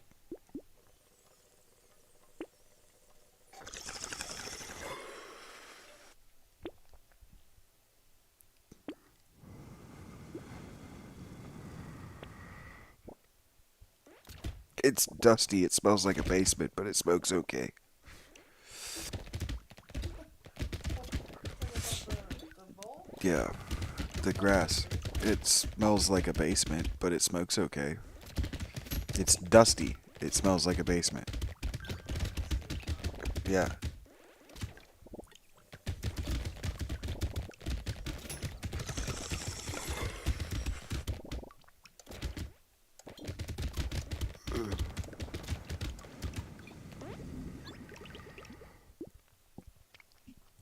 I am trying to do something similar, and it's called the skin shifter. I don't have any friends. Not really. Mr. S is my friend. He's my real friend. I mean, friend does up, plural. Rachel isn't a friend in that we have the same interests and we come at life from the same worldview. Rachel is a friend in that we're very different and we find one another aspirational. You understand? And so I don't have any of the same friends who like the same material.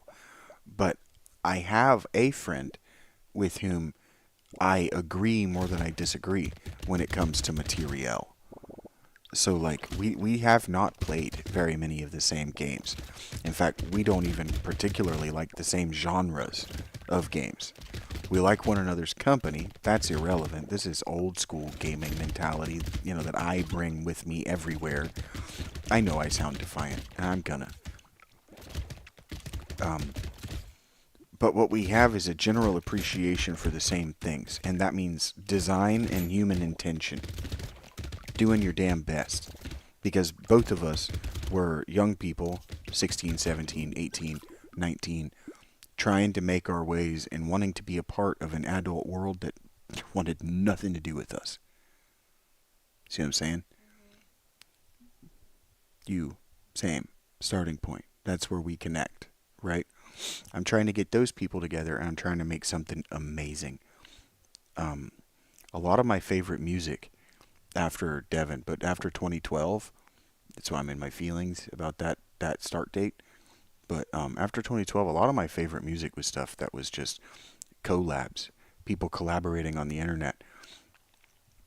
And then because of the way the collaboration was done when they got together to play live, it could still be good. They could still play well together because of the way the music was composed. And something that I see missing with these collabs like Charles Bertaud and the guitar guy is that there's just no way they can perform. They can't perform. They don't have an audience to come see them, and their music isn't composed in such a way that everything fits together so that it's a band.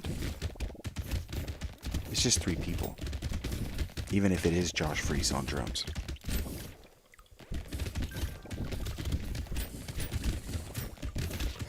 You're only going to the show to see one of the three people, or to be like, I was there for the internet clout, and that's fine.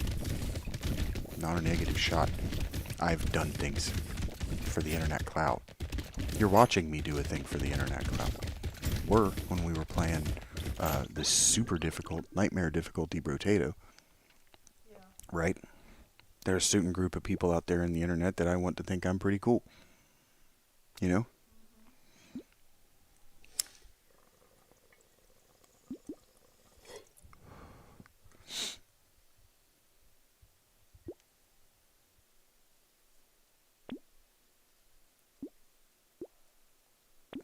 We're almost there. Thank you, guys.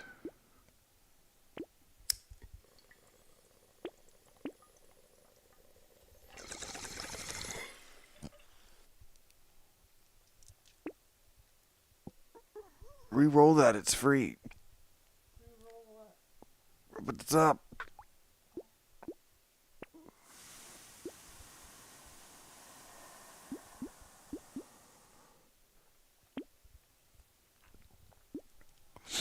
Just as I know that you're not rolling probabilities in your head, but just as probabilities go, you were leaving a lot on the table by not re-rolling that at that time.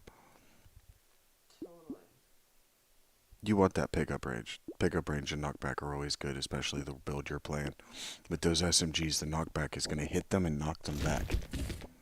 The higher that is, the further they are knocked away from you. So except for the big charge boys, you'll be able to just do what you're doing right now. See? Yeah, if you want. Because they won't be able to get to you so long as your rate of fire is high enough and your knockback is good enough. See? You're just burning them down. That's awesome to watch. So.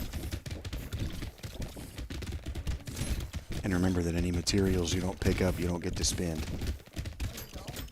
Mm-hmm.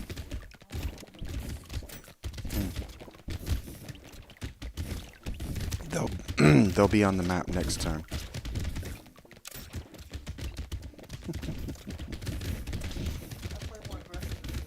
You run into them a lot, which hurts you and doesn't hurt them. I feel like it hurts them. They disappear from the map. When they're on the X. When you run across the X's they're spawning in, they disappear. Yes.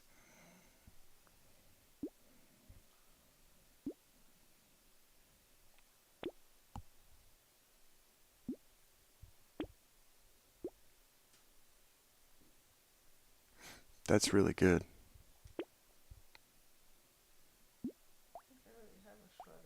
Yeah, but it'll upgrade the shredder you've got to a level 2. That goblet's really good. It'll hurt your current HP regen, but you don't have enough that you'll notice the difference. Oh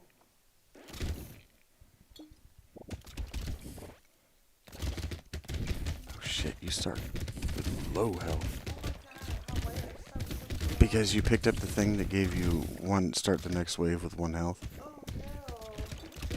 Just don't freak about it. Yeah, just this wave.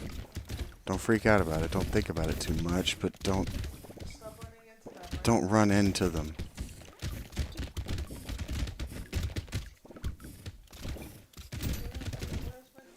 Up there. Top. Right center.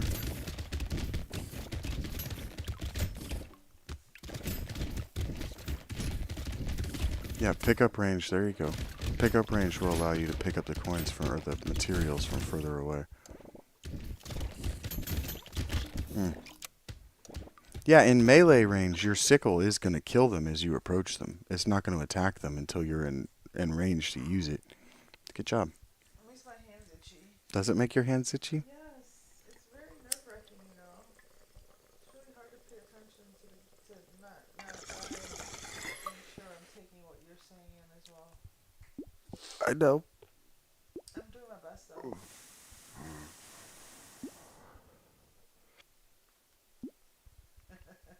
It does make my hands itchy. He's so cute. I have him in my ears. With your build, yeah, I was gonna say with your build, the attack speed, any of those was good, but the attack speed would have been your better. That was the wrong thing. I would lock down that anchor and that toxin. The purple means that it's epic, that it's level 3. You want to stack as many epics as possible. Yeah, I'm the one that I got to wave 16. I had like 4 epic ones. You want as many epics as you can stack, usually. You just want the best, like, highest rarity shit you can stack. It's throwing you a bunch of epics because your gear needs to be a lot better. There you go.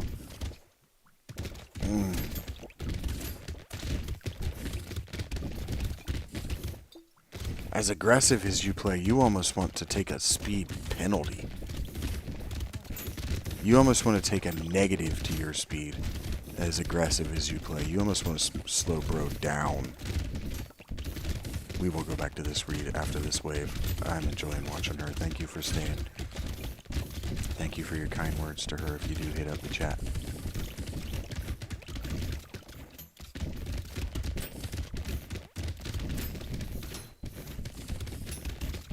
Where are you going, dummy? Just curious where you were. It was just funny. It's just funny seeing you hold it down. It's just fun watching. Where he's going, dummy. I love him so much. Yeah. Oh my god, look at my ukulele. It's a ukulele. There is a ukulele. It's better than your sickle. The way you play. It's got more knockback.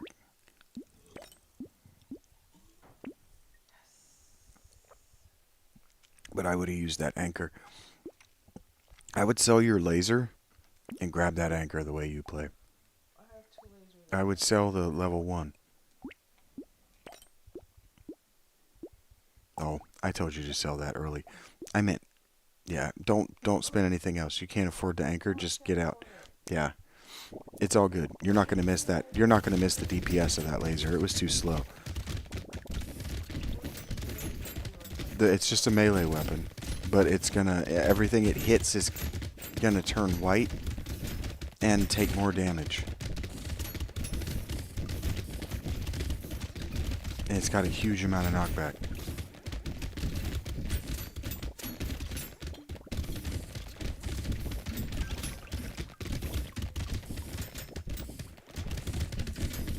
See how it gets that border around it? Yep.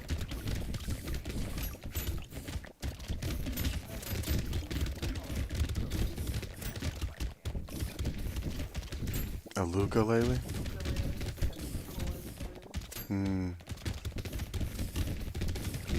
I did say I was going back. Alright. I'm going back. It's fun to watch. I said it was. It is. And yeah, I lock in when you're playing. For sure. I would grab that. The range damage? I would grab that. More than range? Because your weapons are almost all ranged and they're doing low damage. I would take that armor too, the way you play. And then I grab that anchor. And that pickup and knockback. And then I would re-roll.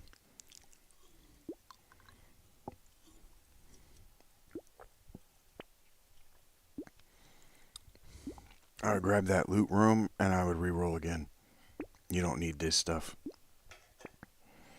That alloy I would lock down because you're going to want that. And then the Ratzilla is going to help your DPS. And then I would just go to the next wave. Thank you, baby. I'll just play it for you a little bit. Very helpful. I'll just play it for you, babe. I'll just play it for you a little bit, and maybe you can ask me why those things in that order. Okay, so the range damage, because you're, instead of shooting with your fucking, the gun, your primary weapon, you don't know this, your primary weapon is your SMG, because that's the weapon that's shooting the fastest. That's the weapon that's doing the most of your, the bulk of your damage right now. It was only doing 1 damage every shot, so you just added 3 range damage, which it's now doing 4 damage a shot. Yes, you are. Why'd you give up? But I just saw it fucking going down. Oh, you're not watching your health? Give me the controller. You don't see your health. Let me see if that's a... Let me see if that's a thing I can fix. Do you want to... I'm going to force you to start this guy. But I should be able to... Yeah, you have a health bar on your character. Nah, okay, now I just don't... Now I don't know what the excuse is. The health bar was there. I was looking at the health bar. I didn't actually do well. I was looking at the health bar and I didn't react fast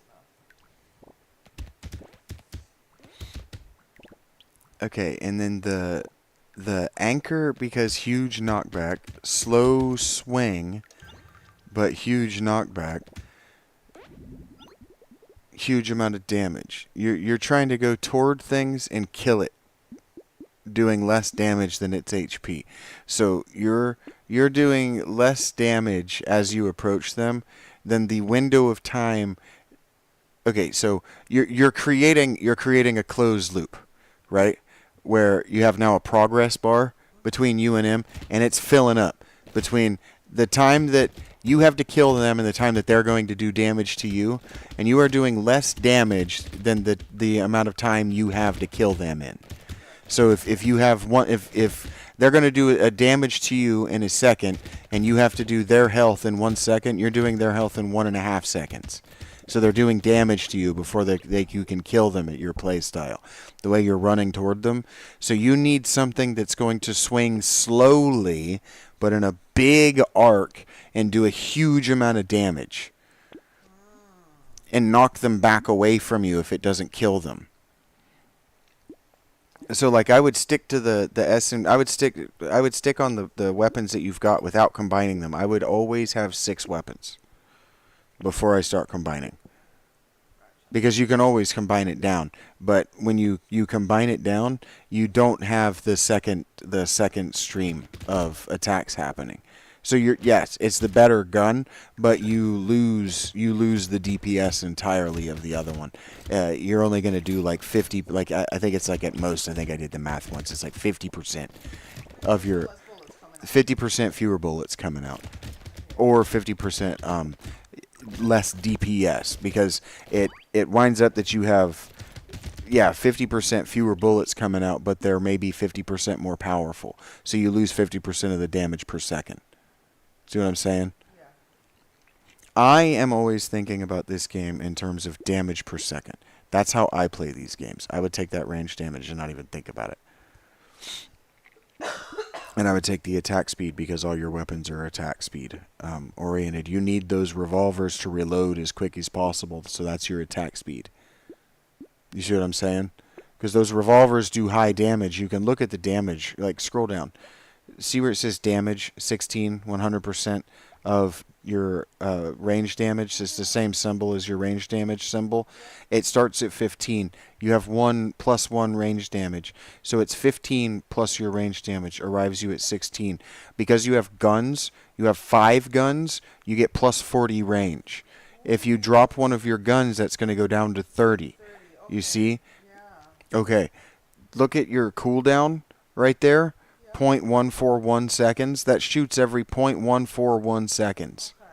It just puts out a bullet every 0.141 seconds. That's how that works. The revolver, it has a cooldown of 1.70 seconds every 6 shots. So it can spit out its shots with no cooldown, as fast as the animation can play, right? But it takes a second and a half, almost 2 seconds to reload. Those cooldowns are brought down by your attack speed. So if you're only spitting out 4 damage with that, or 1 damage with the other, see it's 60% of your range damage. So right now you have 1, so it's only adding 0.6. So it's actually 4.6 right now. And when you add another, it'll be 5.2 or whatever. You see? Mm-hmm. I hadn't noticed that. It's not like I was leaving you space to think about math. Just trying to read the descriptions of the weapons, I'm sure left you not knowing what the hell's going on in the book a couple of times. I know. I'm here for you guys. I know what's going on. I like to overstimulate myself like that. There's a high that comes from it. That's why it yonks me out to sleep and I have these hyper vivid dreams. And then I wake up with novels. Like, I got an idea for a novel. You see what I'm saying? But it doesn't come with a lot of, now let's go out and bust rocks. Because it's a hyper intellective, out of body experience. So my body's like, that's a lot of work, bro. All right, here we go. We're going to count this down. I would take the range damage and not even think about it. If you're going to use those SMGs, I'd just stack range damage, because now you just added 1 to both of them. That's how I'd think of it. If it's 2 or more, you're adding 1 damage to your output every time. Boom, boom, boom, every 2. That's how I would think about that. See how they just evaporate in front of you now? See how much more damage you're doing than your previous waves? Even the purple ones are cursed.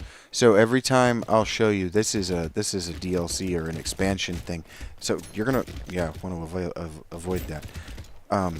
There's little dudes running around with, I think of him as running around with a backpack. That guy, he's running around with the little crystals on his back, that purple on his back. If you kill those, you get +1 chaos. Every +1 chaos gives you a % chance to spawn one of these glowing ones, like that purple guy. They have like double health. And then you're going to spawn red ones that have like quadruple or 8 times as much health. And they hit for that much more too. So when you see those outline dudes, you want to stay away from those. Those are going to hit you as hard or harder than bosses. Especially at your level.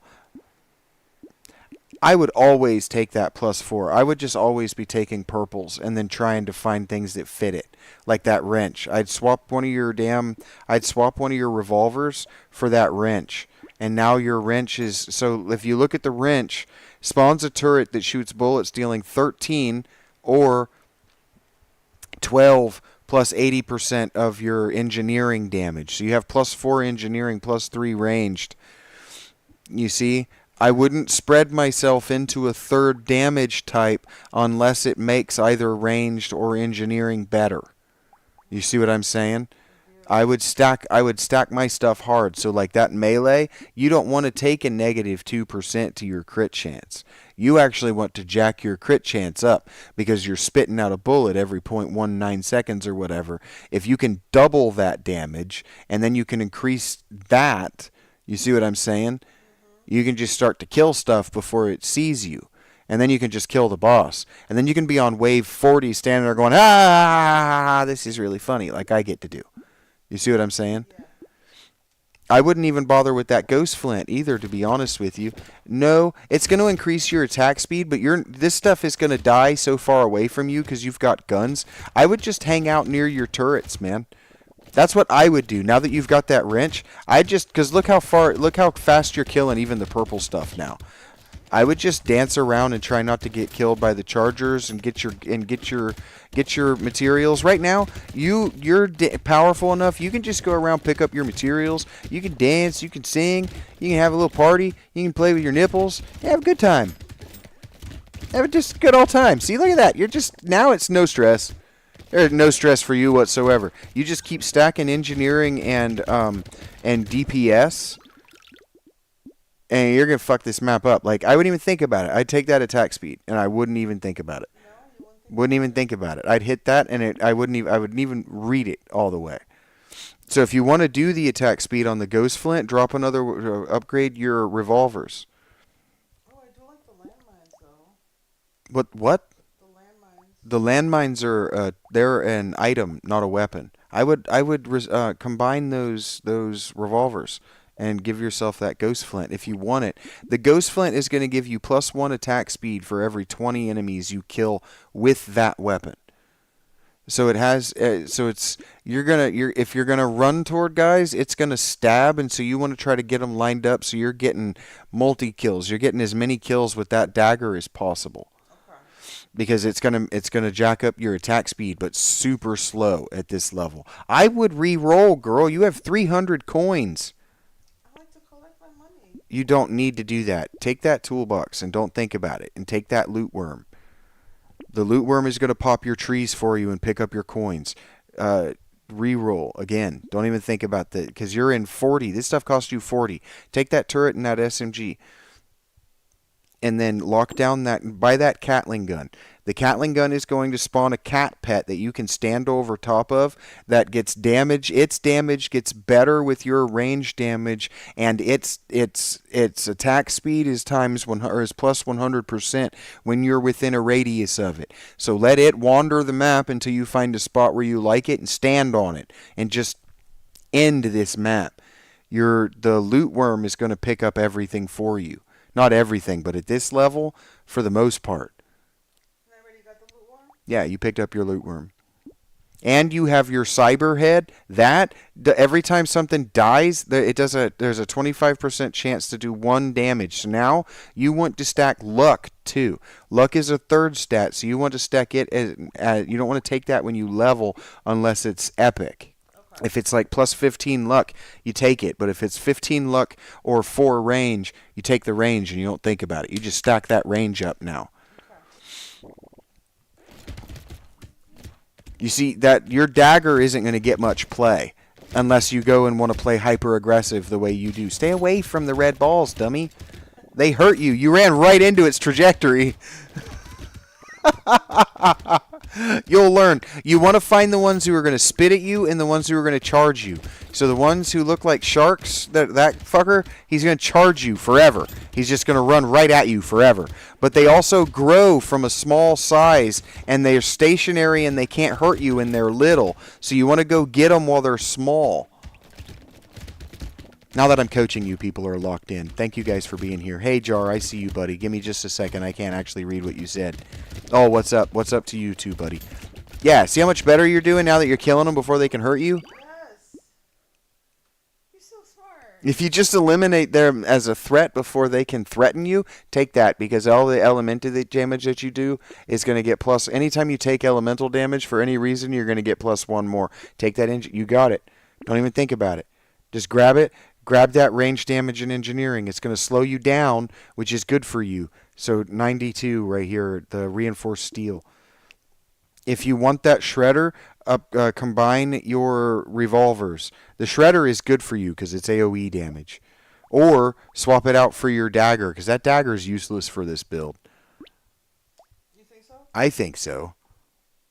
You didn't get an attack speed out of that last one. Okay. I would do that.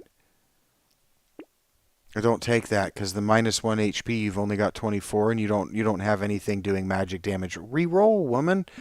You need to spend your money.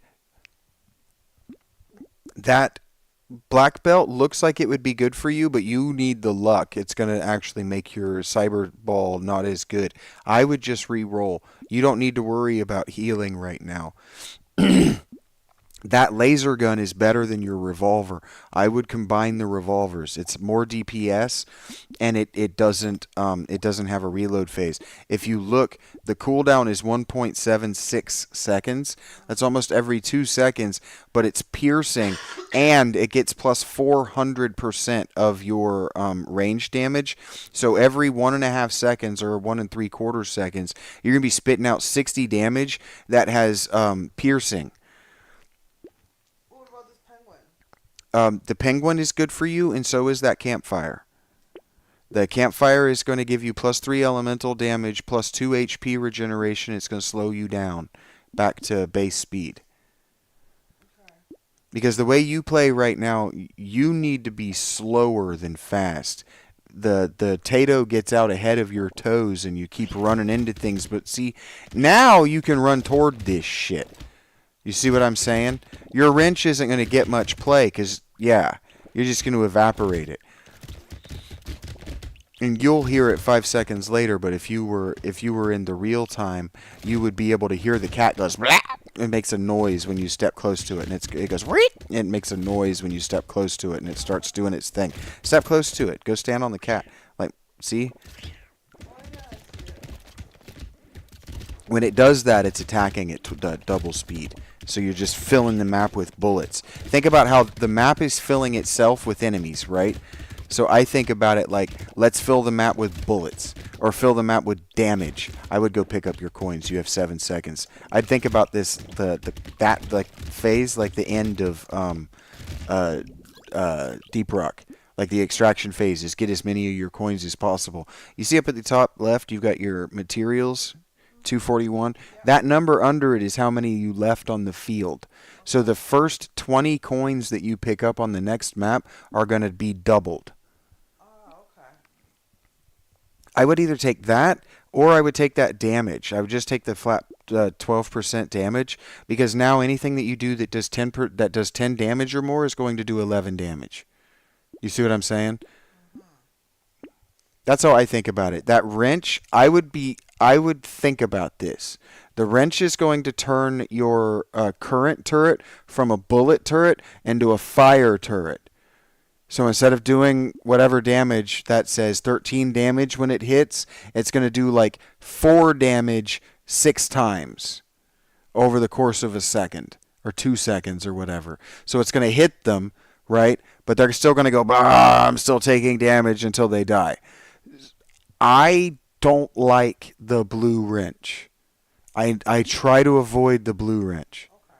So if you don't want it, you want to unlock it. If you don't want the incendiary, you want to unlock it. If you do want to play around and see whether you like the incendiary, just buy it now outright. You don't need 166 coins. You're not playing a character that gets better if you're holding on to your money. This isn't real life. So either buy the wrench because you want the fire damage, or re-roll. Yeah, this is a slot machine. Just buy that SMG and don't think about it. It upgrades your other one to a purple one, and just re-roll. You don't want that stuff. You don't want the -1 HP from consumables. That'll make your consumables not heal you as much. That's bad. That turret's good. And then just go to the next. Because you're going to be at 32. You can't buy anything on the screen. That's when you pop. You see what I'm saying? You're basically gambling. This is like playing scratch-offs. Happy 4th of July, buddy. I'm good. I'm teaching Rachie how to play one of my favorite games, and we're reading one of my favorite short stories / novellas. We got about 2 or 3 more hours left in it, and I was trying to give my throat a rest while I had some nicotine to get task focused again and let myself work my way toward actually executing on going to the bathroom. If you really wanted me to tell you how I am, that's how I am, buddy. Yeah, I'm going to do my best. It's a one-sitting story. You could read it in one sitting.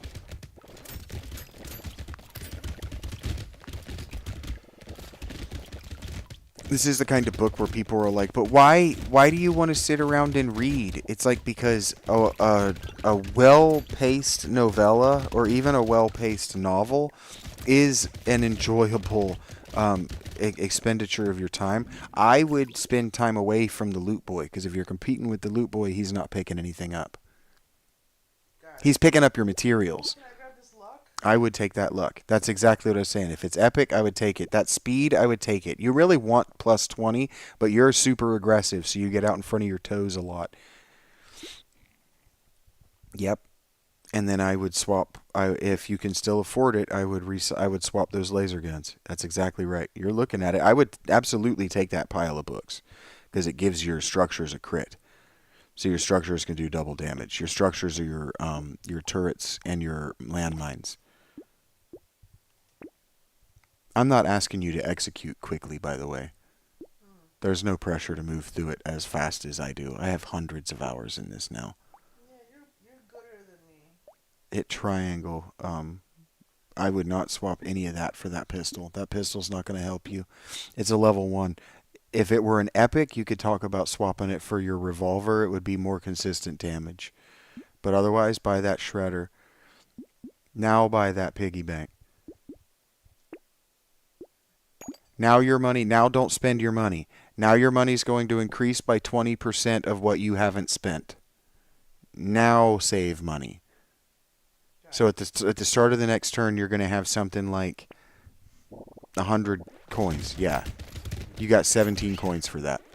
You see? So now you want to kind of hold on to your money, but not really. You still want to get ahead of this. You want to get so far ahead of it that when you make mistakes, you can bounce back. You don't have a lot of health. You don't have a lot of room to make mistakes yet. You see what I'm saying? So be it the way I think about it is I like to be near my turrets, and I like to be able to kill purple boys before they can hurt me. If I can kill purple boys before they can hurt me, then my DPS is probably fine. See that purple boy that you just killed before you noticed him? You're starting to approach like, all right, I'm laying waste to this field without, letting my turrets. You want to see your turrets basically surrounded in green. That's how I think of it. You develop your style out of my recommendations. Yeah, you want to heal, and there's another one. There you go. You just got to kill 1,000 enemies. Check me out. Yeah. That's really good, but you get a 50% chance to get plus 1% damage when re-rolling in the shop. You don't re-roll often. 50% chance to get plus 1% damage. There is a 10% chance to take -1 to your max HP when you re-roll. You won't notice it. It doesn't happen that often, but it is fun to play with. I would take it. It's free. What the hell? It's not going to ruin you. I would take that too, because you're not dodging much, and that makes your heals better. I want range damage. Right? This one's up to you, but yeah, I would even your ranged. I would, yeah. All 3 of those first ones are good for your build. I'll take the speed. I'll definitely take this medical turret. And I'm going. Again, the blue wrench. That'll bring you to the brew winch that I don't like. Yeah. But you also do have 2 regular turrets. So if you want to buy the blue wrench, banking that you get a blue wrench next that you can turn into a purple wrench, that's a totally viable strategy. What happens at the purple wrench? Purple wrench is a laser, like your gun. Super cool. That's a viable way to go right now because you got a ton of money, so you can experiment with your build in this middle point at wave 10. Is that cursed? Yes. Don't you say that I need this? I always take cursed weapons if they're in my build, but the way your build is going, you'll never use it. If you take that, you'll want to swap it for your shredder. Cursed weapons are fun. They do a ton of damage. I mean, yeah, this is doing 13. That one's doing 34.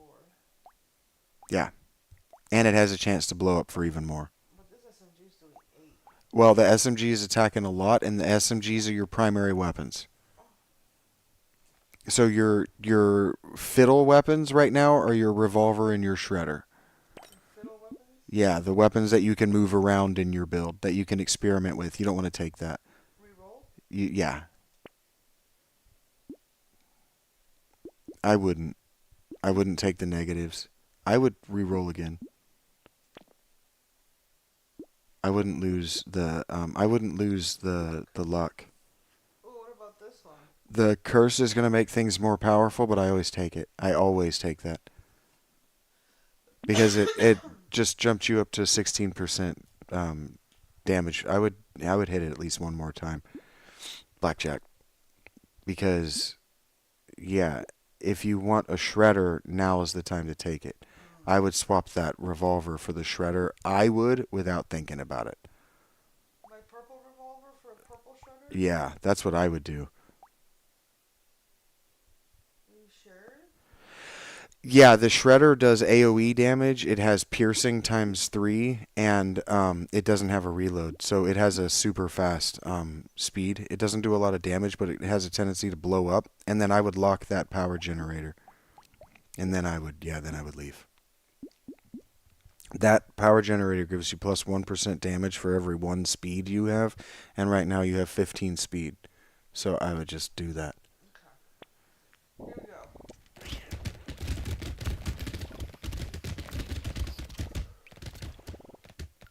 Thank you for not running directly into that red ball.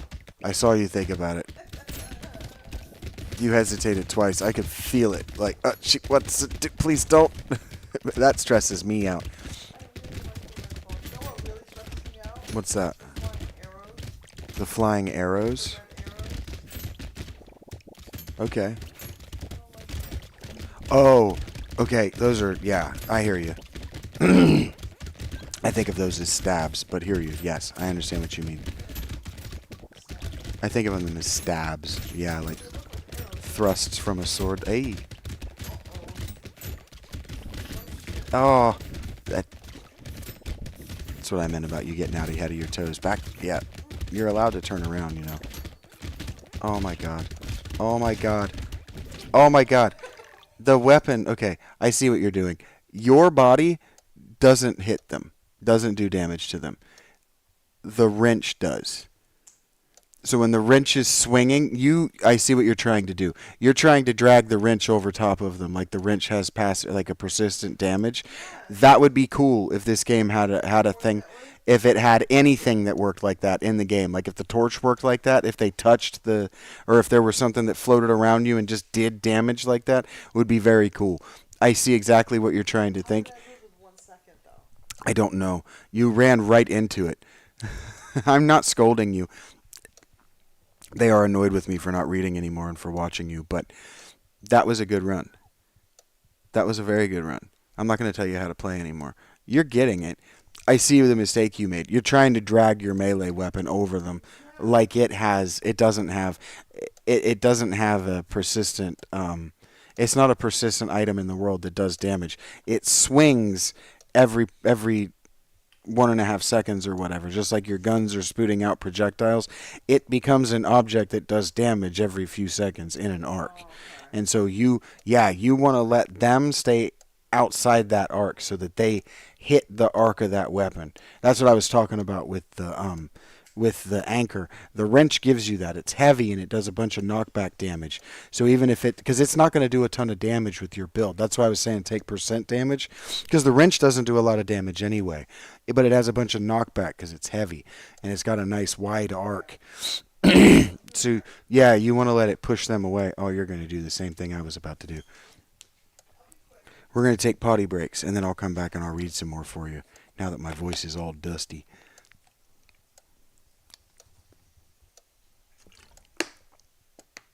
Thank you guys for hanging out. I thought that was a good opportunity for anybody. Thank you for dropping out during the potty break, but thank you for hanging out with us. Thank you for hanging out with us during the coaching section. That was cool to see it grow a little bit while I was coaching her how to play this game. This is a very fun game, and it actually does. It actually does reward engaging it with tactical and tactical and strategic depth rather than just taking random shit. I play a lot of these. I don't know if you would call this a roguelite. It's certainly a roguelite. I play a lot of these survivor types, and then I just play a lot of roguelites in general. And what I notice about the indie developers who rely on the roguelite formula in order to get something made is that they don't really reward, the genre doesn't really reward tactical or strategic play. And I'll be right back. You don't play a lot of games that ask you to be tactical or strategic, either in your positioning or in your approach to the game. That's not your fault. That's why I keep calling it an arcade game, right? You want to be precise. And yeah, it's a lot of information all at once. But you know, I lost my date. Lost your date? Yeah.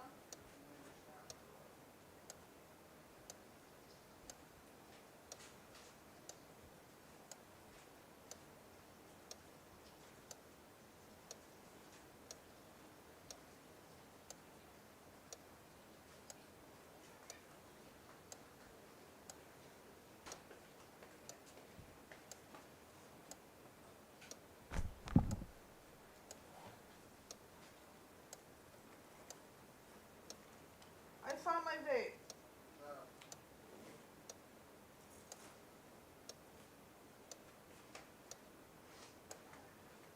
It was exactly where I put it. Don't you know? Don't you know? Huh?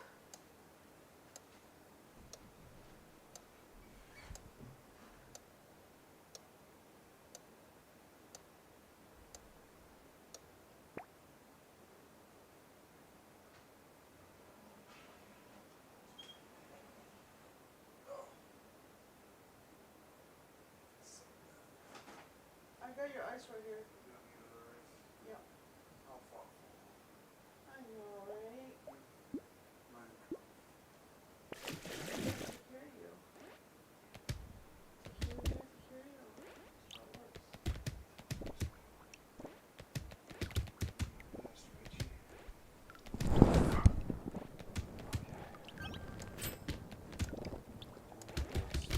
Emotional and intellectual and creative anchor for you guys. Something authentic, something real. Something real. It's also fake. Also fake. Processed. Convenient. That staple gun gives you life steal. So it has a chance to steal every time it does damage and it has high piercing. It has a chance to heal you by 1.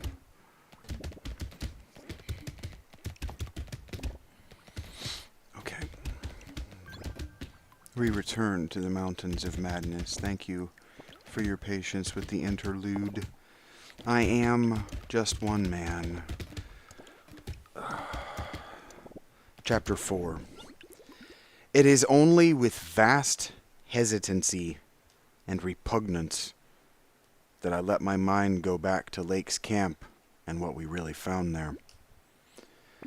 And to that other thing beyond the frightful mountain wall, I am constantly tempted to shirk the details and to let hints stand for actual facts and ineluctable deductions.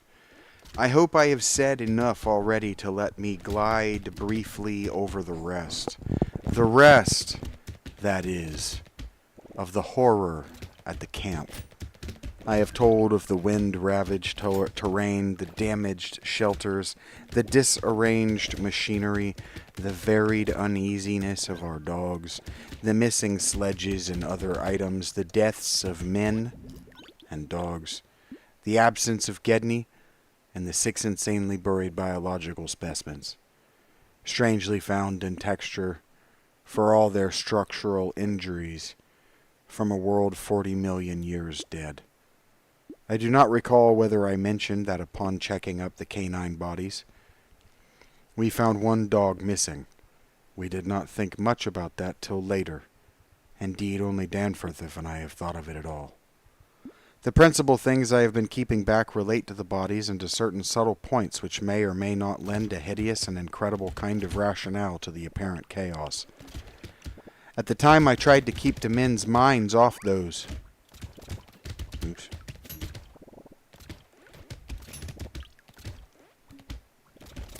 Sorry. At the time, I tried to keep the men's minds off those points, for it was so much simpler, so much more normal, to lay everything to an outbreak of madness on the part of some of Lake's party. From the look of things, that Damon Mountain wind must have been enough to drive any man mad in the midst of this center of all earthly mystery and desolation. The crowning abnormality, of course, was the condition of the bodies, men and dogs alike. They had all been in some terrible kind of conflict and were torn and mangled in fiendish and altogether inexplicable ways. Death, so far as we could judge, had in each case come from strangulation or laceration.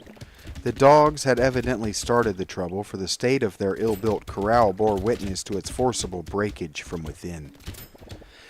It had been set some distance from the camp because of the hatred of the animals for those hellish, archaean organisms, but the precautions seemed to have been taken in vain. When left alone in that monstrous wind behind flimsy walls of insufficient height, they must have stampeded, whether from the wind itself or from some subtle, increasing odor emitted by the nightmare specimens. One could not say. Those specimens, of course, had been covered with a tent cloth, yet the low Antarctic sun had beat steadily upon that cloth, and Lake had mentioned that solar heat tended to make the strangely sound and tough tissues of the things relax and expand. Perhaps the wind had whipped the cloth from over them and jostled them about in such a way that their more pungent olfactory qualities became manifest despite their unbelievable antiquity. But whatever had happened, it was hideous and revolting enough. Perhaps I had better put squeamishness aside and tell the worst at last. Though, with a categorical statement of opinion based on the first-hand observations, most rigid deductions of both Danforth and myself, that the then missing Gedney was in no way responsible for the loathsome horrors we found. I have said that the bodies were frightfully mangled. Now I must add that some were incised and subtracted from in the most curious, cold-blooded, and inhuman fashion. It was the same with the dogs and men. They were incised and subtracted from. That means that they were dissected. They were opened, and some parts of their insides were taken out. It was the same with the dogs and the men. All the healthier, fatter bodies, quadruped, or quadruple or bipedal, had their most solid masses of tissue cut out and removed, as by a careful butcher, and around them was a strange sprinkling of salt, taken from the ravaged provision chests on the plains, which conjured up the most horrible associations. The thing had occurred in one of the crude aeroplane shelters from which the plane had been dragged out, and subsequent winds had effaced all tracks which could have supplied any plausible theory. Scattered bits of clothing, roughly slashed from the human incision subjects, hinted no clues. It is useless to bring up the half-impression of certain faint snow prints in one shielded corner of the ruined enclosure, because that impression did not concern human prints at all, but was clearly mixed up with all the talk of fossil prints which poor Lake had been giving throughout the preceding weeks. One had to be careful of one's imagination in the lee of these overshadowing mountains of madness. As I have indicated, Gedney and one dog turned out to be missing in the end. When we came on that terrible shelter, we had missed 2 dogs and 2 men, but the fairly unharmed dissecting tent, which we entered after investigating the monstrous graves, had something to reveal. It was not as Lake had left it, for the covered parts of the primal monstrosity had been removed from the improvised table. Indeed, we had already realized that one of the 6 imperfect and insanely buried things we had found, the one with the trace of a peculiarly hateful odor, must represent the collected sections of the entity which Lake had tried to analyze.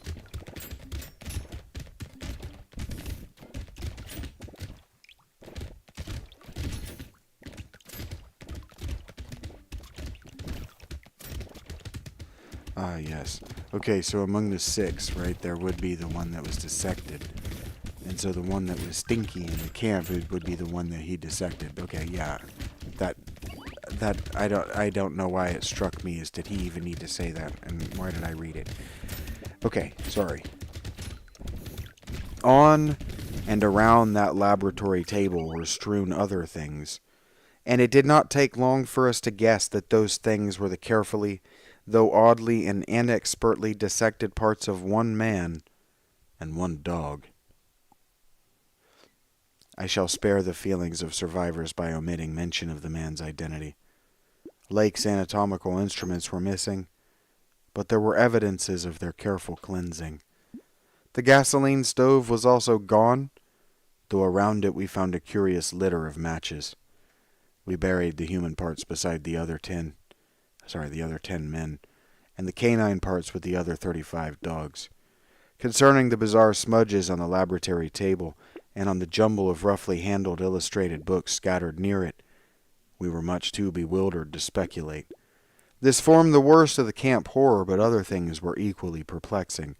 The disappearance of Gedney, the 1 dog, the 8 uninjured biological specimens, the 3 sledges, and certain instruments, illustrated technical and scientific books, writing materials, electric torches and batteries, food and fuel, heating apparatus, spare tents, fursuits, and the like was utterly beyond sane conjecture, as were likewise the spatter-fringed ink blots on certain pieces of paper, and the evidences of curious, alien fumbling and experimentation around the planes, and all other mechanical devices both at the camp and at the boring.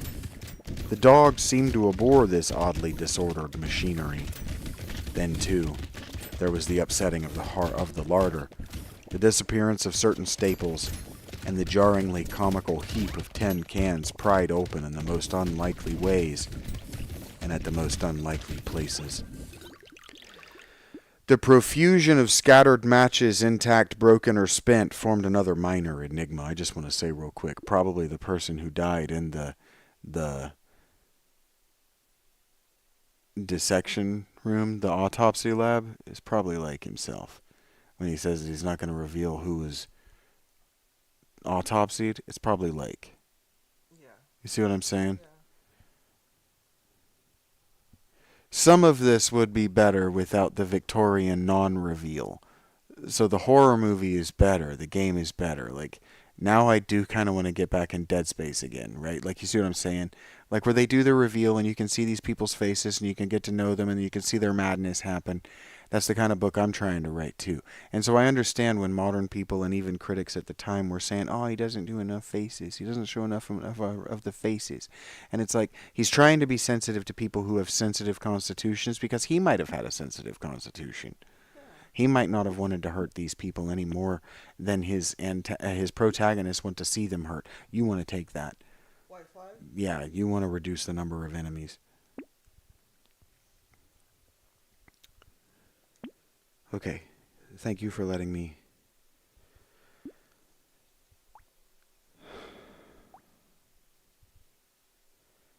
This formed the worst of the camp horror, but other things were equally perplexing.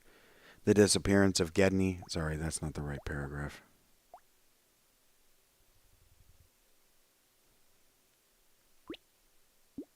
Here we go. The profusion of scattered matches, intact, broken, or spent, formed another minor enigma, as did the 2 or 3 tent cloths and fur suits which we found lying about, with peculiar and unorthodox slashings, conceivably due to clumsy efforts at unimaginable adaptations. Oh.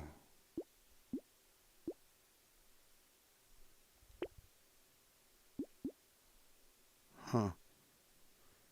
So matches are scattered everywhere. There's a bunch of them broken. Some of them are lit. Some of them aren't. And there are 2 fur suits. There are a bunch of like winter suits that are just absolutely ripped to shreds from inconceivable alterations. The maltreatment of the human and canine bodies and the crazy burial of the damaged Archaean specimens were all of a piece with this apparent disintegrative madness. In view of just such an eventuality as the present one, we carefully photographed all the main evidences of insane disorder at the camp, and shall use the prints to buttress our pleas against the departure of the proposed Starkweather Moor expedition. So, he's laid out a pretty obvious picture to me. And so if it's not obvious to you, I don't mean to say that you're slow. But those aliens got up at some point. They had frozen, but not to death. And they woke up.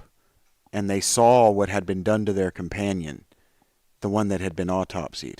Maybe they found Lake over the autopsy, because Lake had said that he had taken some of its organs. And so they brutally murder Lake, kill everyone else, kill the dogs, because it might have even started when the dogs got out of their tents because the things had come alive. So they brutally murder their dogs, they brutally murder the men, and then they open up some of the men and take out their guts, salting them presumably to eat later.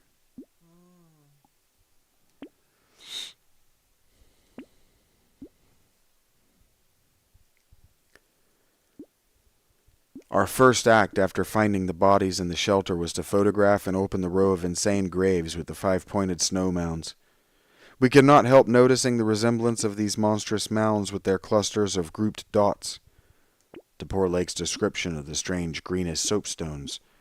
And when we came on some of the soapstones themselves in the great mineral pile, we found the likeness very close indeed. The whole general formation, it must be made clear, seemed abominably suggestive of the starfish head of the Achaean entities, and we agreed that the suggestion must have worked potentially upon the sensitized minds of Lake's overwrought party. Our own first sight of the actual buried entities formed a horrible moment and sent the imaginations of Pabody and myself back to some of the shocking primal myths we had read and heard.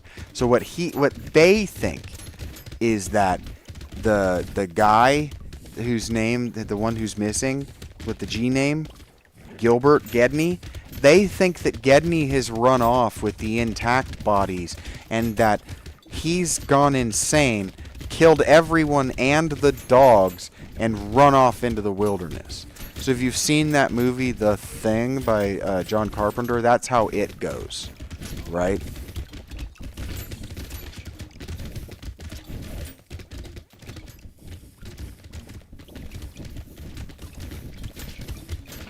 Our own first sight of the actual buried entities formed a horrible moment and sent the imaginations of Pabody and myself back to some of the shocking primal myths we had read and heard. We all agreed that the mere sight and continued presence of the things must have cooperated with the expressive polar solitude and demon mountain wind and driving Lake's party mad. So they think what happened is that Lake's party killed themselves, one another, right, in this situation. So again, that's what happens in the thing, is not really that they kill themselves on purpose. It's like kind of by accident. Sort of like I said in the Phil Schneider situation. It was probably a friendly fire situation, you know, more than it was an alien. But this is obviously something. They found some kind of a monster. It was dead, and Lake's party went insane.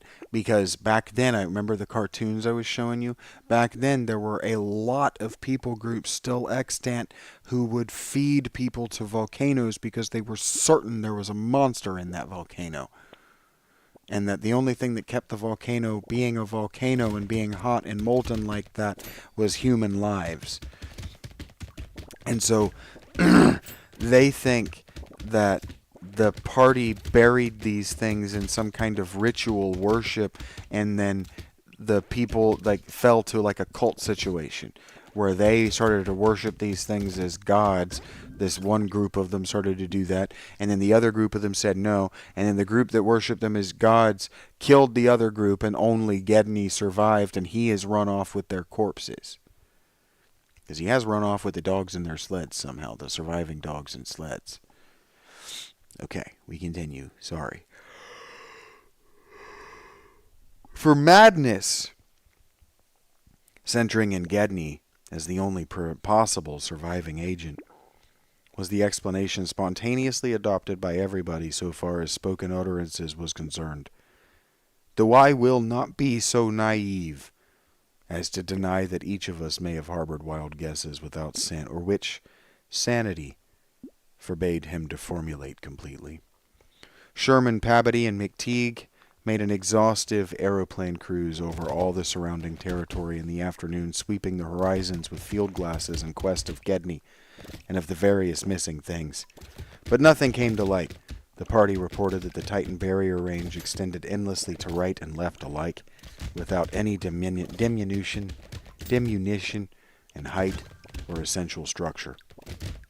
On some of the peaks, though, the regular cube and rampart formations were bolder and plainer, having doubly fantastic similitudes to Rorik-painted Asian hill ruins. Like this. I'm not doing it right now, but a Rorik-painted... Rorik is probably a real painter. Anyway, the distribution of cryptical cave mouths on the black snowed, denuded summits seemed roughly even as far as the range could be traced. And he's still, that blows up, and it's really fun to use. He's still describing like a mythical, fantastic, this isn't what Antarctica actually looks like, but this mountain that just spreads out impossibly as far as the eye can see. This continental, black, evil, hot mountain, right? It's cool. Can I ask a quick question? Yeah. The name of the ship, did you say it was Erebus? Erebus is one of their ships, yeah. Why? Does this have something to do with the story with the English people that are trying to past? Yeah, he's mentioned that he's mentioned all four of those crews already. That they're going to the exact same place as those four expeditions that already went there. Okay, because the Erebus is actually lost somewhere up there. Yeah. And the other one, was it the Terror? I don't know. There's a show on Netflix though. Yeah, I know. I thought you would recognize their names earlier, but yeah, all of those. Like that's still a whole mystery. That's why he's living in it while it was just happened. He's writing a story about it while it had just happened. Yeah. Okay. His heroes go back down there because weird shit happened to those guys too.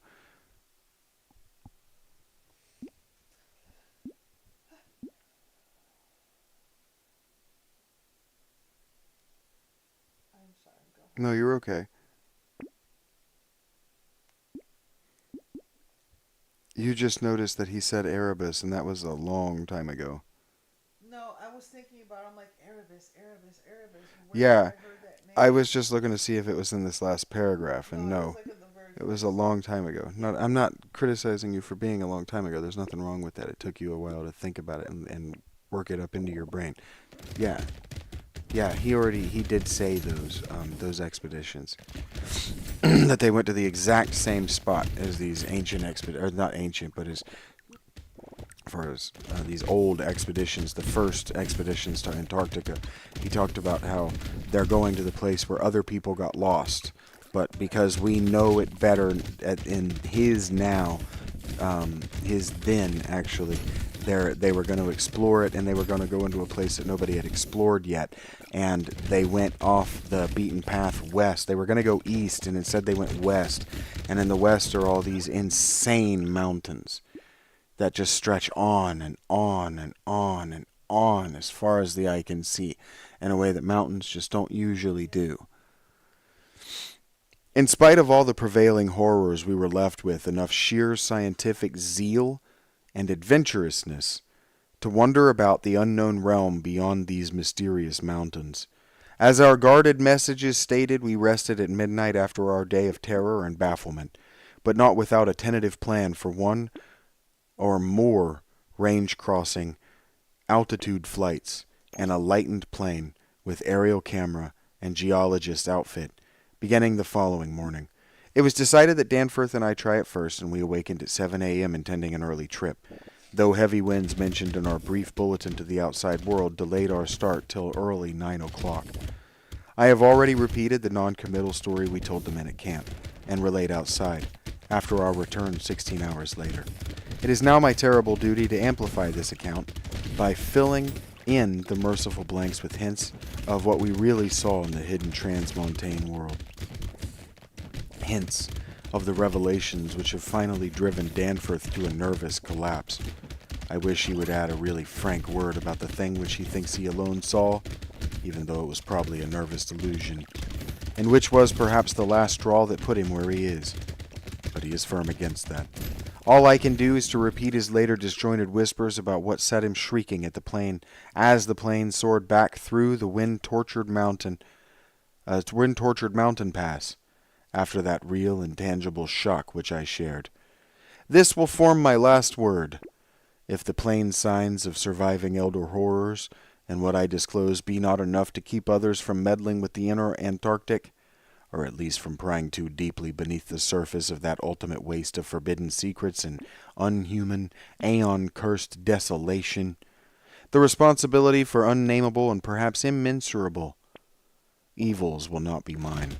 Danforth and I, studying the notes made by Pabodie in his afternoon flight and checking up with a sextant, had calculated that the lowest available pass in the range lay somewhat to the right of us, within the sight of camp, and about 23,000 or 24,000 feet above sea level.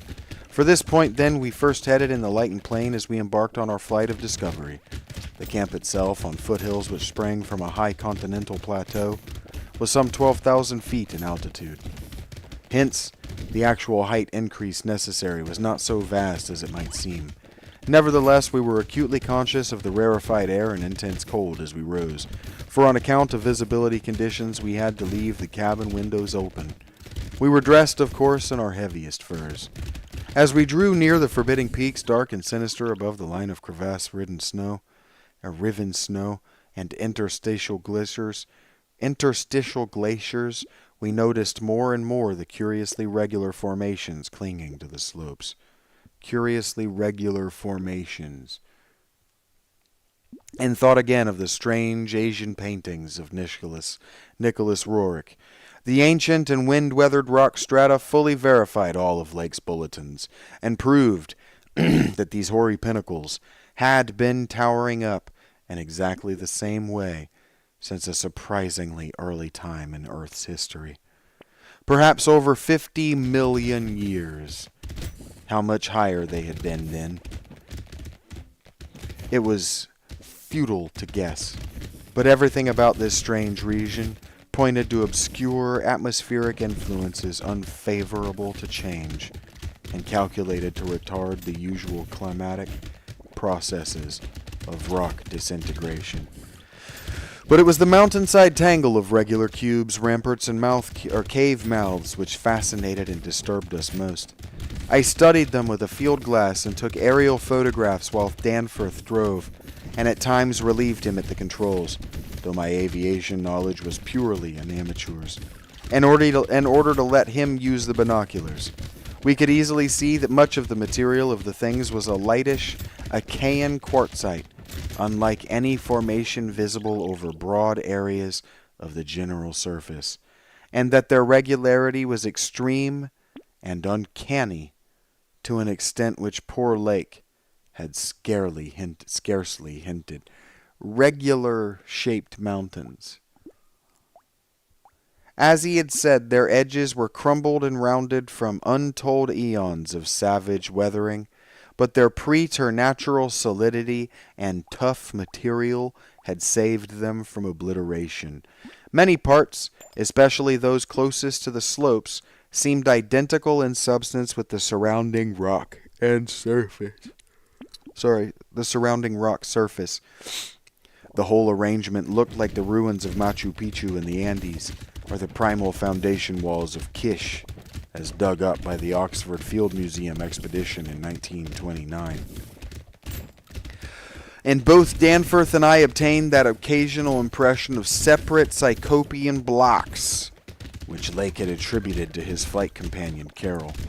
How to account for such things in this place was frankly beyond me, and I felt queerly humbled as a geologist. Igneous formations often have strange regularities, like the famous Giant's Causeway in Ireland. But this stupendous range, despite Lake's original suspicion of smoking cones, was above all else non-volcanic in evident structure. So this is not a volcanic mountain range. The curious cave mouths, near which the odd formations seemed most abundant, presented another, albeit a lesser puzzle because of their regularity of outline. They were, as Lake's bulletin had said, often approximately square or semicircular, as if the natural orifices had been shaped to greater symmetry by some magic hand. Their numerousness and wide distribution were remarkable, and suggested that the whole region was honeycombed with tunnels dissolved out of limestone strata. Such glimpses as we secured did not extend far within the caverns, but we saw that they were apparently clear of stalactites and stalagmites. Outside, those parts of the mountain slopes adjoining the aperture seemed invariably smooth and regular, and Danforth thought that the slight cracks and pittings of the weathering tended toward unusual patterns. Filled as he was with the horrors and strangenesses discovered at the camp, he hinted that the pittings vaguely resembled those baffling groups of dots sprinkled over the primeval greenish soapstones, so hideously duplicated on the madly conceived snow mounds above those 6 buried monstrosities. We had risen gradually and flying over the higher foothills and along toward the relatively low pass we had selected. As we advanced, we occasionally looked down at the snow and ice of the land route, wondering whether we could have attempted the trip with the simpler equipment of earlier days. Somewhat to our surprise, we saw that the terrain was far from difficult as such things go, and that despite the crevasse and other bad spots, it would not have been likely to deter the sledges of a Scott, a Shackleton, or an Amundsen.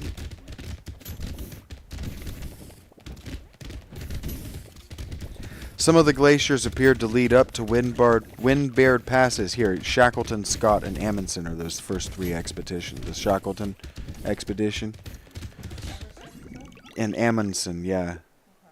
Some of the glaciers appeared to lead up to wind-bared passes with unusual continuity, and upon reaching our chosen pass, we found that its case formed no exception. Our sensations of tense expectancy as we prepared to round the crest and peer out over an untrodden world can hardly be described on paper, even though we had no cause to think the regions beyond the range essentially different from those already seen and traversed. The touch of evil mystery in these barrier mountains and in the beckoning sea of opalescent sky, glimpsed betwixt their summits, were a highly subtle and attenuated matter not to be explained in literal words.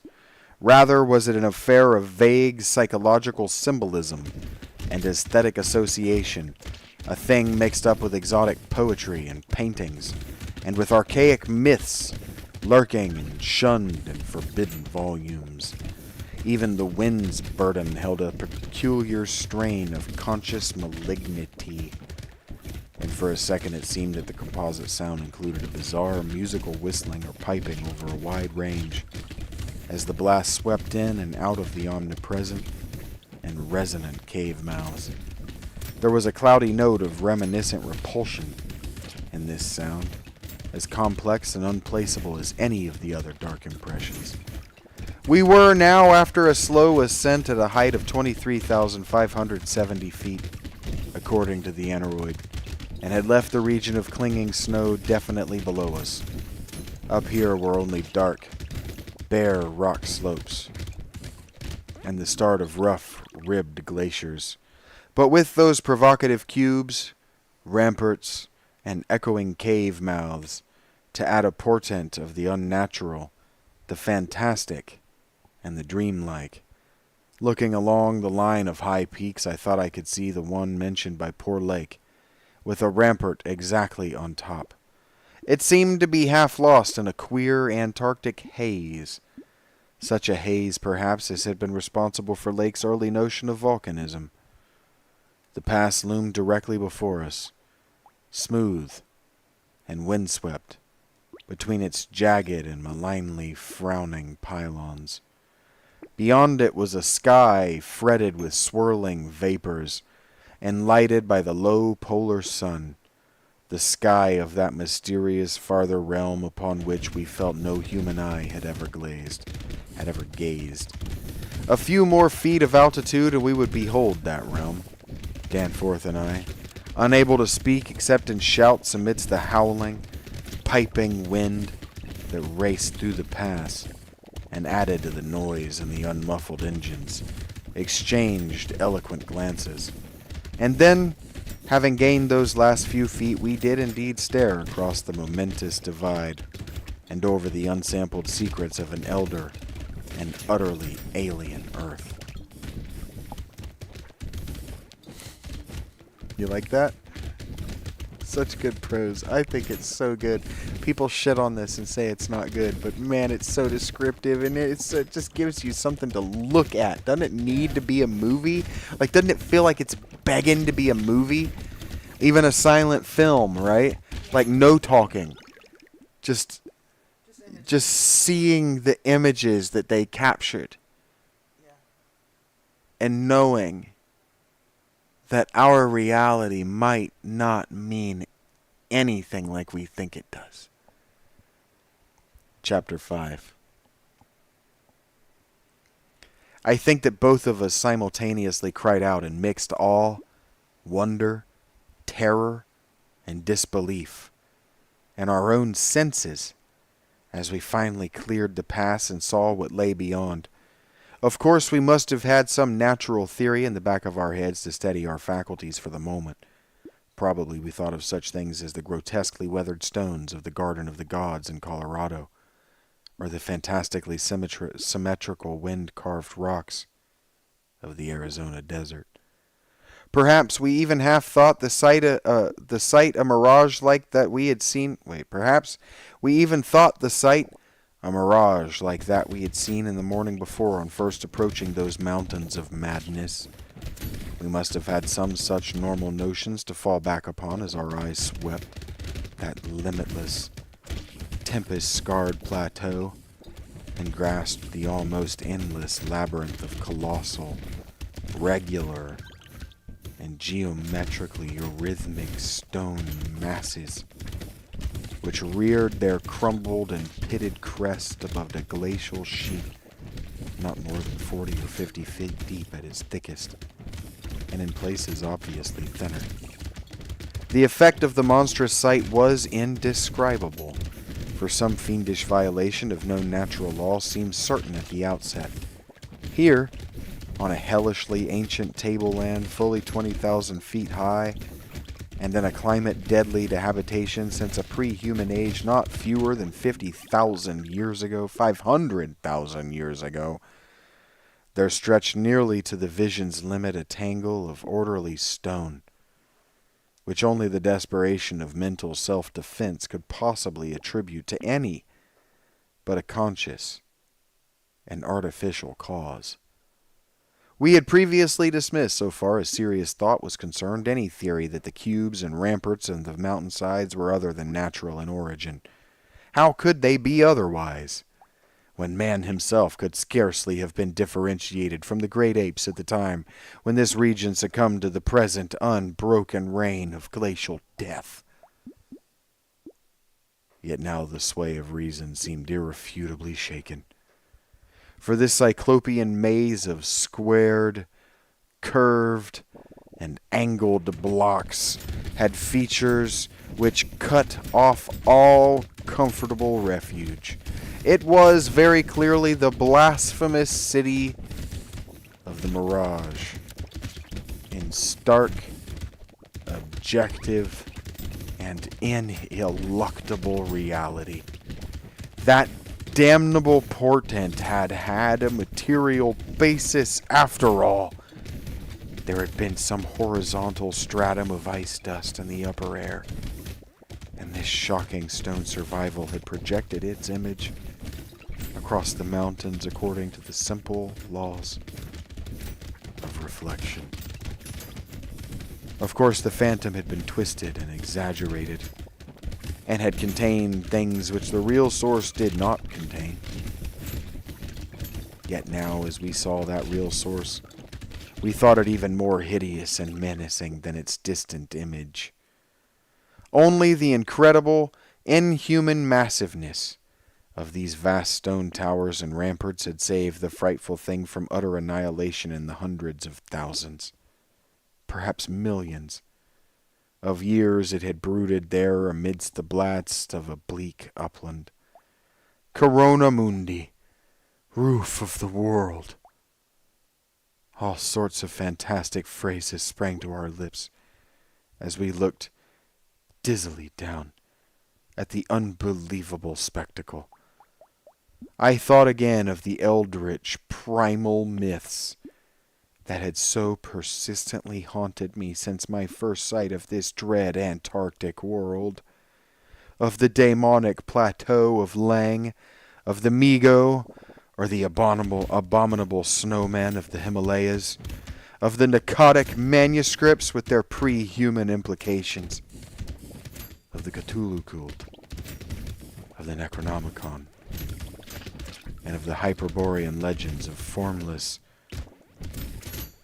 Sathagua, and the worse than formless starspawn associated with that semi-entity. For boundless miles in every direction the things stretched off with very little thinning. Indeed, as our eyes followed it to the right and left along the base of the low, gradual foothills which separated it from the actual mountain rim, we decided that we could see no thinning at all, except for an interruption at the left of the pass through which we had come. We had merely struck at random a limited part of something of incalculable extent. The foothills were more sparsely sprinkled with grotesque stone structures, linking the terrible city to the already familiar cubes and ramparts which evidently formed its mountain outposts. These latter, as well as the queer cave mouths, were as thick on the inner as on the outer sides of the mountains. The nameless stone labyrinth consisted for the most part of walls from 10 to 150 feet in ice-clear height, and of the thickness varying from 5 to 10 feet. Do you understand?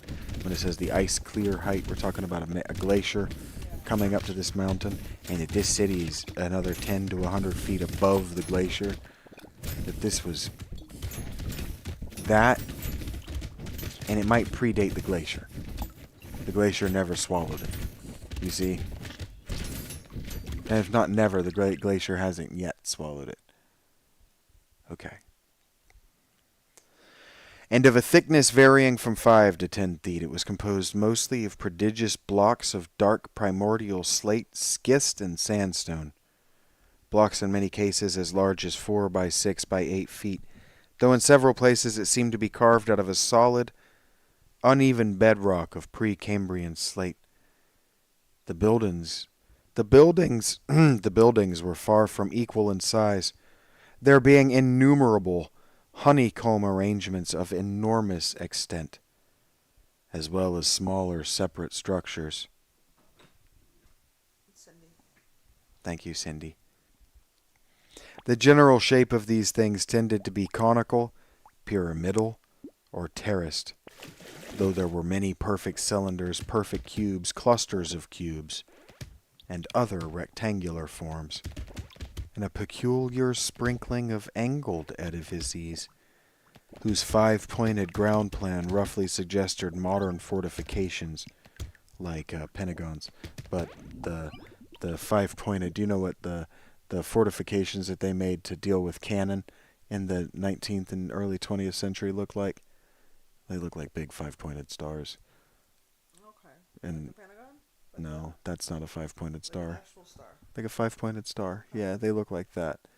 And so that and then you have walls, you have guns on the other going, and they radiate out from a central pentagonal Gotcha. fort. So the Pentagon had long walls with Yeah. gun banks on it. That's what some of these look like. Okay. The builders had made constant and expert use of the principle of the arch, and domes had probably existed in the city's heyday. Domes and arches took humans a long time. The whole tangle was monstrously weathered, and the glacial surface from which the towers projected was strewn with fallen blocks and immemorial debris. Where the glaciation was transparent, we could see the lower parts of the gigantic piles, and notice the ice-preserved stone bridges which connected the lower towers at varying distances above the ground.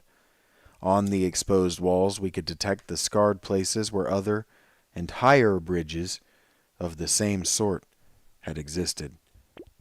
Closer inspection revealed countless largish windows, some of which were closed with shutters of a petrified material, originally wood, though most gaped open in a sinister and menacing fashion. Many of the ruins, of course, were roofless, and with uneven though wind-rounded upper edges, whilst others, of a more sharply conical or pyramidal model, or else protected by higher surrounding structures, preserved intact outlines despite the omnipresent crumbling and pitting. With the field glass, we could barely make out what seemed to be sculptural decorations in horizontal bands, decorations including those curious groups of dots, whose presence on the ancient soapstone now assumed a vastly larger significance. In many places, the buildings were totally ruined and the ice sheet deeply riven from various geologic causes. In other places, the stonework was worn down to the very level of the glaciation, one broad swath extending from the plateau's interior to a cleft in the foothills about a mile to the left of the pass we had traversed, was wholly free from buildings, and probably represented, we concluded, the course of some great river which in tertiary times, millions of years ago, had poured through the city and into some prodigious subterranean abyss of the Great Barrier Range. Certainly, this was above all a region of caves, gulfs, and underground secrets beyond human penetration. Looking back to our sensations and recalling our dazedness at viewing this monstrous survival from eons we had thought pre-human, I can only wonder that we preserved the semblance of equilibrium which we did. Of course we knew that something, chronology, scientific theory, or our own consciousness, was woefully awry. Yet we kept enough poise to guide the plane, observe many things quite minutely, and take a careful series of photographs which may yet serve both us and the world in good stead. In my case, ingrained scientific habit may have helped, For above all my bewilderment and sense of menace there burned a dominant curiosity to fathom more of this age-old secret, to know what sort of beings had built and lived in this incalculably gigantic place, and what relation to the general world of its time, or of other times so unique, a concentration of life could have had. For this place could be no ordinary city. It must have formed the primary nucleus and center of some archaic and unbelievable chapter of Earth's history, whose outward ramifications, recalled only dimly in the most obscure and distorted myths, had vanished utterly amidst the chaos of terrene convulsions long before any human race we had shambled out of apedom.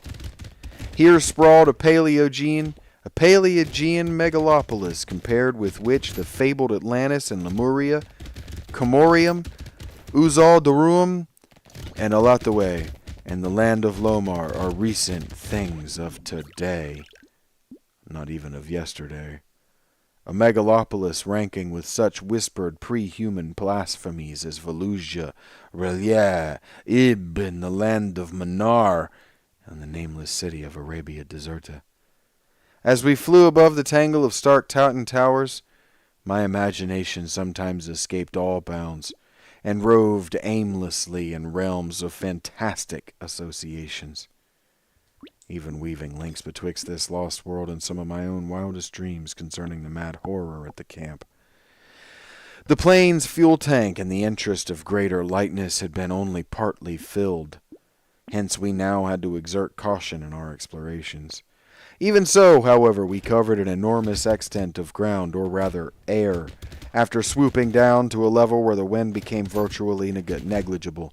There seemed to be no limit to the mountain range or to the length of the frightful stone city which bordered its inner foothills. 50 miles of flight in each direction showed no major change in the labyrinth of rock and masonry that clawed up, corpse-like, through the eternal ice. There were, though, some highly absorbing diversifications, such as the carvings on the canyon, where that broad river had once pierced the foothills and approached its sinking place in the Great Range. The headlands at the stream's entrance had been boldly carved into cyclopean pylons. Cyclopean, Rachel, means so big that the Cyclopes of Greek myth must have built them. Just too big for humans to have made. That's what cyclopean means. The headlands at the stream's entrance had been boldly carved into cyclopean pylons. And so, remember how I freaked out this morning about Bro had the mountains being held up like they were falling down by statues? This is why. Because better writers have envisioned and written better things. And so he has to ape a good writer. That's why I got so offended. Continuing on. And something about the rigid, barrel-shaped design stirred up oddly vague, hateful, and confusing semi-remembrances in both Danforth and me. We also came upon several star-shaped open spaces, evidently public squares, and noted various undulations in the terrain. Where a sharp hill rose, it was generally hollowed out into some sort of rambling stone edifice. But there were at least two exceptions. Of these latter, one was too badly weathered to disclose what had been on the jutting eminence, while the other still bore a fantastic conical monument, carved out of the solid rock, and roughly resembling such things as the well-known Snake Tomb and the ancient valley of Petra.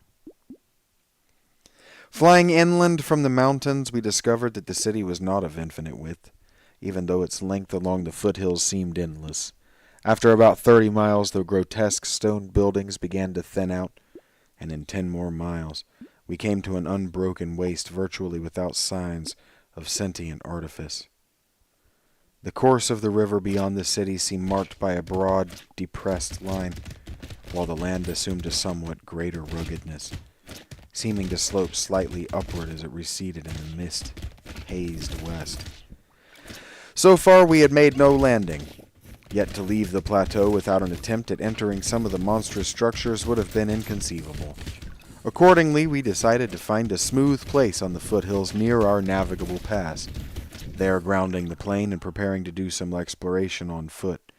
Though these gradual slopes were partly covered with a scattering of ruins, low flying soon disclosed an ample number of possible landing places.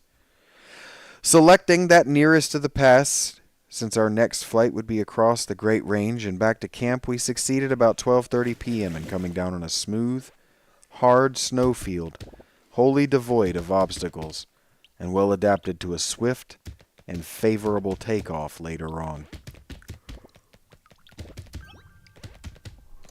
It did not seem necessary to protect the plane with a snow banking for so brief a time and in so comfortable an absence of high winds as this level.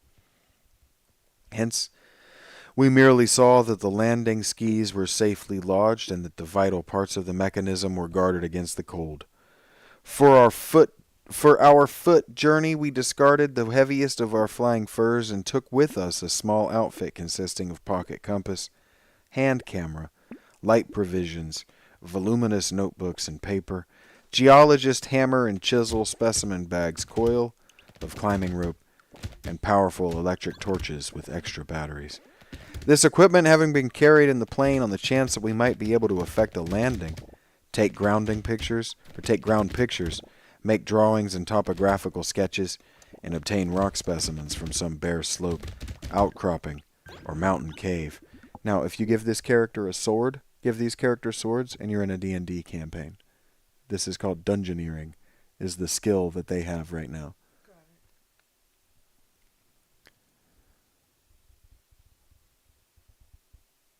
Fortunately, we had a supply of extra paper to tear up, place in a spare specimen bag, and use on the ancient principle of hare and hounds for marking our course in any interior mazes we might be able to penetrate. This had been brought in case we found some cave system with air quiet enough to allow such a rapid and easy method in place of the usual rock-chipping method of trailblazing. Walking cautiously downhill over the crusted snow toward the stupendous stone labyrinth that loomed against the opalescent west, we felt almost as keen a sense of imminent marvels as we had felt on approaching the unfathomed mountain pass 4 hours previously. Truly, we had become visually familiar with the incredible secret concealed by the barrier peaks. Yet the prospect of actually entering primordial walls, reared by conscious beings, perhaps millions of years ago, before any known race of men could have existed, was none the less awesome and potentially terrible in its implications of cosmic abnormality. Though the thinness of the air at this prodigious altitude made exertion somewhat more difficult than usual, both Danforth and I found ourselves bearing up very well, and felt equal to almost any task which might fall to our lot. It took only a few steps to bring us to a shapeless ruin worn level with the snow, while 10 or 15 rods farther, there was a huge, roofless rampart still complete in its gigantic 5-pointed outline, and rising to an irregular height of 10 or 11 feet. For this latter we headed, and when at last we were able actually to touch its weathered cyclopean blocks, we felt that we had established an unprecedented and almost blasphemous link with forgotten eons normally closed to our species. This rampart, shaped like a star and perhaps 300 feet from point to point, was built of Jurassic sandstone blocks of irregular size, averaging 6 by 8 feet in surface. There was a row of arched loopholes or windows about 4 feet wide and 5 feet high. Remember Machu Picchu and those big irregular blocks? That's what he's imagining. Spaced quite symmetrically along the points of the star and at its inner angles, and with the bottoms about 4 feet from the glaciated surface. Looking through these, we could see that the masonry was fully 5 feet thick, that there were no partitions remaining within,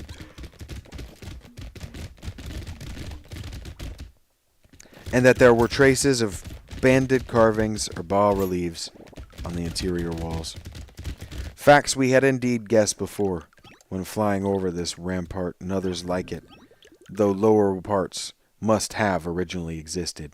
All traces of such things were now wholly obscured by the deep layer of ice and snow at this point. We crawled through one of the windows and vaguely tried to decipher the nearly effaced mural designs, but did not attempt to disturb the glaciated floor. Our orientation flights had indicated that many buildings in the city proper were less ice-choked, and that we might perhaps find wholly clear interiors leading down to the true ground level, if we entered those structures still roofed at the top. Before we left the rampart, we photographed it carefully and studied its mortarless cyclopean masonry with complete bewilderment. We wished that Pabodie were present, for his engineering knowledge might have helped us guess how such titanic blocks could have been handled in that unbelievably remote age, when the city and its outskirts were built up.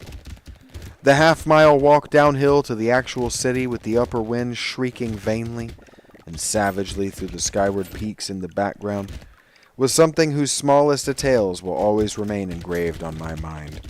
Only in fantastic nightmares could any human beings but Danforth and me conceive such optical effects. Between us and the churning vapors of the west lay that monstrous tangle of dark stone towers, its outre and incredible forms impressing us afresh at every new angle of vision. It was a mirage in solid stone, and were it not for the photographs, I would still doubt that such a thing could be.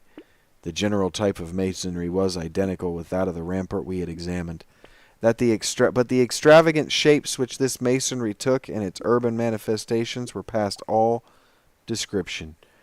Even the pictures illustrate only one or two phases of its infinite bizarrerie, endless variety, preternatural massiveness, and utterly alien exoticism.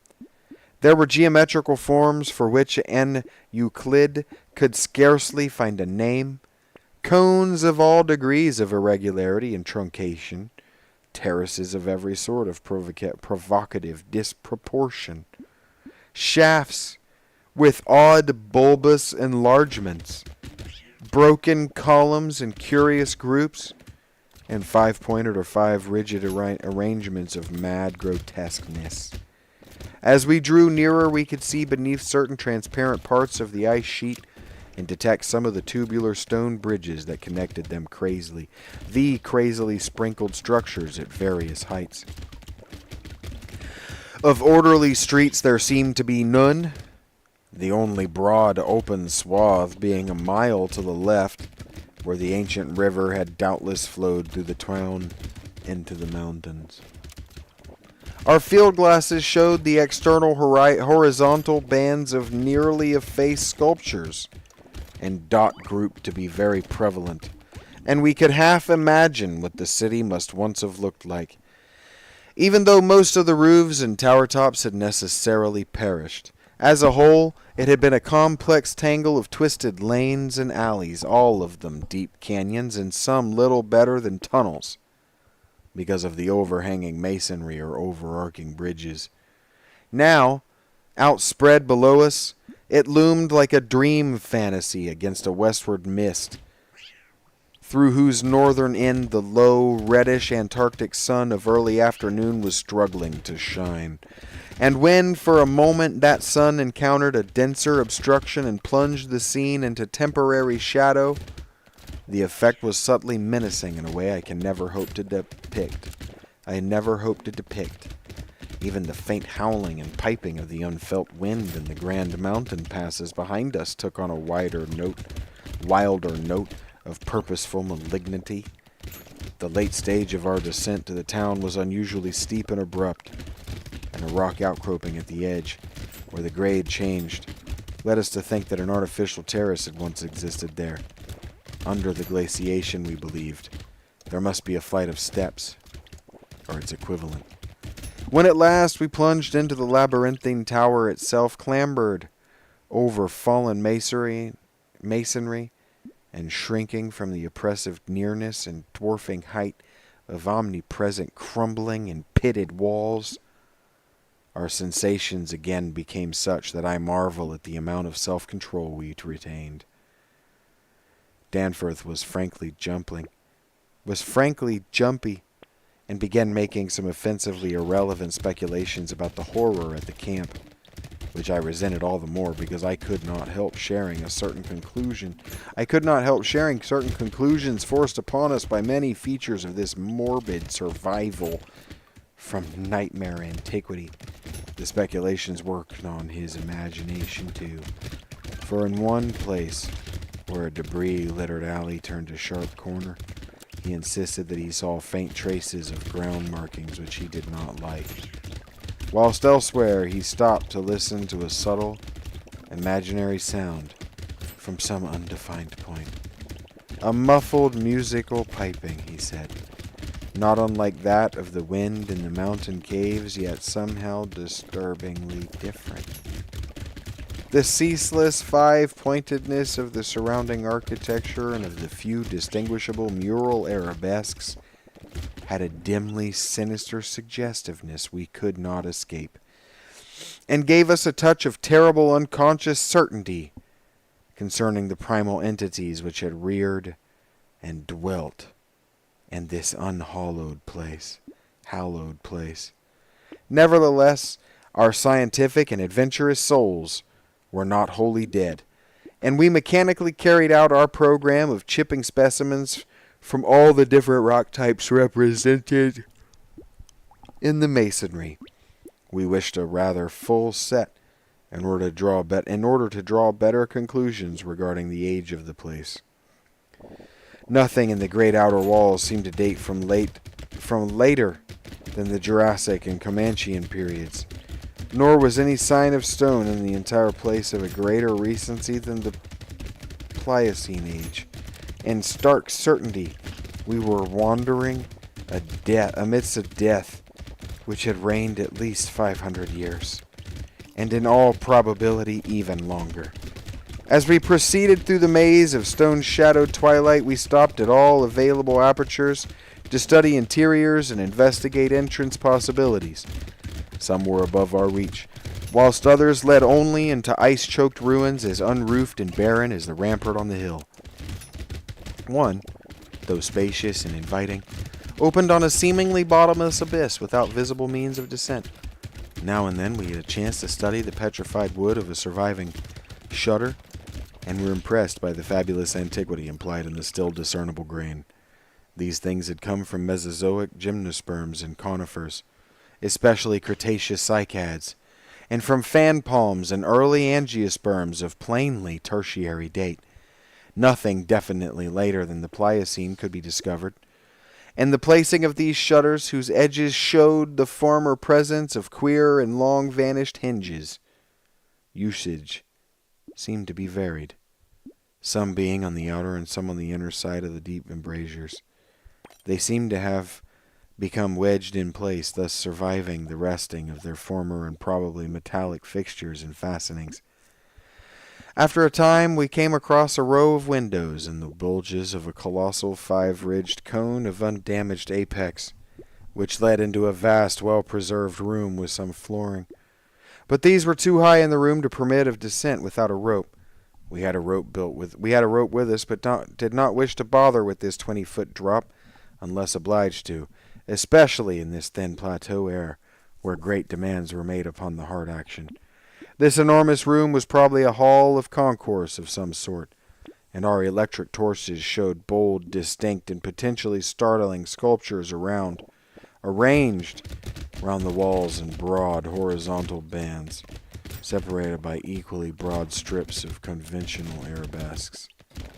We took careful note of this spot, planning to enter here unless a man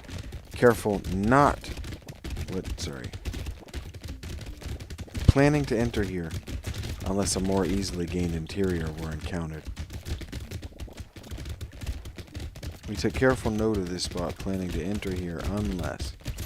Finally, though, we did encounter exactly the opening we wished, an archway about 6 feet wide and 10 feet high, marking the former end of an aerial bridge which had spanned an alley about 5 feet above the present level of glaciation. These archways, of course, were flush with upper story floors, and in this case, one of the floors still existed, The building thus accessible was a series of rectangular terraces on our left facing westward. That across the valley where the other archway yawned was a decrepit cylinder with no windows and with a curious bulge about 10 feet above the aperture.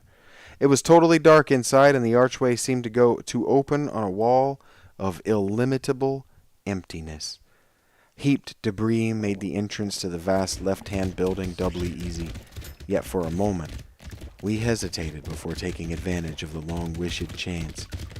For though we had penetrated into this tangle of archaic mystery, it required fresh resolution to carry us actually inside a complete and surviving building of a fabulous elder world whose nature was becoming more and more hideously plain to us. In the end, however, we made the plunge and scrambled up over the rubble into the gaping embrasure. The floor beyond was of great slate slabs and seemed to form the outlet of a long, high corridor with sculpted walls. Observing the many inner archways which led off from it, and realizing the probable complexity of the nest of apartments within, we decided that we must begin our system of hare and hound trailblazing. Hitherto our compasses, together with frequent glimpses of the vast mountain range between the towers in our rear, had been enough to prevent our losing our way. But from now on the artificial substitute would be necessary. Accordingly, we reduced our extra paper to shreds of suitable size, placed these in a bag to be carried by Danforth, and prepared to use them as economically as safety would allow. This method would probably gain us immunity from straying, since there did not appear to be any strong air currents inside the primordial masonry. If such should develop, or if our paper supply should give out, we could of course fall back on the more secure, though more tedious and retarding method of rock chipping. Just how extensive a territory we had opened up, it was impossible to guess without a trial. The close and frequent connection of the different buildings made it likely that we might cross from one to another on bridges underneath the ice, except where impeded by local collapses and geologic rifts, for very little glaciation seemed to have entered the massive constructions. Almost all of the areas of transparent ice had revealed the submerged windows as tightly shuttered, as if the town had been left in that uniform state until the glacial sheet came to crystallize the lower part for all succeeding time. Indeed, one gained a curious impression that this place had been deliberately closed and deserted in some dim bygone eon, rather than overwhelmed by any sudden calamity or even gradual decay. Had the coming of the ice been foreseen, and had a nameless population left en masse to seek a less doomed abode, the precise physiographic conditions attending the formulation of the ice sheet at this point would have to wait for later solution. It had not, very plainly, been a grinding drive. Perhaps the pressure of accumulated snows had been responsible, and perhaps some flood from the river, or from the bursting of some ancient glacial dam in the Great Range, had helped to create the special state now observable. Imagination could conceive almost anything in connection with this place. End chapter. I'm actually going to take a break. I got a feeling I'm putting Rachie to bed. I should probably contact Mr. S. And thank you for being here, Cindy. Thank you, all 30 of you who ducked in and then immediately ducked out because, ew, who wants to read a book? Gross. Books are stupid. Books are dumb. Books are for nerds. Yeah, well, okay. I'm gonna play Tetris instead. This book informs the monsters that she's fighting. You see? Yeah. Did you see it as you were playing? You're like, ew, tentaculous monsters and stuff. Neat. Sea beasts. I didn't make it past That are hyper intelligent. Level 16 seem to be your highest. Still. For your first try on your own? Hell yeah. It was a nightmare, right? You didn't put me in a nightmare thing. No, it was on 1. Or 0. You chose 0. Okay. You don't play these games. You'll learn it. I don't. You don't notice avoid the red dots. You run right into them. I love the red dots. The red dots hurt you. They kill you, baby. They look like fireballs. Yep, and they are, because they're fireballs that are hurting you. Anyway, I'm hungry, and I'm going to reboot my computer. So I love you guys very much. Keep an eye out on the channel. I'll be back shortly. Ding dong. Surprise endings are fun.